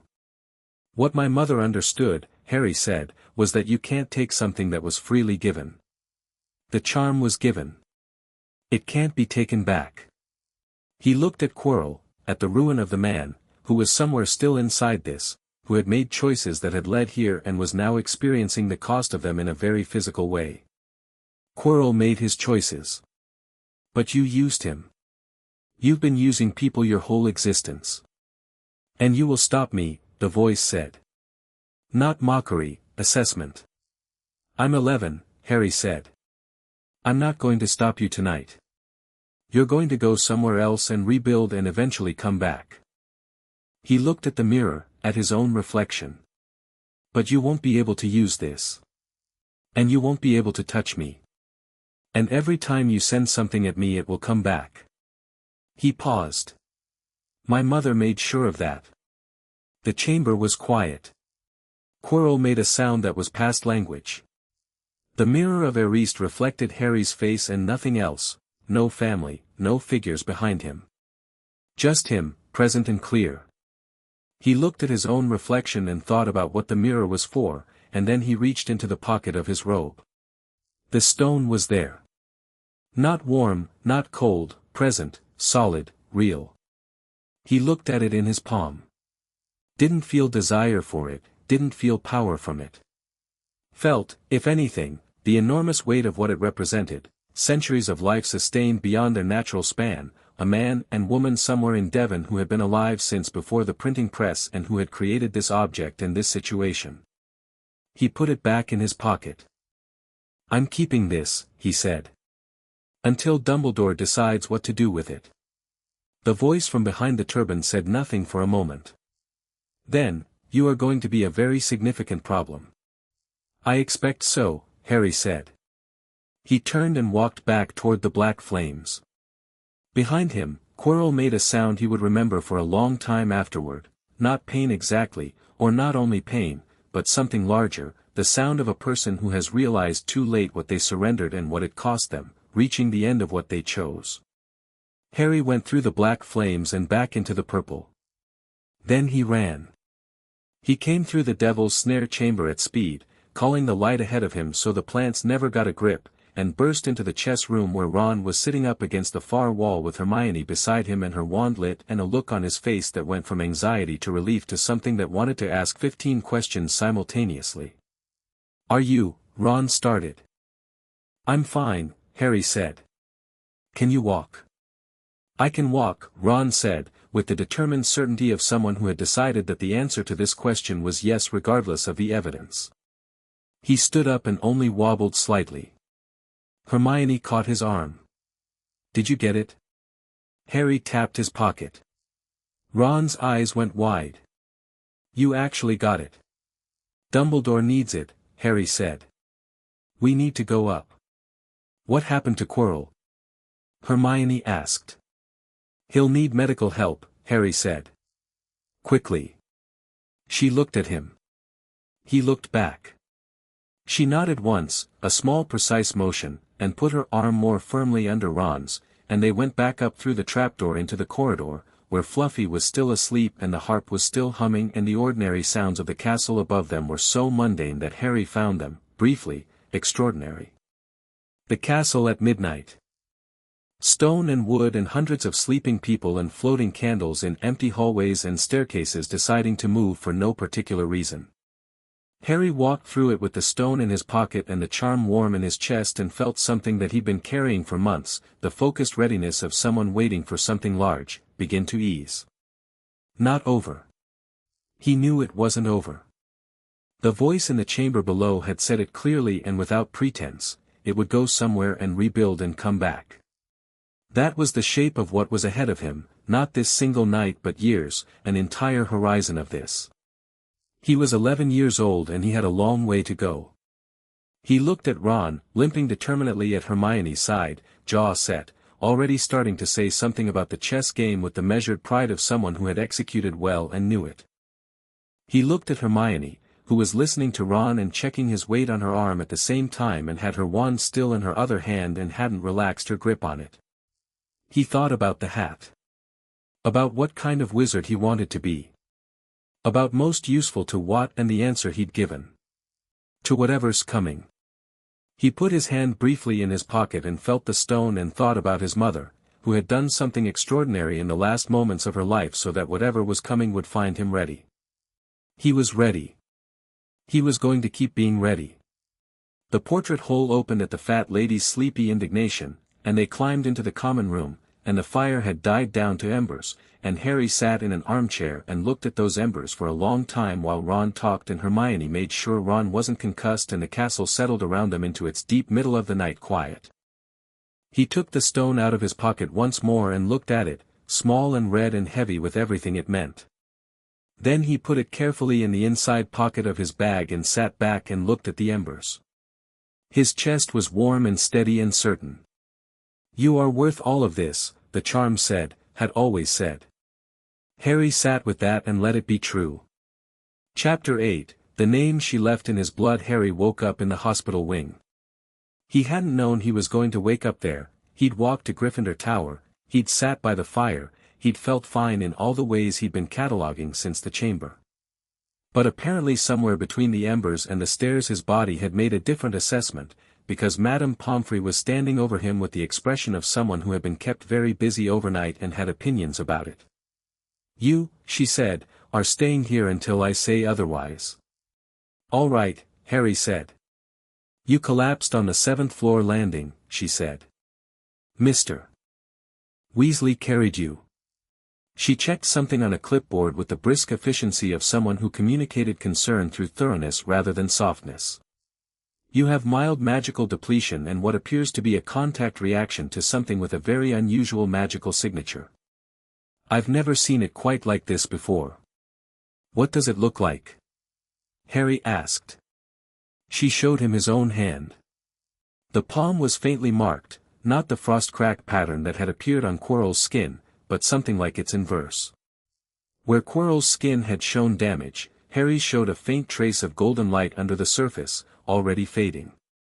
Like the charm had moved through him so completely that it had briefly been visible. He looked at it for a moment. "It'll fade," he said. "Yes," Pomfrey said, in the tone of someone who would feel better once it had. "Your friend Mr. Weasley has a bruised rib. Miss Granger is fine. She sat in that chair," she pointed to the chair beside Harry's bed, currently empty, "for 6 hours before I sent her to breakfast." Harry looked at the chair. At the empty shape of Hermione having been in it. "How long have I been asleep?" he asked. 14 hours, Pomfrey said. "Which is about right for what your system went through." She made a note on her clipboard. "You'll have visitors.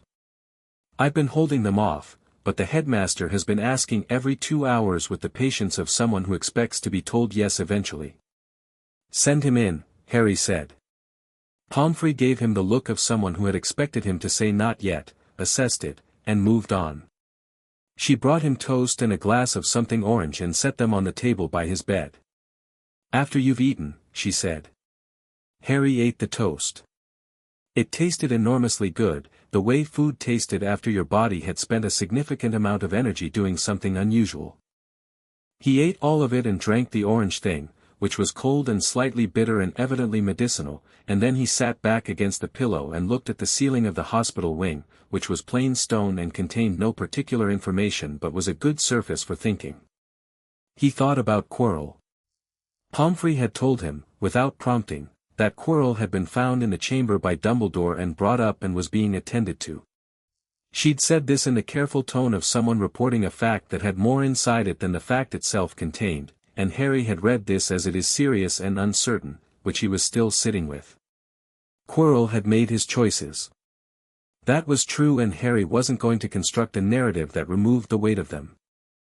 But Quirrell had also been used in a way that was both chosen and not chosen, the way most terrible things happen to people who made one bad decision and found the next 50 waiting for them as consequences. He didn't feel responsible for what had happened to Quirrell in the chamber.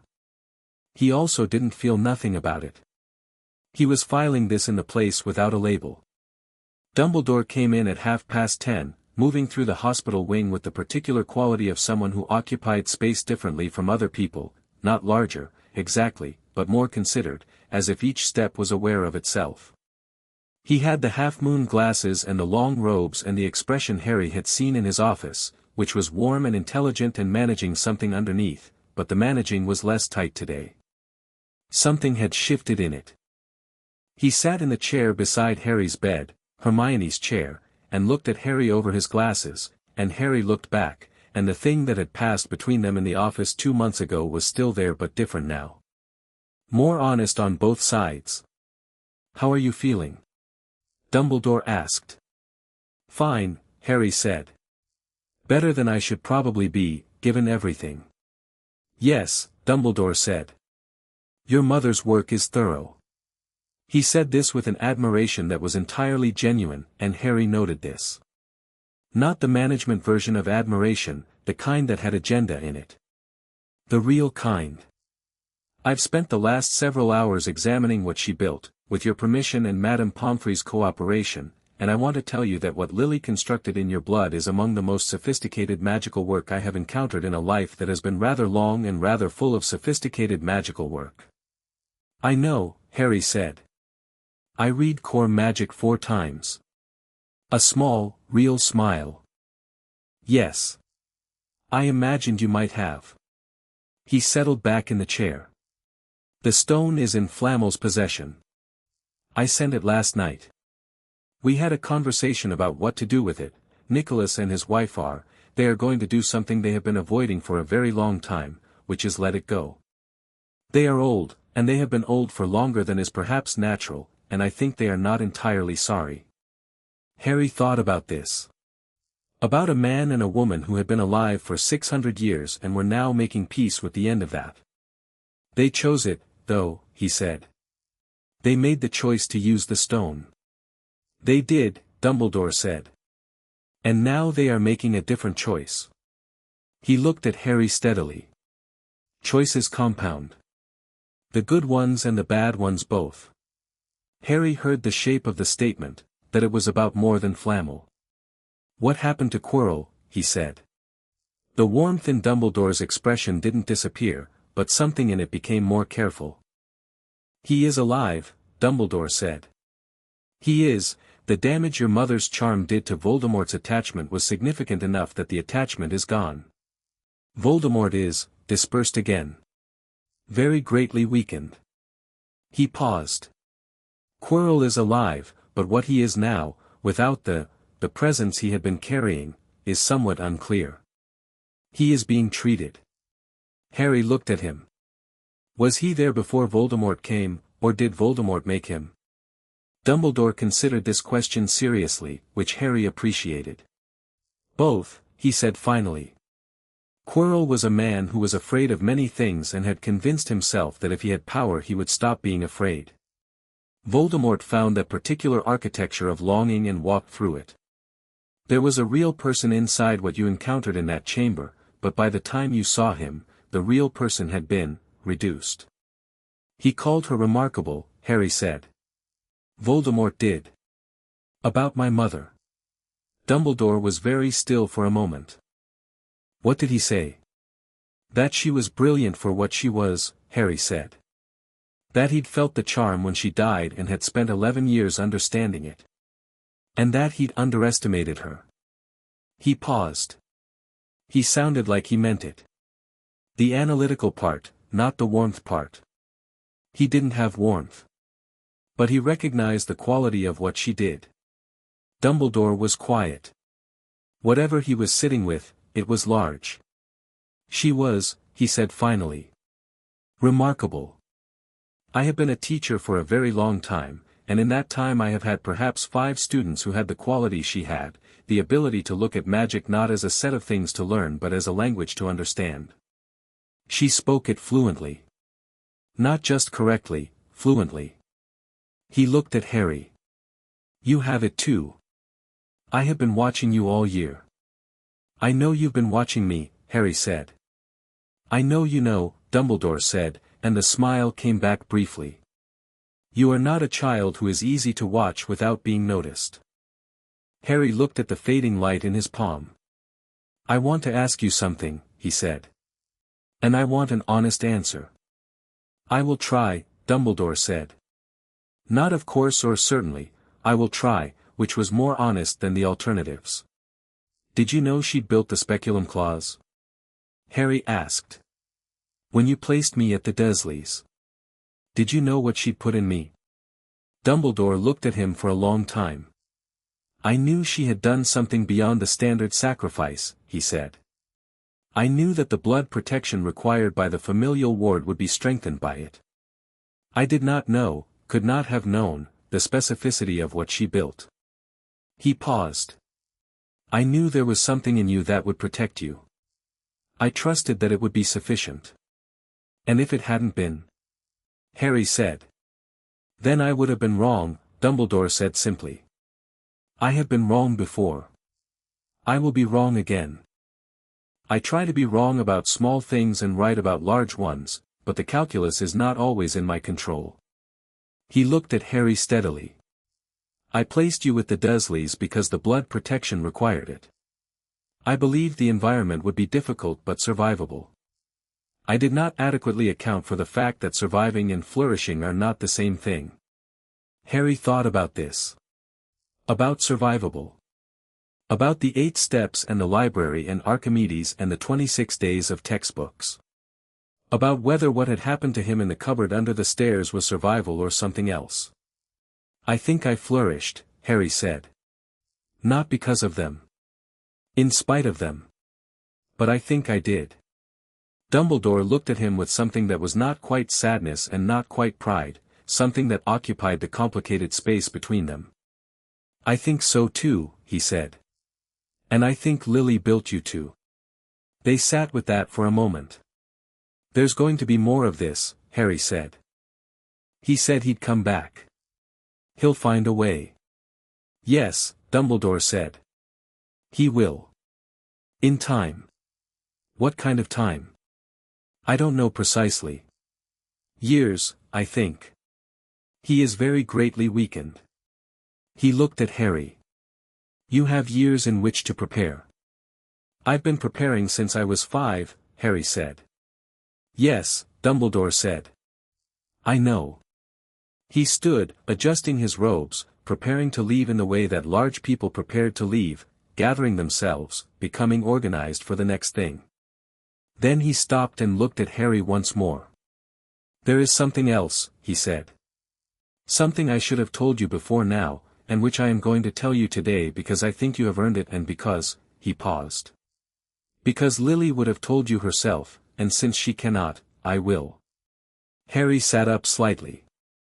The charm she built is not simply the speculum clause, Dumbledore said. The speculum clause is the mechanism. The foundation is something older. She performed what is called in very old literature a voluntas sacrifice, a willing death. Not simply dying to save someone, which is what the standard theory of sacrifice magic covers. A voluntas sacrifice is one where the person dying makes the specific, informed, deliberate choice to die knowing exactly what their death will build. Lily did not die hoping the sacrifice might protect you. She died knowing. She designed it that way. Harry was very still. She had time, Dumbledore said quietly. After James, she had a few minutes.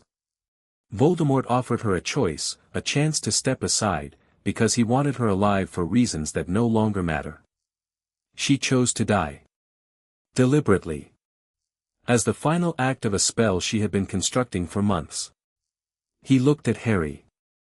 She built the speculum clause into the voluntas sacrifice. Your protection is not a side effect of her love. It is a piece of magic she designed, and executed, and completed in the last moments of her life, knowing exactly what she was doing and why. The hospital wing was very quiet. Harry looked at his hand. At the fading golden light that had been the charm moving through him in the chamber. He thought about the library books and the warm pressure in his chest and the 8 steps from the cupboard to the front door and Vernon's face going through something it couldn't look away from and Petunia saying she was my sister in the kitchen and Archimedes arriving at the window at midnight and the mirror in the 7th floor room with his mother's face in it, looking at him the way you looked at something you were completely glad existed. He thought about what Ollivander had said. The phoenix who gave this feather gave only one other. Brothers. In a sense.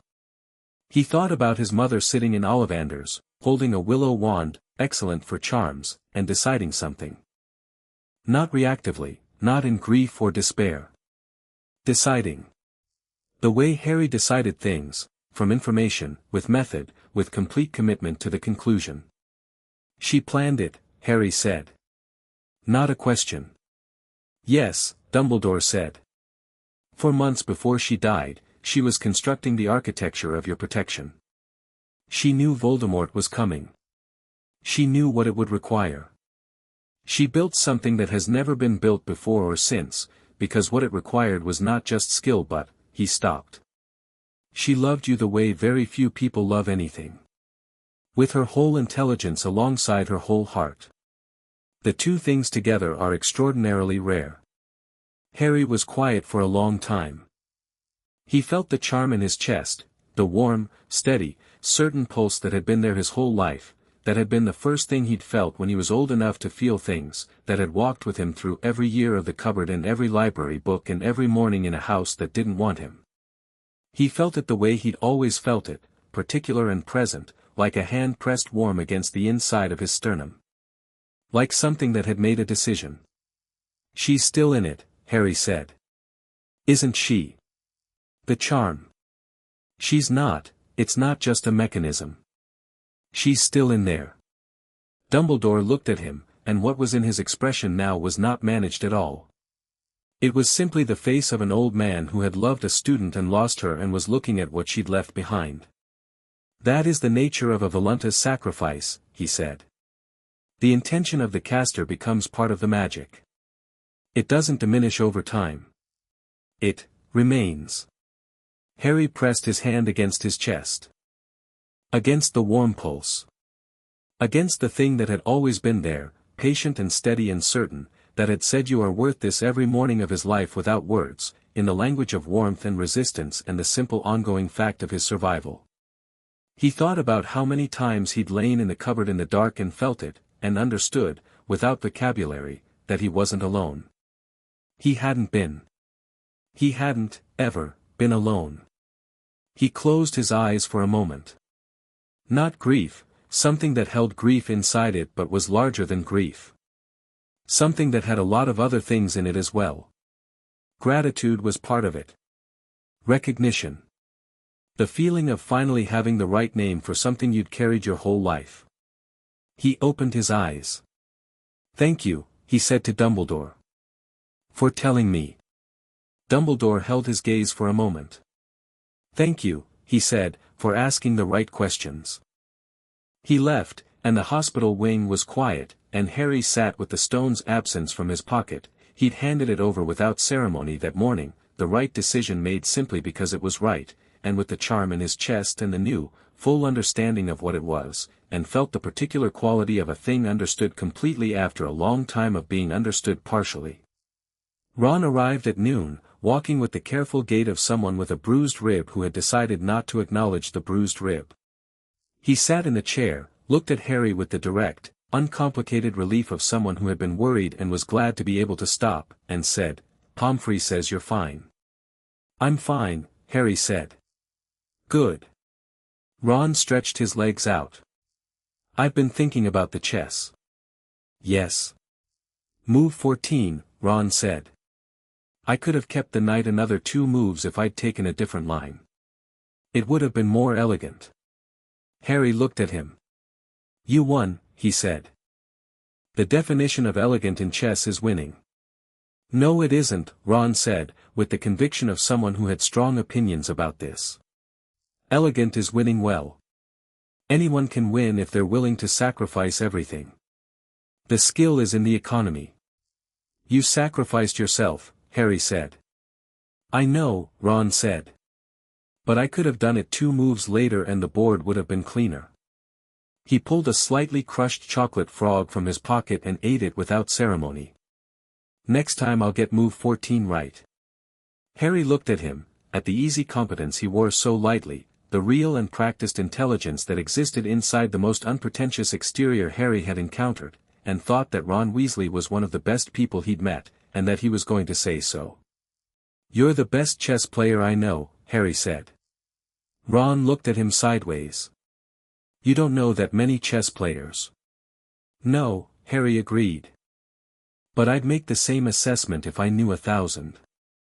Ron looked at him for a moment with something that was doing its best to be modest and not quite managing it. "Yeah, well," he said. "You're not bad at some things yourself." He ate the last of the frog. "Don't tell Hermione I said that. She'll make me write it in a complete sentence." Hermione arrived at 12:30, carrying 3 books, one of which was for Harry and 2 of which were for herself, and the look on her face when she saw him sitting up and eating and visibly intact was one of those rare Hermione expressions that existed before the composure came back. She sat in the second chair Madame Pomfrey had produced and opened one of her own books and did not mention the 6 hours in the chair or the 14 hours of concern, and Harry looked at her and looked at Ron and thought about the hat saying loyal, deeply and quietly loyal, and understood it now in a way that was different from understanding it as description. "Hermione," he said. She looked up. "Thank you," he said. "For staying." She looked at him for a moment. "You would have done the same," she said. And then, because she was Hermione, and technically it was Ron who carried you up the stairs. "I have a bruised rib," Ron said, with quiet dignity. "I know," she said. "You were very heroic about it." "I was," Ron agreed. Harry looked at both of them and felt something that didn't need a name because it was already fully itself. He settled back against the pillow, and Hermione read, and Ron worked out the chess problem on a tiny travel board he'd apparently brought in his pocket, and the afternoon came in through the hospital wing windows in the long Scottish way, gold and patient. He was allowed out the next morning. The castle was different in the way it always was in the last 2 weeks of term, lighter, noisier, stripped of urgency. Exams were done. The Quidditch Cup was in Gryffindor's case. The year was finishing. Students moved through the corridors with the particular energy of people who had been contained in one place for 9 months and could feel the container loosening. Harry moved through it and felt the loosening too, but differently. The year was finishing and something else was finishing with it, not the danger, which was ongoing and he knew it, but the first chapter of something. The year he'd come from the cupboard under the stairs to this, from waiting to beginning, from the outline of himself to a first full draft. He walked to Hagrid's hut on the second-to-last evening, alone, in the long evening light with the lock going silver behind the groundskeeper's pumpkins. Hagrid was outside, as he often was, doing something agricultural with focused pleasure. He saw Harry coming and straightened up, and his face went through the whole range of what it usually went through, the warmth, the slight guilt, the enormous uncomplicated love of someone who had known Harry since he was a baby and had never, not once, failed to be glad he was alive. "All right?" Hagrid said. "All right," Harry said. Hagrid looked at him for a moment. "I heard what happened," he said. "McGonagall told me, well. Some of it." He shifted his weight. "I'm sorry, Harry. I'm sorry I told Quirrell about Fluffy. About the music." "You didn't know what he was," Harry said. "Still," Hagrid said. The word had weight. Harry looked at him. "Hagrid. Can I ask you something?"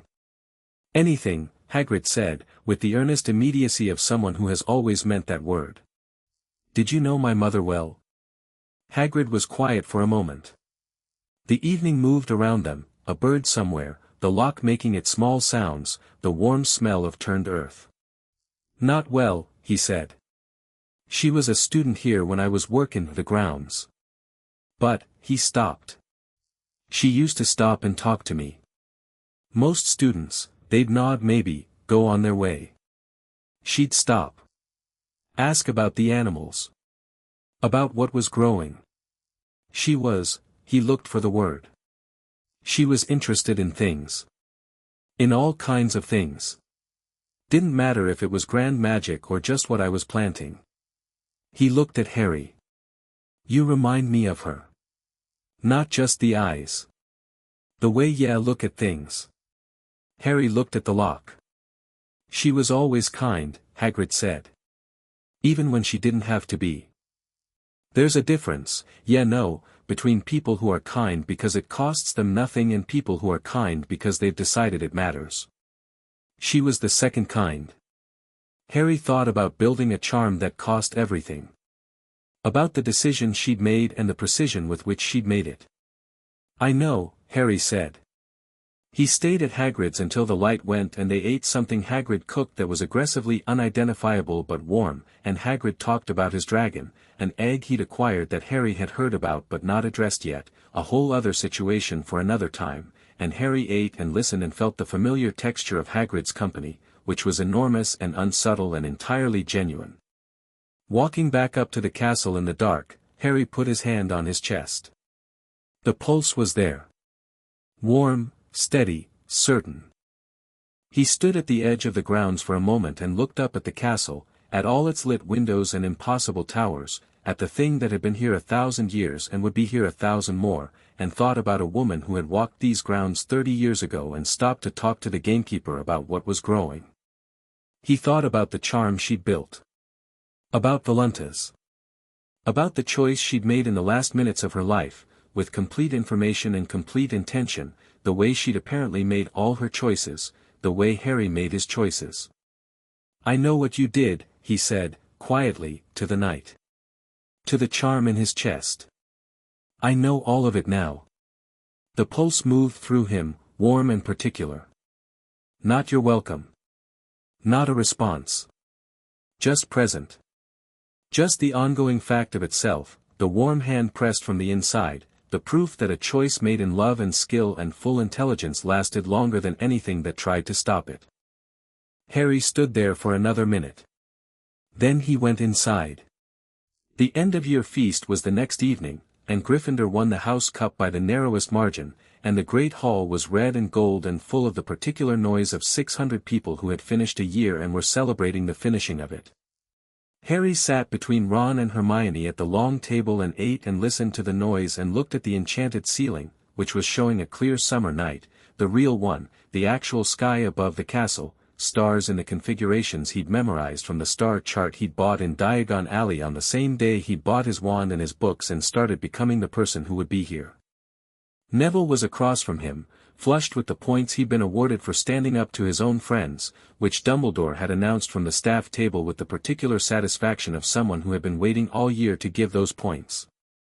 Neville had looked surprised and then not surprised, the way people looked when they'd done the right thing and been seen doing it. Harry had caught his eye and nodded, and Neville had nodded back, and something had been communicated that didn't need more words than that. Draco Malfoy was at the Slytherin table, looking at his empty plate with the expression of someone doing internal accounting. He'd looked at Harry twice during the feast, not the calculating look from the train, not the script-running look from Madame Malkin's. Something else. Something that hadn't resolved into anything yet, that was still in the process of becoming something. Harry had looked back, neutral, and Draco had looked away, and this too was a thing to be continued in future. Hermione was explaining something about the theory of architectural enchantment to Ron, who was listening with the slightly overwhelmed attentiveness of someone who had decided to follow the argument even though it was going faster than was comfortable. Harry listened to them and ate roast potatoes and thought about September, when he'd met them both in a train compartment and understood within 20 minutes that they were going to be important.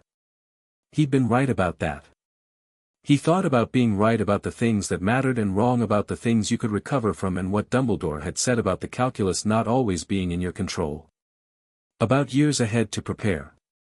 About a horizon that had large things in it, coming in their own time, and the question of what you did with the time before them. He thought about his mother. About what she'd done with the time she had, the months she'd spent building the charm, the decision she'd made, the precision of the execution. She'd looked at the time available to her and used all of it, completely, in the direction of what mattered most. Harry was 11 years old and he had a great deal of time. He was going to use it the same way. Ron said something that made Hermione laugh, genuinely, the surprised kind, and Harry looked at them and felt the thing that didn't need a name. The feast wound down. The candles burned lower. The enchanted ceiling deepened to a blue that was almost the blue of the sky over Privet Drive on early summer mornings, when Harry had sat on the back step before the house was awake and the day was only his. He thought about going back. About the summer ahead, the return to number 4, the 8 steps and the small window and the different quality of it now, not the waiting that had defined it for years, but something else. A pause between things. A breath between chapters. The Dursleys would be what they were. And what they sent at him would come back, as it always had, as it always would. That hadn't changed. But he had changed, or rather, he'd continued becoming what he'd been becoming, more fully himself, more in possession of the landscape of who he was and where he came from and what the warm certainty in his chest meant. He could survive the summer. He'd survived every other one. And in September he'd come back here, to the stone corridors and the enchanted ceiling and the classes where people taught him things his mother had been excellent at, and Ron would be waiting on the platform probably eating something, and Hermione would have read 12 books over the summer and be ready to talk about all of them, and the castle would be here exactly as it had been, patient and enormous and full of everything still to learn. The feast ended. Students filed out. Harry walked with Ron and Hermione through the great hall, under the ceiling, through the doors into the entrance hall, and up through the castle toward Gryffindor Tower for the last time this year. On the stairs, Ron said, "Next year, I want to try out for Quidditch." "You should," Harry said. "Keeper." "Yeah," Ron said. "I've been thinking about the angles. It's basically chess but in the air." "It is, actually," Harry said. "Obviously I worked that out before you," Ron said. Hermione said, "I'm going to spend the summer reading ahead in potions theory. Snape's defense was constructed on a logical system that I think has more depth than we accessed. I want to understand the full structure. I'll write you what I work out about it, Harry said. I'm thinking about it from the chemistry side. Hermione looked at him. You know chemistry? Library, Harry said. Of course, she said, with the tone of someone who had stopped being surprised by this and had moved into a different register entirely. They climbed the last staircase. The portrait hole.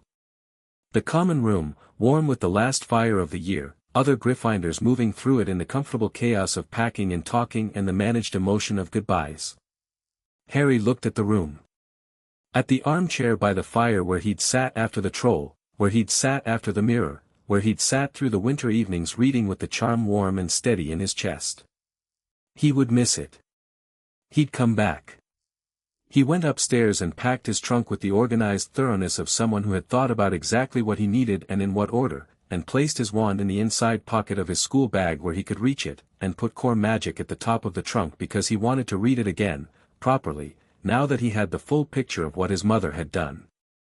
He sat on the edge of his bed in the empty dormitory and took out the cloak, his father's cloak, fine and silver dark, and folded it once, precisely, and held it for a moment. Then he put it away. He put his hand on his chest. Warm. Steady. Certain. You are worth all of this. I know, Harry said, quietly, to the empty room. To the charm. To his mother, wherever the intention of a Volunta's sacrifice lived when it wasn't actively reversing something. To the decision she'd made and kept, that was keeping him still, that would keep him tomorrow and the summer after this and the years past that. I know. Thank you. The pulse moved through him, deep and unhurried, the way it had moved through him every day for as long as he could remember. He picked up his trunk. He went downstairs. Ron was waiting at the portrait hole with the chocolate frog wrappers of 6 frogs he'd apparently stress-eaten and an expression of someone ready for the next part.